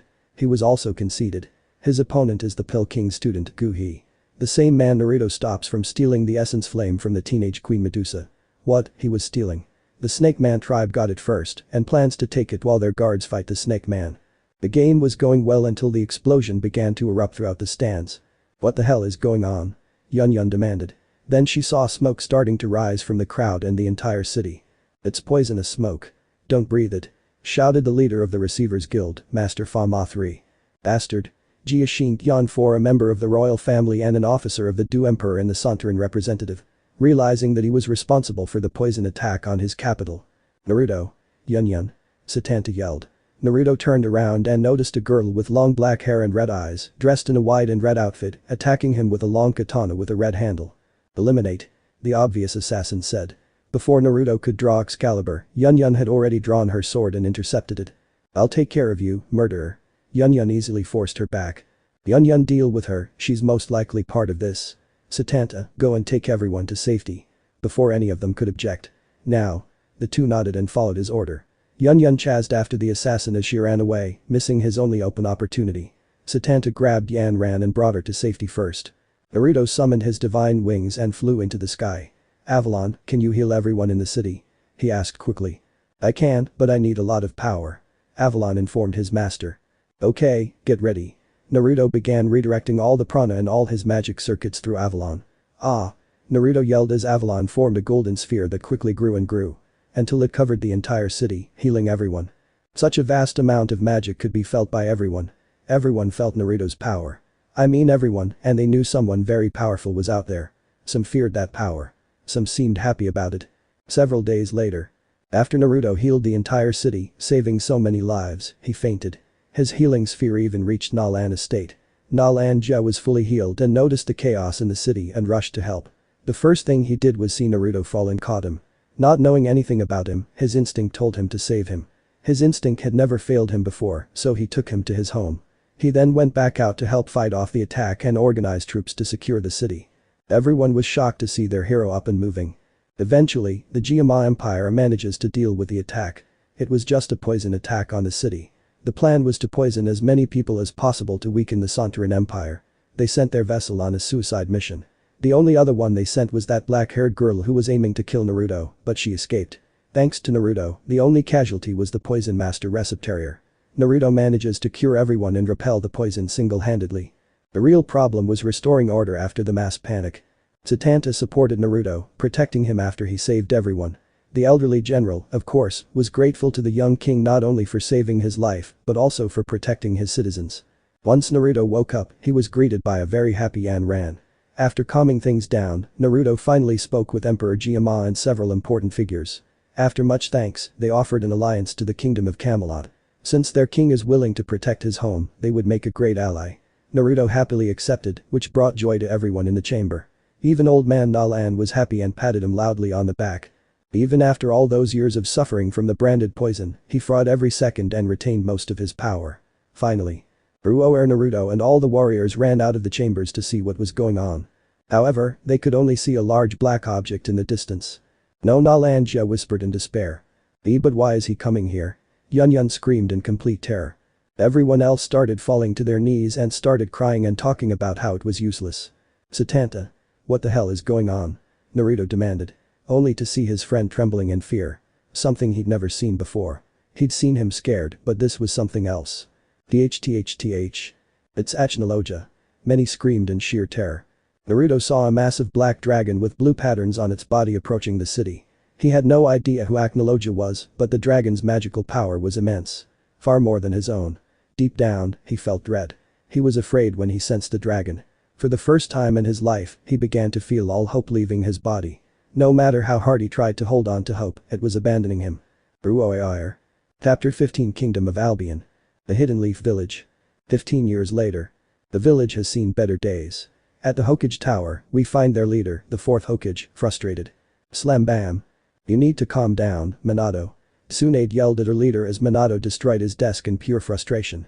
Don't do the same, Tsunade Haim, Jiraiya pointed out. Only for her to glare at him. He raised his hands in defeat. But she's right, Minato. I know the war is going poorly for us, but you're the Hokage. You're supposed to remain calm and collective during a war.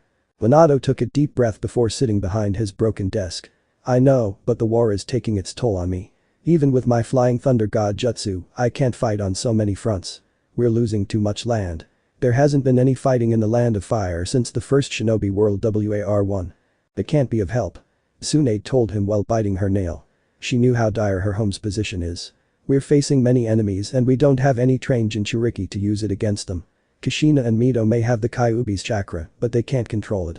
Even if we have the strongest Bijuu on our side and too, we're losing because they're more like paper bombs than proper Jinchuriki. I don't understand.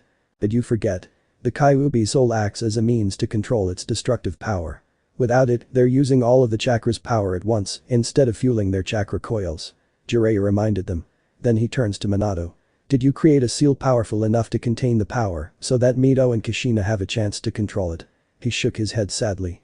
No seal I created or Kushina created had the power required to hold the Kyuubi's chakra. We failed every time we tried to control the chakra. I think it's useless to train them to control. I think it would be easier for them to send them alone on any mission to fight the enemy, Minato said morbidly. You can't. Not only are they family, but that plan will fail. Shinobi with Fuinjutsu training could capture and contain them after a battle. There's also the fact that they're from the Uzumaki clan. They're extremely desirable to any village. Tsunade said immediately. She knew sending them out alone would save lives, but at the end of a battle, they would be vulnerable. There's also the fact of their blood. Those with Uzumaki blood are the best to use as shinobi and Jinchuriki. They would become breeding machines for enemy villages. A fate she wouldn't wish on any Kunoichi, but it was the reality of the shinobi world. She's right, Minato. Jiraiya agreed. We simply can't trust them to win this war. The 4th Shinobi World War, Minato thought aloud, depressed. It's been 10 years since the beginning of the war. 10 years of what could be called hell. All traces of one person, Sasuke Uchiha. The rebel Leaf Shinobi becomes the hero of the Leaf. After his defection, Konoha had no choice but to label him a rogue shinobi, much to the anger of the Konoha villagers. However, his rogue status rebelled after his actions. After training with the rogue Sannin, Orochimaru, he killed the snake after many years of training. He then went after his older brother, Itachi Uchiha, and killed him. Having achieved his revenge, he returns home to a hero's welcome. It may seem like nothing, but an everyday matter for a shinobi, but the death of those two created problems that started the war. First, Itachi's death forces Akatsuki to start their plan early. Due to the fact that they were missing a couple of Jinchuriki, they couldn't start their plan to harvest the Bijuu, but with Itachi's death, they began. The villages lost their Jinchuriki to Akatsuki. However, the hunt stops at the 7th Bijuu. For their plan to work, they needed to collect all the Bijuu in order, and the 7th and 9th Bijuu were missing. Leaving only the 8-tailed Jinchuriki and the 2 unstable 9-tailed pseudo-Jinchuriki. The balance of power was completely thrown off, and the hidden villages began to militarize. I mean way more than the standard shinobi militarization seen during peaceful times. Bringing great tension for all nations. Orochimaru's death wasn't permanent. He eventually managed to reincarnate himself through the use of his many subjects who bear his curse mark. Realizing the world's problems, he decided to take advantage of them. He also militarized his own nation, the village hidden in the Sound. He also made many alliances with smaller nations to increase his power. With all the power built up, it was no surprise that war would break out. Everyone was preparing for it, so it was only a matter of time. Eventually, Konoha became desperate because they lacked a proper war economy to build their strength and launch an invasion of the Land of Waves. A country that is one of the largest trading nations. Suna and Kiri sent aid to defend the nation from Konoha's invasion, while the alliance of Orochimaru, Kumo, and Iwa launched an attack on Konoha's border. The reason for all their action is because the Land of Waves is a neutral nation and serves as a trading nation for all nations. None of the other 4 of the 5 great nations could allow this to happen. It will affect their own economy. After the failed invasion, the Fourth Shinobi World War officially began. The Land of Waves survived the invasion thanks to the great shinobi villages, but to their disappointment, they remain neutral in this conflict. Kiri and Suna also remain neutral in the war. Kiri recently emerged from their civil war and did not have a powerful enough military to fight a war and protect themselves. Suna saw no reason to join because they knew they constantly faced problems due to their harsh desert home, so sending their shinobi to fight and die seems pointless in war. Primarily, those 2 villages serve as aid to smaller countries that were forced into war due to the fighting taking place back home. The alliance of Orochimaru, Kumo, Iwa, and Konoha were the main power in the war. They all fought each other due to their own issues with each other. Orochimaru would try to convince the Raikage and Tsuchikage to work together to fight Konoha, but due to Iwa's lack of Jinchuriki, it became difficult to work with each other, mainly with Kumo, who held most of the power. Mainly due to a lack of trust. It was a godsend for Konoha, but they were still fighting on multiple fronts. "Sensei, what do you know about the Albion Kingdom?" Minato asked Jiraiya. Jiraiya wasn't surprised to ask about it. It was the hottest topic of the past 5 years. The kingdom over the wall. Everyone was interested. "Not as much as I like," Jiraiya said frustratedly. About 5 years later, a portion of the Great Wall created by the Sage of the Six Paths collapsed. For shinobi, something like this was the very definition of impossible. They thought it was the second coming of the Sage of the Six Paths. They would never in their lives assume anything about the wall happening because it was indestructible. The portion that descended was in the Land of Winds. Almost immediately, Suna secured an alliance with the newly founded Kingdom of Albion. To their sheer surprise, the west side of the wall contains all kinds of life. Many are not human, much to the public's fear. Everyone wanted to know about the west, but very few knew the truth. After cementing an alliance between Suna and Albion, a black fortress was built to watch over those crossing the border. Effectively, making it very difficult to establish communication between the west and east. The only way to reach Albion was through Suna or one of the several nations that joined the kingdom. The one well-known fact about Albion is that they were in an endless war that lasted longer than the earliest shinobi history and only ended recently due to the prophecy of the once and future king coming true. A prophecy that caused several shinobi to rethink. The nations that gave up their own sovereignty to join the kingdom were the Land of Waves, the Land of Spring, the Land of Demons, and the Land of Vegetables. There were also shinobi villages that joined the kingdom due to their lack of power, such as the remnant of the Land of Sky and the Natashiko village, the village made of kunoichi. Those 2 shinobi villages moved entirely to the west, where they were granted territories. The last village to join the kingdom, instead of forming an alliance, were the village hidden in the waterfall and the village hidden in the stars. The only shinobi villages left in the elemental nations. Of course, the king of the west was a kind and fair king, so he let those nations and villages govern themselves, but he still needed to report to the king by having an ambassador in the capital, Camelot. Many of the shinobi villages were afraid of this western takeover. Especially when they saw how Albion provided troops and technology to every nation and village that joined or allied with them. The protection the king sent was there to protect the nation, not to serve in the shinobi corps. They were a military power meant to protect the citizens, rather than work for them. Iwa thought Albion was an upstart nation trying to take over the world, so they launched an attack on the Land of Vegetables. The Tsuchikage and the rest of the world discovered the power of the West. The magic the shinobi laughed at showed that it is far stronger than their jutsu, and the new form of warfare they provided completely changed warfare. The use of AIRSHIPS-2 was something they had never seen before. An airstrike by magic cannons from the ship proves to be too much for the shinobi, who were unable to defend themselves due to the distance and power. From that day on, everyone feared and respected Albion. Of course, that didn't stop the shinobi from carrying out infiltration missions in the west and in the nations that are part of the kingdom. Fortunately or unfortunately for the shinobi, most of the infiltrations failed, and those that succeeded ended with technology they couldn't use or learn about. They couldn't understand that prana and chakra are 2 different things. Almost all of my spies who tried to enter Albion failed. That damn ghost suppression fortress 3, Jiraiya said loudly as he slammed his fist against the wall. The black fortress built between the Land of Wind and Albion is impressive. Preventing all forms of illegal entry to the other side. There were stories that the fortress was called the Ghost Suppression Fortress because they prevented the dead from crossing over. Of course, Jiraiya didn't believe in ghosts, but it seems there's more to it than meets the eye. And when my spies make it through and come back, they don't even recognize me. Surprising the other two in the room. Did Albion put memory seals on them to make them forget? Minato asked, familiar with this kind of work. No. I checked, and there are no seals on them. I think it's their magic. He spat. He didn't like magic. He thought it was all bullshit and that people were too stupid to know what chakra was, but it turns out he's the stupid one. I only hear stories about an organization of my spies in Western nations. Like Akatsuki? Tsunade asked seriously. She blames them for starting the war because of their desire for the Biju. No. Jiraiya shook his head. I heard it's called Oni. Demon? Minato translated. Yes, but I don't think it's what the names imply. I think it's a counterintelligence organization, he replied. So they kill spies? Tsunade asked. It was the best way to keep information from reaching their enemies. Yes and no. I think it's more.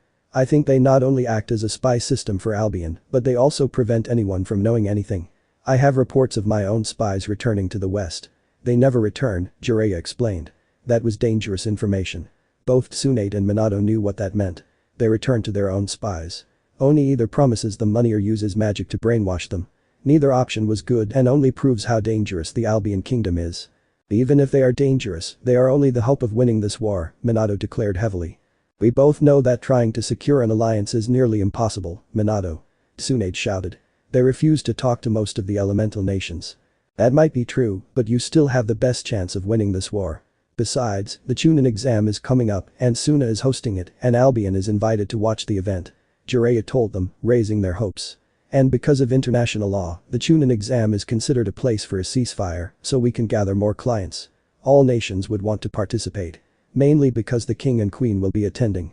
It will be the first time any of the Kage, besides the Kazukiage, have met the leader of the West. I've heard stories about the king, not many, but enough to know that he is extremely powerful. So we have a plan. We gather our best genin for this exam and try to impress the king. I'll convince him to help us, Minato said with a hint of hope. Be careful, Minato. Tsunade warned. All the Kage will be doing the same. He nodded, understanding the situation. So, who do we send to the exams? She asked. We need to send the best possible. I can demote several shinobi from Konoha 12 so they can be eligible for the exam. You may not like it, but this will be considered an S-rank mission. Minato replied. He knew he needed the best and the genin he had were either fresh out of the academy or dead. Most genin from all the nations in the war faced similar problems, so they could do the same for the exam. I pray to God this works out. Even the prophecy turns out to be false. He said depressed. But Jiraiya nodding. Both men were putting all their eggs in that basket and it turns out that after the king rumors and the once and future king prophecy, the great Toad Sage made a mistake. His so-called child of the prophecy was actually the once and future king and saved the world. It just wasn't the shinobi world. Camelot, Kingdom of Albion. It was a beautiful sunrise in the capital city, Camelot. There were tall, monolithic buildings as far as the eye could see. Skyscrapers as tall as the eye could see. Streets filled with vehicles never seen before. Airships traveling in and out of the city. The layout of the city was something never seen before for it was so foreign to normal structures in both the elemental nation and most of Albion.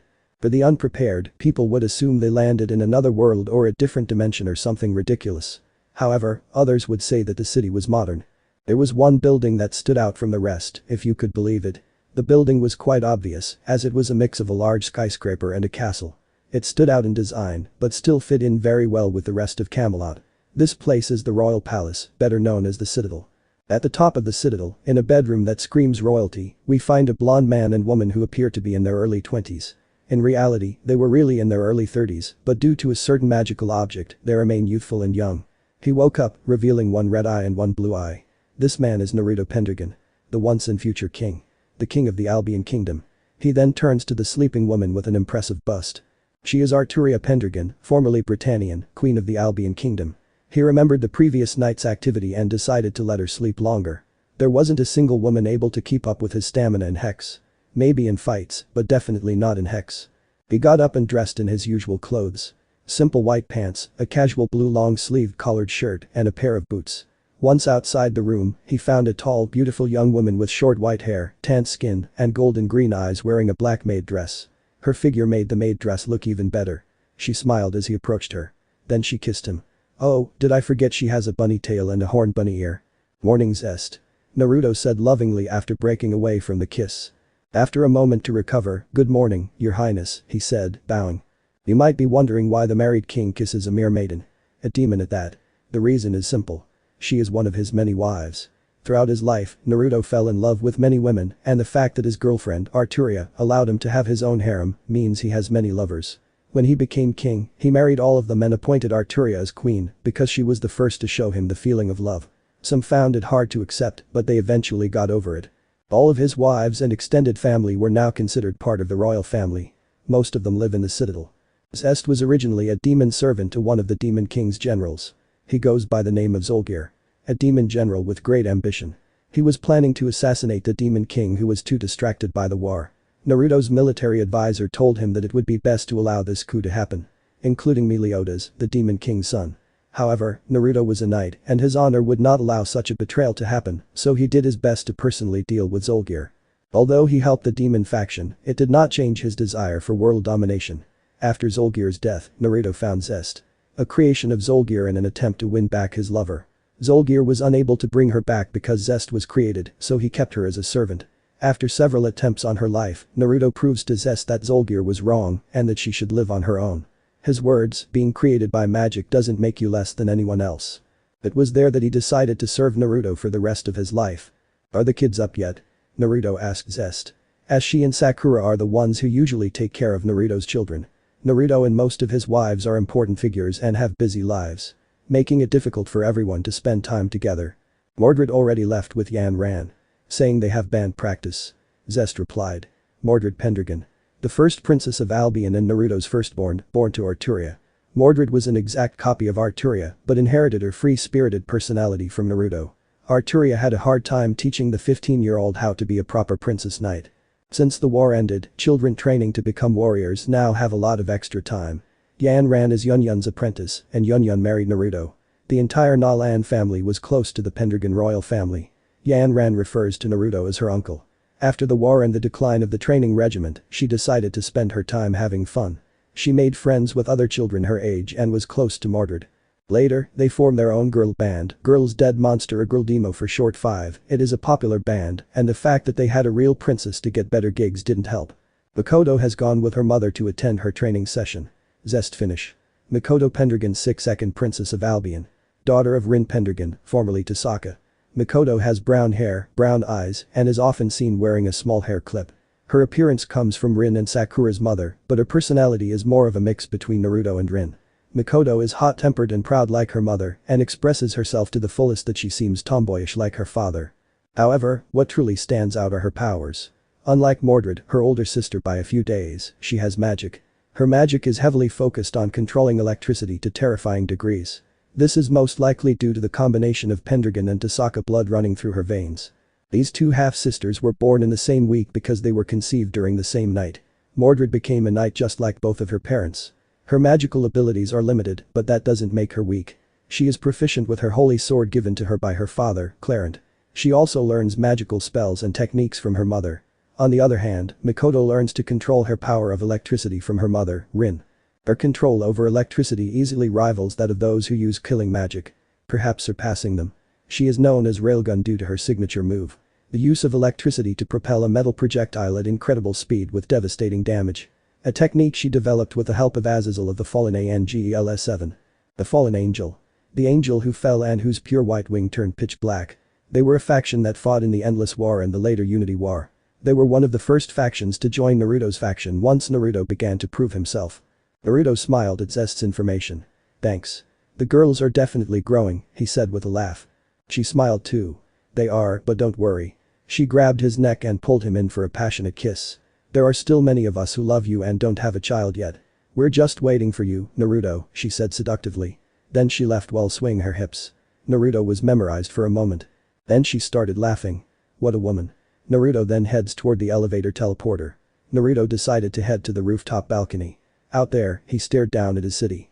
It's hard to believe this was once a wasteland. Naruto thought aloud. To know what Naruto meant, we must start from the beginning. 15 years ago. The moment the history book declared was the Unity War. Something he could agree with. After all, he was there for the first battle. The battle with Acnologia. The most feared being in the world. Acnologia attacked the holy city of Geomaa. Naruto, along with the city's defenders, fought valiantly against Acnologia. A battle that was considered a victory. Well, a Pyrrhic victory. The city was destroyed and many people died. However, they survived, and that had never been heard of before. After the battle, all the survivors headed to Camelot, where they were welcomed, and Naruto returned to take over his kingdom. Of course, news of their survivor spread. The story only contributed to Naruto's reputation because he was the prophecy of the once and future king. There was the simple fact that no one survives a trilogy. Period. This news earned the attention of everyone in the West. The Black Dragon terrorizing the world couldn't wipe out a city. It was unheard of. The only time this happened was when Acnologia challenged both Drake and Albion. He was able to match one of the celestial dragons, but not both. Surviving Acnologia is a sign of great power. A power that made everyone focus their attention on Naruto Pendragon and Camelot. Naruto began mobilizing his army to protect all of Camelot and the territories adjoining them. Before any real large-scale battle, something unexpected happened. Much awaited by Camelot's court magician Merlin. The Angel faction came to Camelot and offered their full service to Naruto. As the once and future king, the hero chosen by God to guide humanity, the angels went to serve the one favored by God. Angels are a unique creature. They are creatures created by God. To serve God. One day, God decided to separate the spirit and body of the angels, sending the bodies to the mortal world, leaving the spirit in the afterlife. They were sent to learn about life and live on their own. Although they live among them, they still hold on to their love for God, so their knowledge of God's prophecy meant a lot to them. The first major battle, not including the battle of the holy city of Geomaa, was with the Devil faction. A faction that originally came from the angels. Like the fallen angels, the demons fell, but they became more twisted and dark. Lucifer, the first to fall, led his followers to start their own faction that will be known as the Devil faction. Their power was so great that they managed to create their own dimension like the angels. They created their own version of the underworld like the angels created a replica of heaven. The fallen angels lived on earth with the rest of the race. The reason why the demons were not as powerful as their counterpart that God created, the devils, was due to their own internal problem. They mainly fought among themselves like demons, but much more. Demons are creatures of darkness, but devils are creatures of sin. The battle was a success for the United Army, Naruto's army. The demons lost many of their kind and retreated to the underworld. The next battle was one the United Army lost. They faced a massive demon invasion. The demon clan lost heavily, but won in the end. In turn, they gained a significant amount of territory and races under their control. After the loss where Naruto was regrouping his generals, the Sontaran Empire sent their greatest general, General Esdeath, to attack the weakened Camelot. A battle that Naruto, Archangel Michael, his friends, and the 7 deadly sins countered by themselves. They force Esdeath's army to retreat. From that day on, Esdeath fell in love with Naruto due to his brilliant tactics and his power. A day in which she swore to make him hers. Before Naruto faced any more danger, a few more factions decided to join Naruto. Azazel and his fallen angel were one faction that joined. They may have fallen, but they were still angels and had some love for God. Most of the Grigori leaders were tired of all the war and deaths, so they joined Naruto's attempt to end the war. Of course, there was hope that his father wasn't wrong about Naruto. The other faction that joined were the fairies and a few more territories that once belonged to the Geomaa Empire. With the destruction of the Geomaa Empire's capital, the entire empire fell apart. With his newfound strength, Naruto and his generals were able to launch multiple attacks and invasions. They struck against both the Demon Clan and the Devil faction. Their weakness is light magic, a form of magic that is common among angels and fallen angels. Naruto led a campaign to reclaim the rest of the Geomaa Empire that was claimed by the Sontaran Empire. Eventually taking out the empire itself. Not without help, of course. Naruto encountered the assassin from the sacred city of Geomaa. It was the empire's best assassin, Akame. Akame of the demon. Her blade, Murasame, is a demon blade with the ability to kill with a single slash. The blade has a powerful curse in which one slash will send a lethal poison to the person cut by it. Naruto switched to Akame and she fought for him. She along with others who were tired of the empire's oppressive nature, fought against it and fought for Naruto. During the campaign, Akame fell in love with Naruto because he was able to change her sister's mind and save her from her deteriorating body. On the final day of the war against the Sontaran Empire, Naruto challenges Esdeath to single combat. A challenge she lost, and she was imprisoned by Naruto. After the successful war against the corrupt empire, more people joined Naruto. It was actually bringing hope to the people. Many from the Yokai faction joined Naruto, and surprisingly, an old friend joined. Taka Kirishima, the first ghoul Naruto met. She was the leader of a large group of ghouls that was part of the reformist faction of their race. Then came an attack from the ancient Dukai clans. These ancient clans possessed blood belonging to the early Dudai, a rank where the person becomes a mortal god. Anyone who had the blood of a Dudai running through their veins became very powerful, very quickly. These being the ancient clans. An attack led by Xiaoyan and his wife Shun'er. The battle was intense, but with the help of Yunyun, they managed to drive them off. The battle would continue for the rest of the war. Eventually, Naruto managed to change Xiaoyan and his wife. They were raised to hold on to the old ways, but Naruto convinced them that the world would change with or without them. Along with a host of clansmen from the Gu clan and Xiao clan joined. It soon came that they surrendered. When someone surrenders to Naruto, they neither die nor are imprisoned unless they have committed a serious crime.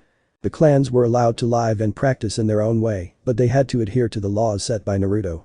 Later, Naruto and Satanta formed a powerful friendship with Xiaoyan. These three became best friends. They were commonly referred to as the Three Idiots by their friends' family or the Three Stars of Camelot by the public. Battle after battle. Lost after lost. The war dragged on for years. Many began to lose hope for an end to the endless war. Eventually, Naruto decided to reconsider his prisoner. Naruto managed to turn a good number of them around, including Esdeath. She and all the other reformed monsters led Naruto's army to victory against the remaining factions that refused to change, the Devils and the Devil Clan. However, the Devils faced a civil war as people wanted to end the war and join Naruto.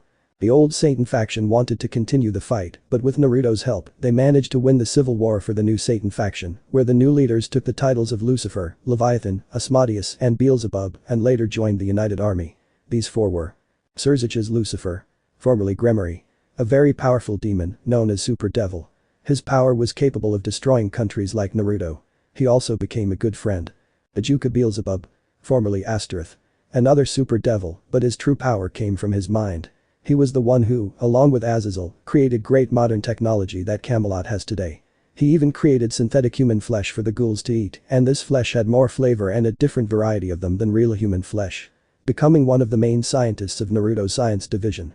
A division that helps build the education system. With his help, Naruto created an education system where all children were required to attend school at the age of 4 for 7 years. There they learn English, math, science, history, etc. Later they choose where to go at age 11. To go to a training school for magic, knight, Dukai, etc. or a normal school where they continue to learn more. This education system gave children the opportunity to be safe and happy while learning about the world. Something that Naruto did not have at the Shinobi Academy where they mainly thought about how to be a shinobi. Shinobi taught nothing unless it involved how to be a shinobi like biology to know how to kill. Albio Asmodeus, formerly Glacial Ebolas. He's not a super devil, but he's a strategic genius who won many battles for the new Satan faction and later for the United Army.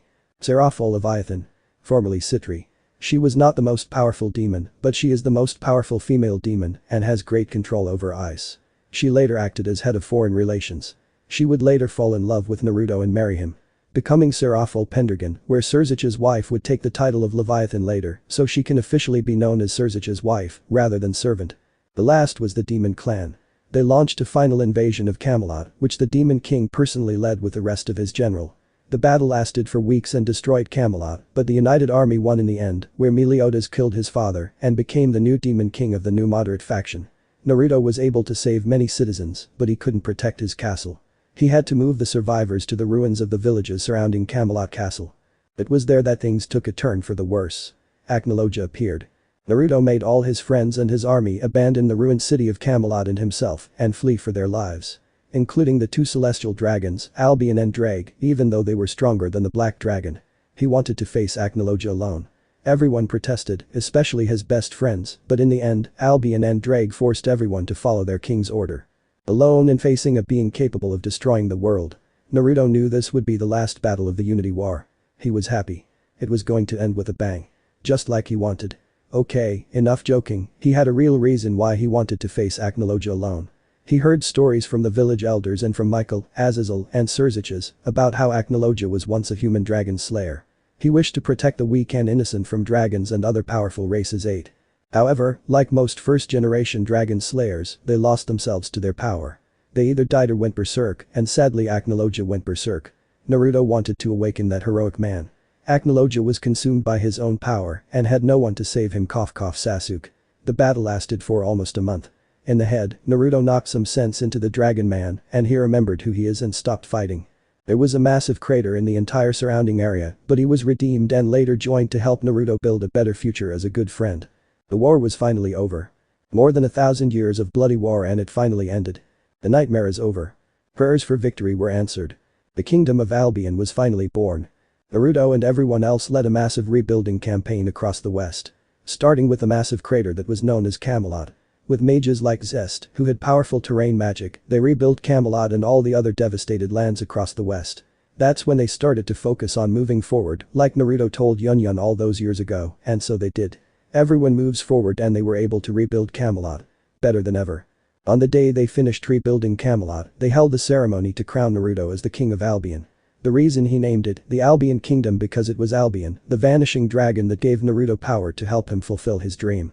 Naruto then uses Drake as the symbol of his kingdom and red as the color of his knights. Even the Pendragon crest. It's been a very long journey.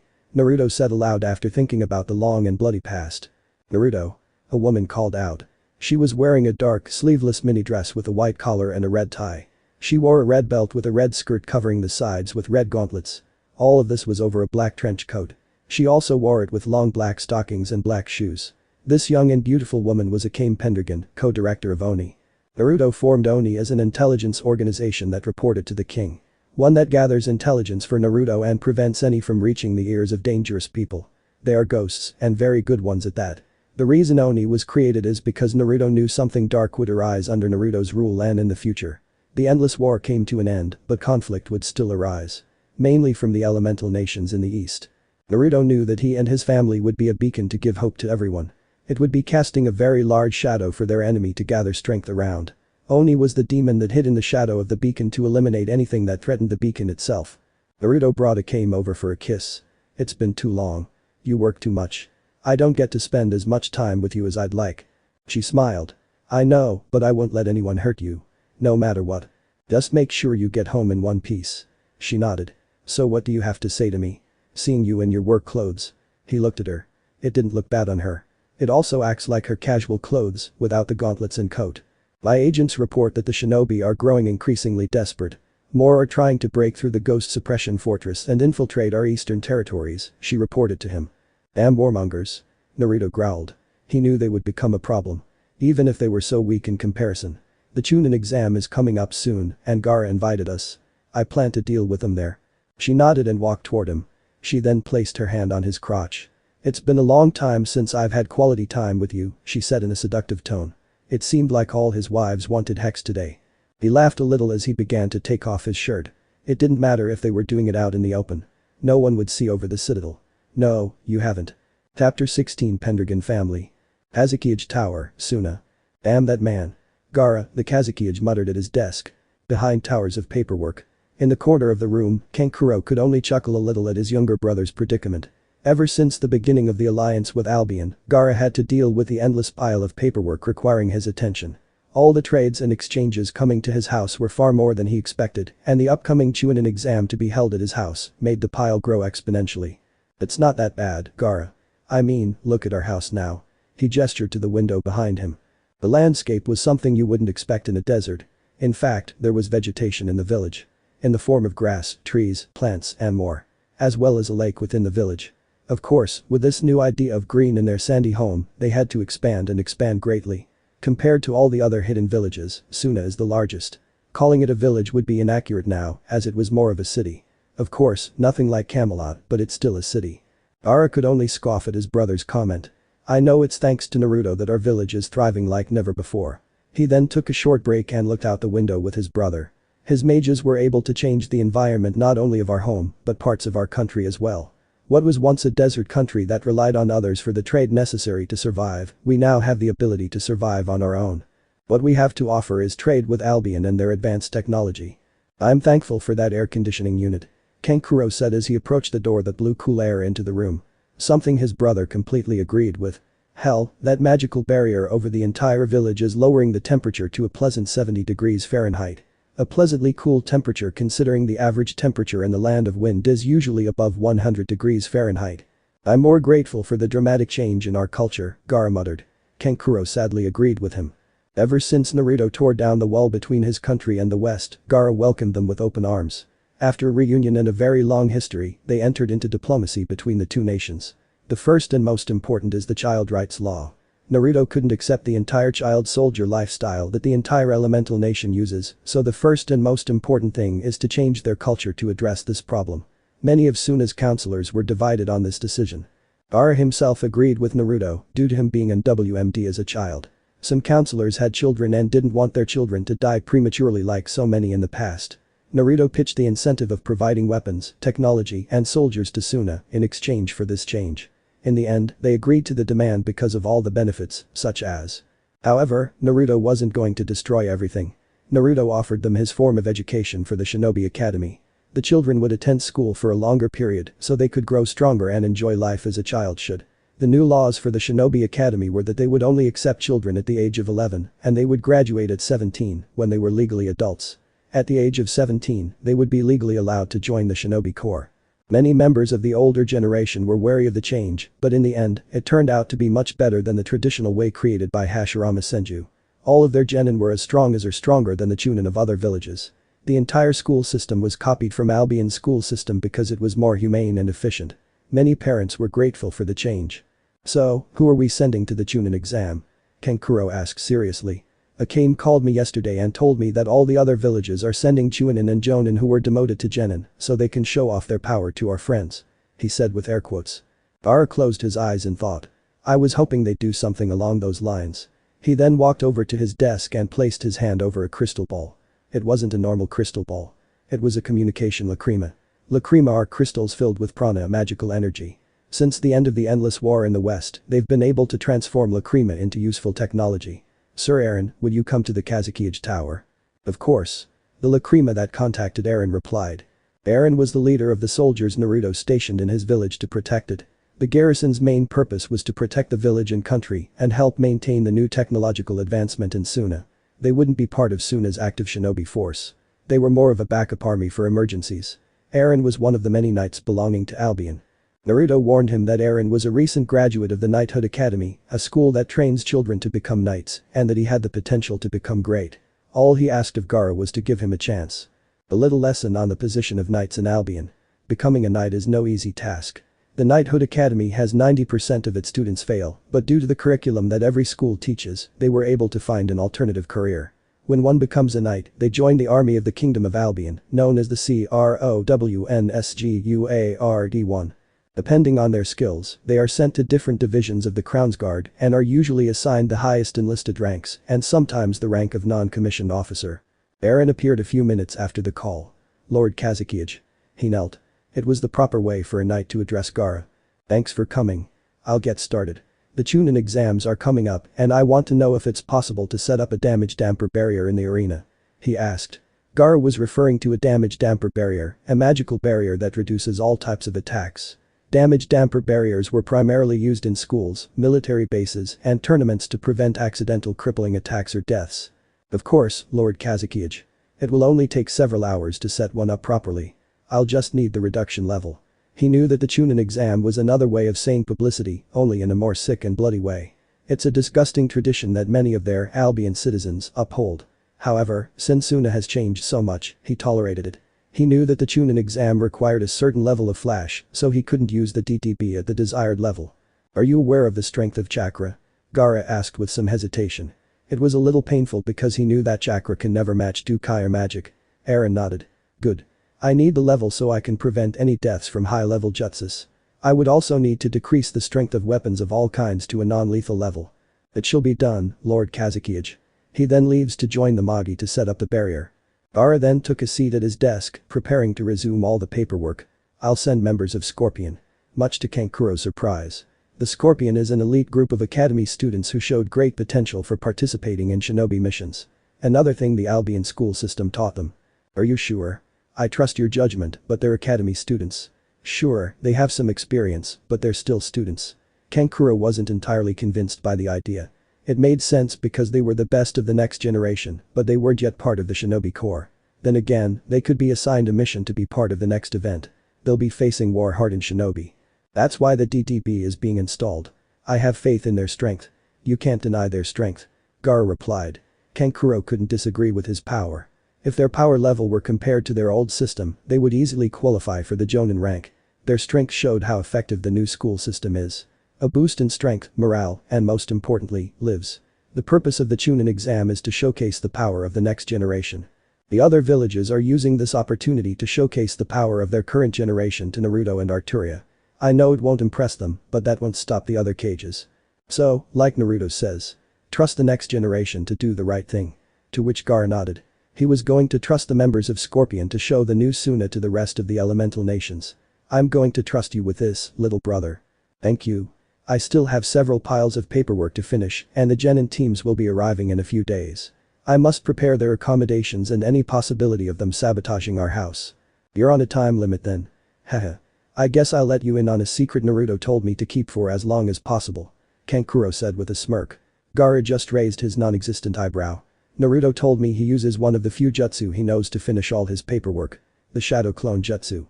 Apparently, clones send memory back to the original, so having clones do paperwork isn't much different than doing yours. A wave of sand appeared behind Gaara. Kankuro booked it after seeing his brother angry. That bastard. Gaara said grimly. A few days later.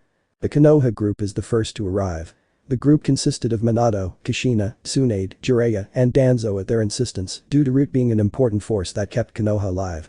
Along with an escort of Konoha shinobi to protect the VIP. The genin who are destined to participate in the exam are the Konoha 12, Mito, Sasuke, Sakura, Lee, Niji, Tenten, Shikamaru, Ino, Choji, Shino, Kiba, Hinata, and additionally the Danzo 12, Sai. All of these genin fought in the ongoing war. Compared to the average genin, they will be significantly more powerful. Something that they planned for. Suna really has a change. Kushina commented as the large group was now within sight of the village hidden in the sand. What kind of buildings are those? Kiba shouted as he pointed toward the few skyscrapers. One that excludes the village symbol to act as the Kazekage Tower. That thing is huge. You can touch the heavens if you reach the top. Almost everyone nodded in agreement. Danzo's clutch is the toughest rod. Jealous of his newfound power. Soon, Konoha will no longer be the weakest, but the strongest after we steal everything we can from this worthless village, he thought grimly. He has plans for his stay in Suna, and he'll be making the most of them. Can you feel that, Minato? Jiraiya whispered to his student.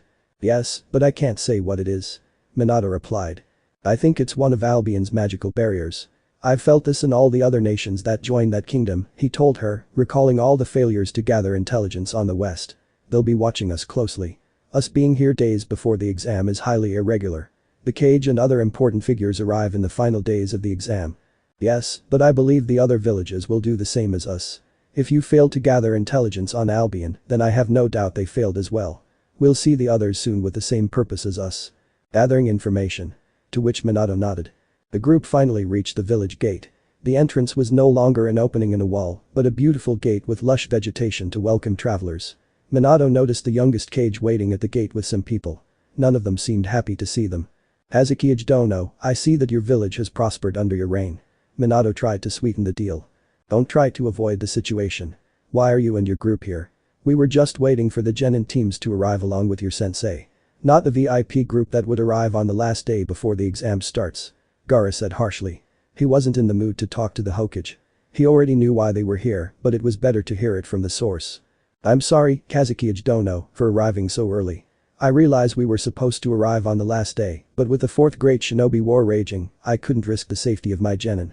Minato gestured to the genin. We're simply here to protect you from a possible attack. He came up with the excuse for the irregular arrival.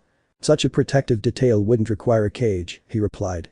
As would the rest of your S-rank shinobi. Only a few would be needed. True, but Konoha wouldn't allow its own people to be in danger. Something Kankuro scoffs at. My wife, Tsunade, Danzo, and Jiraiya came as protection. We can't allow any harm to come to them on their journey. Kankuro decided to comment on her excuse. Then Naruto would still be around if that's true. Making Kushina, Mito, and Hinata flinch. Naruto was a very sore subject for them. However, Minato saw Naruto's death as being for the good of Konoha and was proud that his banishment and eventual death benefited them. Just a little. No one bought that excuse. Now they're here. You and your escort could return home until the day of the final Chunin exam. Which will be in a month. There was a long gap for many worthy people to make time for that day. Minato gave a nervous smile. I was hoping you'd let us stay. Suna used to be an ally of Konoha. So did the Uzumaki clan. He interrupted. The Uzumaki clan is still alive. Kushina shouted. Angry at his involvement. I'm sorry Ms. Namikaze, but I'm speaking of the clan that forms your own village. The same village that allied with Konoha and fell when Konoha refused to aid them in their greatest need. It was one of the reasons I broke off our alliance because I and many on the council felt that we would not receive aid from you when a much stronger village that had more to offer Konoha could not receive aid. Causing many, but a few in the group to look down in shame. It was that fool, Hiruzen, who failed our allies. shocking everyone because it was Danzo who came to their rescue. During the Second Shinobi War, he prioritized focusing the war effort on the Land of Rain so that the war would not reach the Land of Fire. However, the war reached the Land of Whirlpools, and our forces were concentrated on the other side of the elemental nation. Its destruction was inevitable. He answered as vaguely as possible and blaming his old friend. Tsunade and Jiraiya were getting very angry at the man with the bandages. They knew that was partially true, but they also believed that he, Danzo, had something to do with it as well. That may be true, but I still don't see any reason why you should be allowed to stay. As a Kage, your schedule must be much busier than mine because of the war. Gaara told them emotionlessly. He knew Danzo was good at shifting blame. It's courteous of you to allow us to stay, Danzo replied, taking a step forward. Gaara only raised his eyebrow at this action. We are ninjas, he told the old man. That was more than enough explanation. Courtesy is not part of being a shinobi. A long silence stretched for a few minutes after that statement. Danzo seems very frustrated, but not at her words. At something else. However, what it means to be a shinobi is different in Suna now. We have evolved from what the first Hokage created. We are better. He swiped at them. The comment obviously affected them as many of them were angry and looked ready to fight. I will allow your group to stay until the end of the exam, but now that you are absent, your village will suffer without its leader. Minato looks happy with the outcome. Fear not, Kazekage Dono. I have faith in my people. The will of fire is strong within them. The door began to open to admit the guests. However, they were greeted by a man with long white hair. The man wore a simple pair of dark dress pants and a white collared dress shirt, fully buttoned with a blue tie hanging from his neck. Over this, he put on a trench coat with a white trim. On his trench coat was a black symbol in the shape of a strange shield with a knight in the center, and surrounded by swords too. His facial expression gave off a feeling of strictness and professionalism. I have an objection to this act of kindness, Lord Kazekage. The man spoke as he walked toward the group. The Konoha group didn't recognize his accent. A few deduced he was from the west. Invul. Why do you object to this action? Gaara asked the man now known as Invul. He finally approached the group outside the door. Many of the Suna shinobi stiffened and stood up straight, as if they knew exactly who this man was. He bowed slightly to Gaara, one arm crossed diagonally across his chest. I don't disagree with your action, but I do disagree with one of the people you're allowing entry. Are you talking about the Toad Sage? Gaara asked, causing said toad to stiffen. He was planning to gather information, which could be potentially dangerous. Of course, Oni was already ahead of him. Invul shook his head. I speak of the shinobi of darkness. He looked at Danzo. Danzo didn't hesitate as all eyes were on him. I'm sorry. It's rude of me not to introduce myself. I am Invul Yura III, one of the Kingsglaive of the once and future king. Also one of his personal advisors. Surprising the entire Konoha group as they didn't expect to see someone so high up in the Albion Kingdom's government. After several seconds, the news faded. Is the Kingsglaive a special force, like Anbu, of the Crown's Guard? Jiraiya asked. He had managed to gather information that the Crown Guard was a standing army with the sole purpose of protecting the Albion Kingdom. Unlike shinobi, who only served as a protective army when the village was in danger or when the daimyo declared war on another nation that required their help. Shinobi acted as mercenaries, assassins, and even prostitutes at all times unless those conditions were met. Invul shook his head once more. You are technically incorrect. The Kingsglaive are an elite fighting force that serves the royal family. It is true that we have great influence in the Crown Guard, but the Crown Guard is meant to protect the kingdom, while we serve and protect the king and his family. Only the strongest are allowed to join. Then he approached Danzo. He remains wary of him. If a sensory-type shinobi were to focus on Danzo, they would be able to sense a chakra fluctuation in Danzo's bandaged eye. I understand how you feel, Invul, and I understand that you're doing your duty, but my answer is final, Gaara told her. He wasn't going to reverse what it means to be a shinobi. As you wish. Invul sighed in acknowledgement of Gaara's action. He quickly raised his hand and cast a spell, and an ice collar appeared around Danzo's throat. Forcing everyone in the Konoha group to take a stance because they believed they're about to be attacked. Some of the guards lunged at Invul. Gaara and the others didn't react. They knew that if Invul wanted to finish them off, none of them could stop him. He was simply too powerful. In an instant, everyone turned freezing cold, and the few shinobi guards who had rushed Invul were frozen in midair. They soon collapsed and shattered into millions of pieces. The action shocked all of Konoha's shinobi, so they reacted by forming a defensive circle around the VIPs. All of them had facial expressions of pure shock and fear. Such an ice attack had never happened at this level. It was simply impossible to create such feats in an instant with any ice jutsu belonging to the dead Yuki clan. However, Invul remained unfazed throughout the entire counterattack. He seemed to have expected this to happen. He then turned to Gaara, unblinking at the dead shinobi he had just killed. I'm sorry, Lord Kazukiage, but I can only agree to this course of action if the ice slave is launched at the Shinobi of Darkness. With that, he walked inside, ignoring everyone. Danzo fell to his knees as he began clutching his head with his one free hand. Several shinobi went to his side to check on him. What is the meaning of this? Is this an attack against us, Kazukiage? Minato yelled at Gaara as he looked ready for a fight. Along with a few others ready to back him up. Are you going to allow the death of my shinobi to go unpunished? That's a declaration of war for us. Gaara didn't seem fazed by the accusation. I apologize, Hokage Dono, but I won't do anything because it was the actions of your shinobi that led to their deaths. Invil was only defending themselves. If you have the desire to drag my village into your war, that means you'll drag the other Albion kingdom into this war, since they are our allies. Causing his leadership to freeze at the thought. The annihilation of a large battalion of Iwa shinobi was still fresh in his mind. Minato could do the same, but the difference is in the way they died. Minato simply teleported every kunai in the area to kill them all, while the West would use their airship to bomb them into oblivion. Ariel's war would surpass his teleportation because he simply couldn't throw his kunai that high in the sky, while they would bomb his village without breaking a sweat. My hands are tied. What do you mean? You're the Kazukiage. Sakura shouted angrily. A cage was supposed to have control over their shinobi. Clearly, she doesn't understand the shinobi political system. That man isn't a shinobi. He's not part of Suna, so I have no control over him.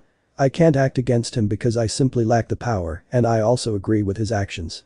Gaara replied, surprising them all. You clearly don't know who you were dealing with. Kankuro approached with a smug smile. Happy to see them put in their place by Invil. Invil is part of the Kingsglaive. The weakest member of the Kingsglaive has the power to single-handedly destroy an entire military nation. Provoking more fear in them. Invil is one of the strongest in the group. Danzo stood up and tried to speak, but couldn't. He finally decided to ask a simple question instead of a convoluted speech to verbally attack Invil and Suna. What did you do to me? He demanded angrily. Invil cast Ice Slave, Gaara replied. He wasn't entirely sure why he cast that spell, but he knew that Danzo was dangerous enough that allowing him into his village for a month could be extremely detrimental to his village. This was probably the best way to go without a 24/7 surveillance team for a little over a month. It's a magic spell that suppresses one's free will. However, it could be altered to a certain extent. If I had to guess, Invil altered it so that any attention to harming my home or the West will lead to losing the ability to form any coherent thoughts. He looked at Danzo, who looked absolutely furious, but he couldn't say or do anything. I hope everyone enjoys their stay in Suna. Please don't cause any trouble, or Invil will be forced to intervene. I say the Winter General left you alone, Kankuro commented, referring to Invil's title. After reading the Kingsglaive's biography, he knew he was a master strategist and one of the strongest ice mages. Then he began to walk away. Wait. Jiraiya shouted. Kankuro turned to see everyone starting to assume a less aggressive stance, but anyone could tell they were terrified to the core by Invil's power. If Kingsglaive serves the king, why is he here? The king isn't supposed to be here for another month. It was simply too early for the king's protection to be here as early as they were. An advance party could be planned to secure Suna so the king wouldn't be in danger, but Jiraiya had to be sure. Haha. So you realize that? Kankuro said with a sheepish laugh. The reason she's here is to protect Gaara and me. Confusing the genin, the others understood immediately. You see, we're now part of the royal family due to Temari marrying the king. Surprising everyone. You could hear someone saying troublemaker in the background. An arranged marriage? Kushina asked. He seemed angry at the thought, but it was a bit hypocritical considering Konoha practiced such an action. Kankuro shook his head. No. Temari is Suna's ambassador to Albion. She eventually fell in love with the king, and he married her. Jiraiya started laughing wickedly as he began writing in his small notebook. Only for Tsunade to hit him. He then recovered and became serious. Any information about the once and future king is useful to them. So the king married her for power. So she's the queen. He shook his head once more. Not in both cases. The king has already married many women, but from what I understand, they all fell in love with him while fighting together in the War of Unity. Unity War? Minato asked, as it was the first time he'd heard of it. He'd learned that the West was in an endless war much like his own, until his predecessor, Hashirama, created a way to end the war. Of course, that backfired, making it far worse than ever. The West is much bigger than the entire elemental nation. There are also so many different species that aren't human, so the king did his best to unite them, instead of conquering them. He called the Unity War because the king did his best to create a world where they can live together in peace. Kankuro replied. He then starts to think about all of Naruto's action during his time around the world. I could understand why the once and future king is worshipped as a god. That man really creates miracles. With that, he left them thinking about what they heard. A month later. Throughout the month, the other villages arrive with their respective competitors. along with the leaders, which only increased the tension due to the war. However, Invil was able to keep all the cages at bay after a small demonstration of the Winter General's power. The entire shinobi village began gathering as much information as they could from the west and were successful. Bookstores, theaters, convenience stores, heck, even toy stores. They were all a source of information due to the intense trade that was taking place with businesses in the west and in Suna, where many products and their history were being highly valued in Suna. Overall, if this weren't a mission for shinobi from other villages, it would be a nice vacation. However, there was one person who was absolutely furious with the situation because he wasn't able to do as he pleased, and his constant failure to get rid of a certain ice collar only increased his hatred for the West. Said angry man grew tired of not being able to do anything and left the day after receiving the ice spell. However, the cages and other high-level shinobi were extremely skeptical about the information. The talk of demons, devils, angels, yokai, ghouls, and more sounded like a fairy tale. However, things change when some snake men appear in Suna. Shocking and frightening many shinobi. It seems like there was truth in them, but that scares them more. All the stories sounded like battles between gods, and they were planning to manipulate a god. What shocks people the most, in a reasonable sense, is the Chunin exam because it's usually the home village that has the most genin in the exam, but there were less than a dozen shinobi, and they were all academy students. Of course, they were informed that these students were all part of the elite students, the Scorpions. All the other shinobi participating in the exam looked down on them and made fun of them because of their age. Most of the students were 16, but by the standard of the shinobi system, you should be a chunin at that age, but they were still students. That angered the elite students, but they remembered their training and knew it was better than theirs. They just lacked experience. Something that was only given to them under supervision. When the exam started, everyone was in shock. While their own students failed and some died, all of the Scorpions passed the exam. Hell, this year's finals were going to be the biggest due to the large number of genin passing. The finals were only a few days away, and word was that the king and queen would arrive today. That meant a massive gathering on the main road leading west, as they would be arriving by car. Everyone wanted to see the king and queen of the west. Of course, the other cages and shinobi were among the crowd, as they weren't allowed to be part of the Suna greeting group, which consisted of Gaara, Kankuro, some important members of Suna, such as the older brothers, some Albion knights, and Invil. On the horizon, everyone could see an object trailing dust. The object caused a lot of confusion due to the crowd not knowing what it was. However, Gaara and Kankuro knew what they were. They were a vehicle, called a car. Such things were common in Camelot and other cities and were usually used for transportation of the general population. However, this car was not the general cars you see every day. They were the very definition of luxury as the beautiful convertible Ford drew closer to the village. It has a black color with a red dragon design on the side. The car is the most expensive car currently on the market and only the richest can afford it. As it got closer, many people could see the occupants inside both cars. In the black car, a beautiful blonde woman with a rather large bust and emerald eyes sat in the passenger seat, while another beautiful woman with long red hair and golden snake eyes was driving the car. In the back seat were two girls who appeared to be 15 years old. One looked like a younger version of the blonde woman, but here the outfit looked nothing like the older blondes. The older blonde wore a blue dress and a golden crown that screamed royalty, while the younger girl wore a long red coat with red trim and black shorts. To top it all off, she wears a red scarf and her hair was in a ponytail 5 overall. She looks pretty normal compared to what appears to be her mother. The last girl has brown hair and eyes. She also has a small hair clip and was wearing a tan shirt with a black skirt. It was clear that the blonde woman was the queen. However, because the entire group was female, that raised a question. The two finally arrived in front of the welcoming party. The blonde woman got out of the car with the two children in the back, following her example. The greeting group bowed. "Welcome to Suna, your majesty, Lady Medusa." Gaara greeted them. Then he noticed one person missing. "Is the king not coming?" he asked. The queen, Arturia Pendragon, could only manage a strained smile. "My husband had other matters to attend to, Gaara." "Business?" Gaara asked. "That idiot got dragged into Seraphal's TV show." The red-deeded woman, known as Medusa, spoke up. It was then that the other passengers in the other car joined them. "Magical girl, Seratan?" Kankuro asked. Due to his and Gaara's relationship with the royal family, they knew all of her known extended family members. Seraphal is an eccentric demon with a love for entertainment. With her position as one of the king's wives, she started a children's show, known as Magical Girl, Seratan. The show is a hit with many children around the world. To which both women nodded. Invil took a good look at the car they arrived in and had only one question that needed addressing. "Lady Medusa, isn't that His Highness's car?" Her eyes sparkled with a hint of mischief. "Of course it is. I consider this a fitting punishment for him for missing this event." She knew he would be absolutely furious at losing his baby as he often called the car. The king won't be happy about that, Kankuro told him. During his time in Camelot, he knew Naruto spent a lot of time in that car and didn't like anyone messing with him. Ha! As if dad would do anything. The young blonde screamed. Princess Mordred. Invil approached and bowed to her, then looked at the other girl. Princess Mikoto. He also tied a bow around her neck. Sup Invil. Mordred greeted casually. Mr. Invil. Mikoto greeted respectfully, unlike her sister. I think it would be best to continue this inside, Arturia announced, starting to head toward the village. The group followed suit. Medusa tossed the keys to Invil. Try not to scratch the paint. He wouldn't want my husband to get angry, she said with a laugh. Invil knew how angry the king would be, but he wouldn't do anything serious because of his love for his entire family. He sighed and handed the keys to one of the knights to transport him to safety. The crowd tried their best to get their attention throughout the conversation, but they were clearly ignored. The shinobi were able to hear when their hearing improved. The crowd began to disperse. Konoha hotel room. In the room are the Hokage and his wife, along with their teachers, Jiraiya and Tsunade. The other Konoha shinobi were either in their own rooms or resting before the big day. The other cages probably followed their example. Was there any information you were able to gather? Minato asked the group, as gathering information when the royal family arrived proved fruitless. Jiraiya looked solemn. Not as much as I can. Any information I look for directly on the king is missing.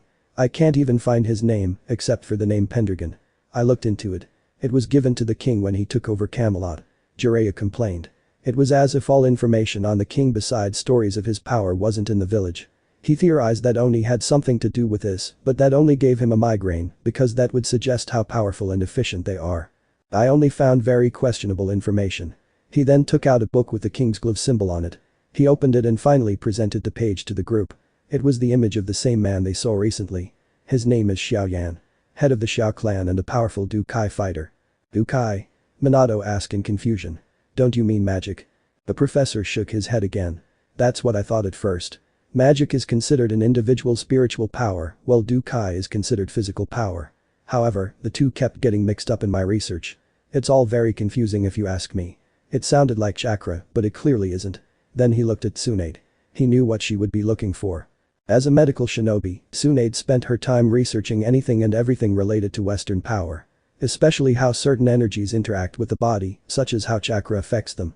I haven't spent enough time to gain a full understanding, but I understand the basics of each. I can see some similarities with chakra. Magic works similarly to how chakra works. Mages have a magical container in their body like our chakra coils. They then use ether nano, or magical particle energy, to fuel their magical spells, much like how we fill jutsu with chakra. The only real difference is that chakra is the physical and spiritual energy of our body, while magic is purely spiritual. How is he so powerful? Jiraiya asked. With his few encounters with Oni in the elemental nations and his attempt to infiltrate Albion's territories in the east, he was overpowered by its mages. He only escaped due to his experience with such situations. I can't be sure, but from what I've read, physical energy weakens spiritual energy because spiritual energy is too much for us. On the other hand, mages can handle that power, he said grimly. Then Minato's face lit up. If that's the case, that means we have the opportunity to use magic. If we can learn to separate our spiritual energy from our physical energy, we can use magic. He was already thinking that this information could save Konoha. Tsunade shook her head. Don't get ahead of yourself. It's not that simple. If we're going to do that, we'll get a powerful genjutsu. What do you mean, Tsunade-sensei? You said magic is purely spiritual energy. How come we get genjutsu instead of magic?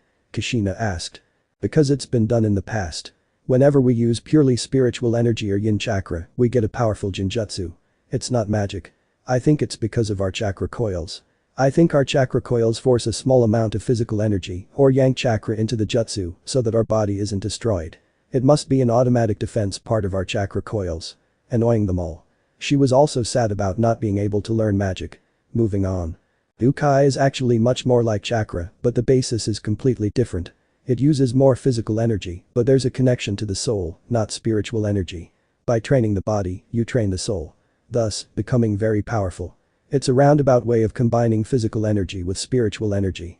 Then there's the power level system and the abilities from them. Apparently there are levels and sub-levels for a Dukai fighter. You start as a beginner. After training, you would have to level up 10 times, then you would become a practitioner. That's where you can start using the power. After ascending to the next stage, you would gain an immense display of power and a new ability. It could be forming armor with your Dukai, forming wings, teleportation, etc. In his eyes, Dukai was much simpler, but as he read, the training was both physical and spiritual. You need things like meditation, body conditioning, connection with life and nature. Overall, it was similar to Senjutsu training, but much more difficult, but with more benefits. You start as a beginner. After training, you would have to level up 10 times, then you would become a practitioner. That's where you can start using the power. After ascending to the next stage, you would gain an immense display of power and a new ability. It could be forming armor with your Dukai, forming wings, teleportation, etc. In his eyes, Dukai was much simpler, but as he read on, the training was both physical and spiritual. You need things like meditation, body conditioning, connection with life and nature. In general, it was similar to Senjutsu training, but much more difficult, but with more benefits. You start as a beginner. After training, you would have to level up 10 times, then you would become a practitioner. That's where you can start using the power. After ascending to the next stage, you would gain an immense display of power and a new ability. It could be forming armor with your Dukai, forming wings, teleportation, etc. In his eyes, Dukai was much simpler, but as he read on, the training was both physical and spiritual. You need things like meditation, body conditioning, connection with life and nature. In general, it was similar to Senjutsu training, but much more difficult, but with more benefits. You would gain an immense display of power and a new skill. It could be forming armor with your Dukai, forming wings, teleportation, etc. In his eyes, Dukai was much simpler, but as he read, the training was both physical and spiritual. You need things like meditation, body conditioning, connection with life and nature. Overall, it was similar to Senjutsu training, but much more difficult, but with more benefits. You would gain an immense display of power and a new skill. It could be forming armor with your Dukai, forming wings, teleportation, etc. In his eyes, Dukai was much simpler, but as he read, the training was both physical and spiritual. You need things like meditation, body conditioning, connection with life and nature. Overall, it was similar to Senjutsu training, but much more difficult, but with more benefits. Let's get back on track. Xiao Yan is currently the leader of the entire Kingsglaive because he is at the peak level of a Dukai fighter, God. Something I don't buy until I see proof. The kid seems weak to me. However, the book talks about him being on the same level as the king in terms of power. How powerful is the king exactly? Minato asked. That's where he grimaced at the question. According to some other books, there was a battle between the king and a guy named Acnologia. Xiao Yan and some others are about the same level as the king and Acnologia. The two fought in the final days of the war. He then turns to Tsunade. Tsunade, do you remember that big earthquake a few years ago? Yes. It killed a lot of villagers and shinobi. We weren't the only ones affected by it. The entire elemental nation was affected. It's a mysterious event. The entire elemental nation would be hit by a huge earthquake and it would be over after an hour or so. Then we'd be hit with another one. It went on for a week. Why does that matter? Her eyes narrowed at him. She really hoped he wasn't implying what she was thinking. Because according to the book, that earthquake also affected the entire West. It affected the entire world. The magnitude of the earthquake would have been too great to affect the entire planet. According to the book and some other sources, the battle between the two took place when the earthquake began. A minute of silence passed. That's impossible. Tsunade screamed as she slammed her fist against the table in disbelief. Shaking the entire world because two people fought is simply impossible. Even with all the Bijuas together, they can't do such a thing. Destroy a country, but without causing a global-scale earthquake. Not for a whole week. Even if that were true, a battle with two powerful beings can't last that long. My grandfather and Madara's battle only lasted 3 days and only created the Valley of the End. There was no natural disaster that came with their battle. Her denial sent a deathly chill down the other two in the room. She wouldn't accept that anyone was more powerful than her own grandfather or that a battle was more devastating than when he fought Madara and the Nine Tails. Hashirama was considered the god of shinobi for a reason because he was capable of such power and destruction. If he was a god, then what was the king to consider if everything he heard was true? Silence fell. No one wanted to continue the train of thought. It would only get worse if they did. Who are the children? Jiraiya asked, wanting to change the subject. Minato took a deep breath after realizing what was being implied about the king. From what I heard, the two girls are the king's daughters, he told his teacher. I heard Yura address them as princesses. I heard about those people from the locals. Apparently, the queen is Arturia Pendragon, the queen of Albion. However, she looks familiar. That blonde brat too. Tsunade thought out loud. Her eyes widened and she took out the bingo book and headed to the Konoha reward section. She then placed the book in front of everyone. It's her. She yelled. Everyone looked at the book and realized in horror. The picture was more than 15 years old and showed a blonde girl with emerald eyes. The picture was almost an exact copy of Princess Mordred. The only difference was the hairstyle and clothes. It became clear to them that the queen was the same girl from 15 years ago. How? Minato yelled. This was really bad. If any Konoha shinobi attack the princess, mistaking her for the lie she created about her mother, it will lead to war with the entire West and most likely end everything they endured. Red. Sacrifice for Konoha and the shinobi world. No matter what. We have to inform our shinobi about this and prevent anything from happening. Tsunade shouted. She grabbed Kushina and ran off in an attempt to prevent a diplomatic incident because Konoha shinobi were known to be fanatical about their village. This can't get any worse. Minato grew. Maybe. Jiraiya muttered. If she's the queen, then Saber is probably the king. Minato realized the implication. His eyes were wide with horror. The king and queen had already known about Konoha and its deception since their last meeting, 15 years ago. How they managed to get past the wall and end the war was irrelevant at this point, but it was clear that an alliance would be impossible due to their own past hostility toward the royal rulers. Things couldn't get any worse. They both thought. It seemed their past actions were coming back to haunt them. All the adults gathered to head to the Kazukiage Tower to discuss their current problems and other issues that needed addressing. The children were allowed to explore the city. Mordred was in charge of looking after his two younger sisters. At first, they enjoyed exploring such a city. It wasn't like Camelot City or Academy City, another advanced city containing the best schools for the privileged and gifted. However, that day ended when a group of Konoha ninjas surrounded them and claimed she was under arrest for desertion. She ignored this, and the children said their goodbyes. Unfortunately, they didn't get the message, so they attacked the group. Mordred and Mikoto easily forced them back. Bastard. Mordred screamed as she punched the Konoha shinobi charging at her younger sister. You think I'm just going to let scum like you hurt Mikoto? During their childhood, during the war, Naruto always told her to be there for her sister. That it's her job to protect her and any other siblings she may have in the future. So, an attack on her family was one of the worst mistakes anyone could make in front of her. Back off, traitor. A shinobi shouted. Father was right about you. You're too stupid to be alive. With that, he summoned a large two-handed sword with a red handle. What was impressive was that he was able to hold such a large sword in one hand, despite its size. Capture her. The leader ordered. Mordred's smile only grew. Mikoto. She called after her. Stay back. To which she did. Mikoto knew that her older sister is a little scratch that, very bloodthirsty. Though she never fought in the Unity War, she did end up fighting and killing at a young age. That problem was something Naruto helped her with by teaching her the importance of life and why it's worth protecting. Besides, he was never okay with killing people. Beating them up, yes, but killing was something he couldn't accept, so it was heartwarming that his older sister was doing something she wasn't ready for. In the blink of an eye, he easily cut them down with the use of prana burst, a technique developed by his mother that allows the user to fill themselves with prana, which would exponentially increase their overall strength. This is all they're capable of. The survivors began to fall back. Some seemed to be preparing a jutsu, but what's going on here? Everyone turned toward the sound of the voice. It was the Queen of Albion and Mordred's mother. The crowd watching the event instinctively bowed to her due to the royal woman's aura. Although she had an emotionless face and spoke in a neutral tone, her eyes held the fury of a lion. A few days later. After the incident involving the attack on the first princess of Albion, Konoha had to face the wrath of the queen. She insulted them for their lack of discipline, way of life, past actions, and gave her general opinion of the Hokage and his shinobi when she hinted that she remembered their past relationship. The most frightening thing Konoha's leadership found was that she did so in a calm tone and with an emotionless face. They felt all the wrath, but she never showed any such emotion. Konoha was given a choice between paying a heavy fine or imprisoning its Hokage. It was an obvious choice. The event made the other village happy because it was obvious that Albion would probably go to war instead of forming an alliance with them.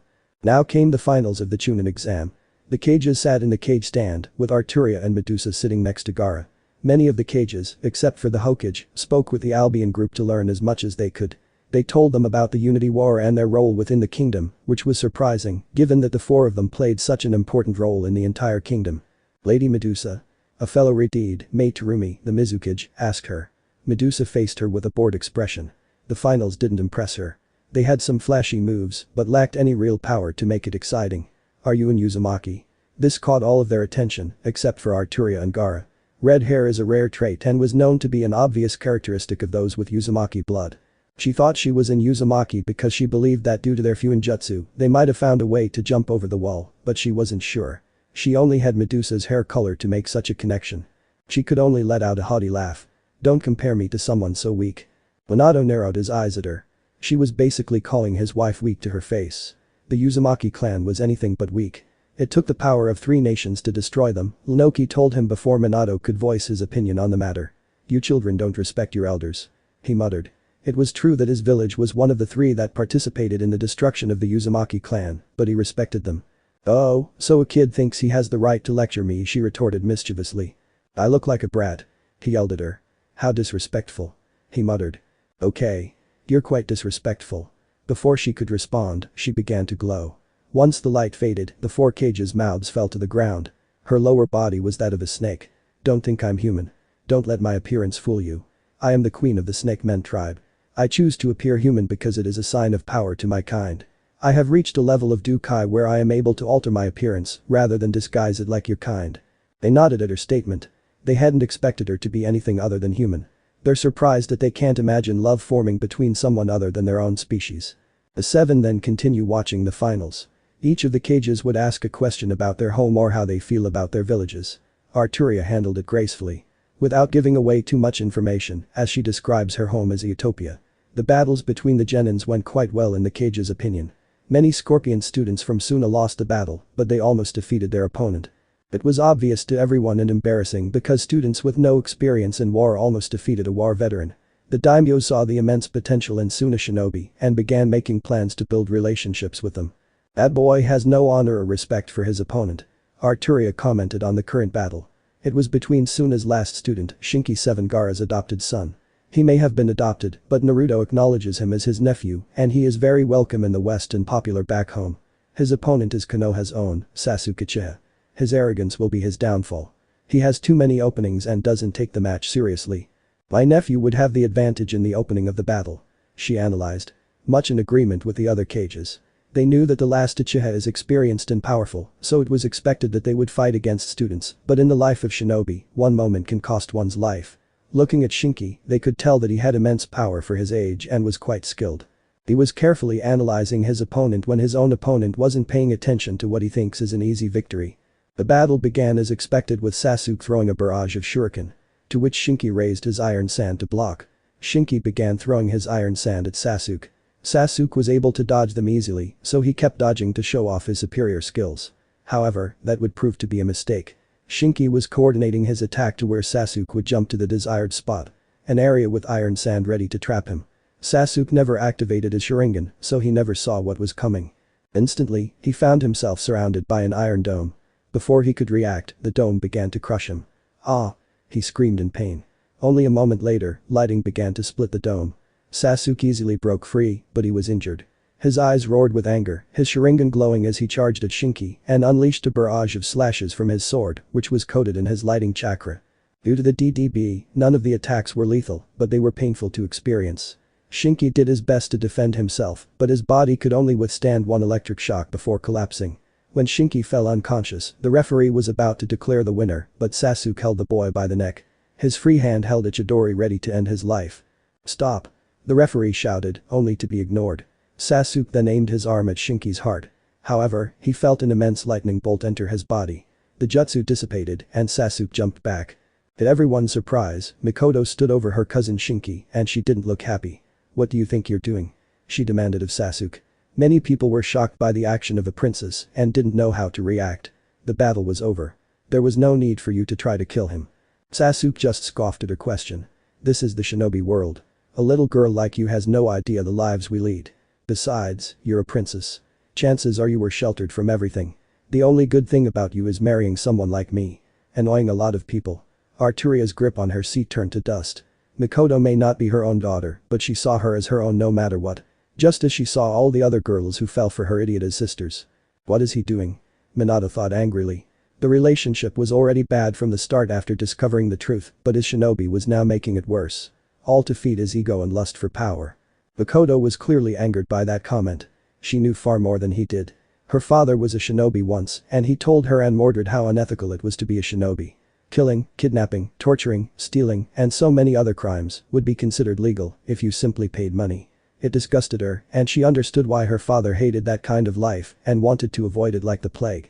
She knew Oni did similar things, but it was toward bad guys, mostly, and they did it professionally and with a valid reason. They didn't do it because they could or were hired, they did it because they have reason to believe they posed a threat.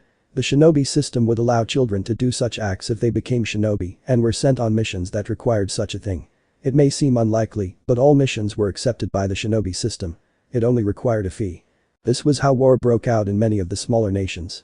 People with money hired shinobi to harm innocent people or attack those who stood in the way of their goals, thus causing more conflict in an already conflicted world. Shut up. Mikoto screamed in anger and launched a jet of electricity at Sasuke. Sasuke couldn't dodge it because it moved faster than most lighting-based jutsu. He mustered the strength to raise his sword and coated it with lighting chakra again to block the lightning. Now I'm angry. He glared at her with his red eyes. Your father should have taught you better. He charged at her with his sword ready. Some Konoha shinobi yelled at him to stop, but he ignored them. When he was within striking distance, something happened. He jumped back as a wave of iron sand surrounded Mikoto. Some of the Konoha shinobi and citizens were horrified by the scene. Sasuke was missing his right arm. The iron sand Mikoto generated with her mastery of electricity easily protected her. I won't allow someone to hurt the people I care about. She shouted as she threw a lightning bolt from her arm at Sasuke. However, he reacted quickly enough to form a sword of light to absorb and block the attack. She then increases the output to surround Sasuke, but at the same time, without attacking him. It was quickly generating enough heat to scorch him, causing him to scream in pain. It eventually stopped when Sasuke was covered in third-degree burns and fell down. To which many Konoha shinobi jumped in to check on him. Good work, sis. Mordred commented as she walked over to her sister. She was proud that she fought to protect the people. It was the reason Mikoto took an active role in anti-skill. A volunteer security group of Academy City 7. Academy City is one of the advanced cities in Albion, but it also serves as an educational city. The city had the best schools for all majors, and only the best, the rich, and sometimes the lucky ones could get in. Anti-skill helps keep crimes down, and when students or people with magic or Dukai get out of hand, they are dealt with as well. Mikoto smiled at her sister and gave her a hug. It seems like things were going to get out of hand. Enough. Gaara announces. I think a 1-hour intermission is needed. With that, people began to back away and head back to their respective groups to discuss their actions. After Sasuke's behavior, the Hokage had no choice but to withdraw from the exam altogether. He couldn't risk worsening the already strained relationship they had with everyone. If he allowed his shinobi to continue with the exams, they would only show their anger at Konoha for everyone other than them, and considering how many people are in the exams, it won't end well for their future. After the 1-hour break, the finals continued. It ended with the final match between Kumo shinobi. This was expected given that their village was known to focus on shinobi quality due to their lack of clans with Kekkei Genkai. Queen Pendragon. Oh, the Raikage shouted after being congratulated by the other Kages on his victory. I have a request for you. Speak and I'll consider it. She replied. I wish for your daughters to fight each other. She requested. She was a little surprised to make such a request, of course she didn't show it. After witnessing Mikoto's attack on Sasuke and Mordred's murder of the Konoha shinobi, both princesses displayed immense prowess in combat. It was a request many would have her accept. No one was certain of Albion's capabilities, but if the two princesses were to duel, it would give them an insight into the potential of their next generation. I say let the two girls fight. Medusa commented. They train constantly at home, and there won't be any danger if the two of them fight each other. I can put a stop to it if necessary. She pointed out. Arturia was also capable of breaking up a fight between the girls. She wasn't going to deny the request as she agreed with Medusa's point. Arturia also saw that the shinobi world wouldn't take what they saw as a young nation seriously. The lack of respect, honor, and her constant attempt to persuade them to help them was clear as to how they viewed them. It insulted her pride as a knight that they didn't take her seriously. I'll allowed. Mikoto. Mordred. Arturia summoned her daughters. Then she waited for the two to arrive. Mom. Mordred greeted with his hands behind his head. Aunt Arturia. Mikoto greeted with a slight bow. How do you two feel about a duel between you? She asked them. The two took a moment to think about it. That on it sounds interesting. Mordred and Mikoto answered respectively. Both girls went to the stadium when Gaara announced a duel between the princesses. Everyone was excited to see those two. They both already showed their power and wanted to see more. The two head towards the center of the arena to stand face to face. Mordred then summons her sword, Clarent, a magical sword her father gave her on her birthday. She rested it on her right shoulder. I hope you're ready, little sister. I won last time, she said haughtily. Mikoto returned with her own confident smile. Don't be so sure, big sister. I'm sure I'll win this time. Arturia stood between the two. Remember the rules of chivalry, girls. I wish you the best of luck. She separated them with a reminder about the code of chivalry. With that, she left. It was very calm as the two stared at each other. The crowd grew more excited with each passing second. Immediately, Mikoto sent a lightning bolt at her sister, who blocked it with Clarent. An obvious tactic. Mordred yelled at her. She channels her prana into Clarent. She quickly disconnected from the lightning bolt and then reconnected before it could hit her. Counter full, she yelled as the attack bounced back and hit Makoto. A magic spell she learned from the captain of the 7 deadly sins, Meliodas. Makoto ignored him because she's an electrobender, a master of electricity. The electric base attack will have very little effect on her. If you're using that spell, then she muttered as iron sand began to gather around her hand and form a whip. She then sent the iron sand whip at her sister. Mordred was surprised by the attack. He knew his sister had the potential to be one of the best electromagnets, but he still had trouble controlling magnetic fields to create weapons. Shields and large wave cuts, yes, but weapons or any small objects, no. He quickly formed a silver gauntlet with a red rim to catch it. Makoto began to look frustrated. That's new. Nice trick, but you'll need more to beat me. She started to coil it, but the iron sand quickly dissolved and she almost tripped. You cheeky brat. Then she charged at her. Makoto started to smile. To everyone's surprise, she started to sprout large white wings and float. Then higher until she was out of reach. She was flying. How is that possible? Lunoki stammered. He only saw people flying when they were on airships or had attachment to wings, like the Dukai wings of anyone at or above a Du King. Makoto's wing was something he'd never seen. It was too different from the ones he'd seen. He managed to pull it off, Arturia commented. She knew Rin was always harsh with her magic lessons. She tried to teach Makoto the Tasaka's brand of magic, jewelry, but she had little desire to do so. Once Makoto's affinity with electricity was discovered, she taught her everything she could. Arturia was the same with Mordred's lesson in swordsmanship and knighthood. Your Majesty. Lunoki called after her. Why are your wings different? I only know that flying magic will produce wings, but those are unlike anything I've seen. He questioned, not fully understanding magic and Dukai. The power over electricity is powerful, but difficult. If one knows about magic and the science of lighting, then many doors are open to them. Makoto learned from her mother and a few others to harness both her lighting electricity ability and science. Those wings are a visual aspect of her ability to fly. You are mistaken about them being magical wings that use the more common aerial magic. Through her electrical energy, she induced the electrolysis of water vapor in the air. She surrounded herself with a large amount of atomized water vapor, allowing her to fly, Arturia explained. Just mistaking them as science was something Shinobi didn't bother to learn.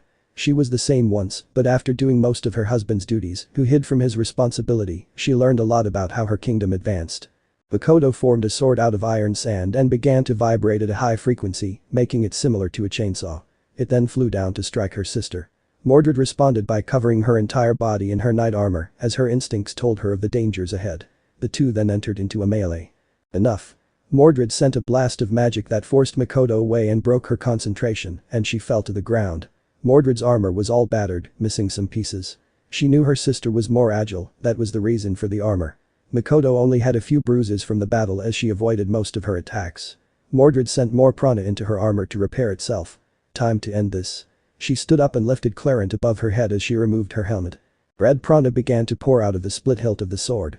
Everyone could feel the raw power, and it easily matched the power of the Bijuus. That fact alone scares the cages due to their massive power. Makoto smiled too. Her body began to produce a lot of electricity.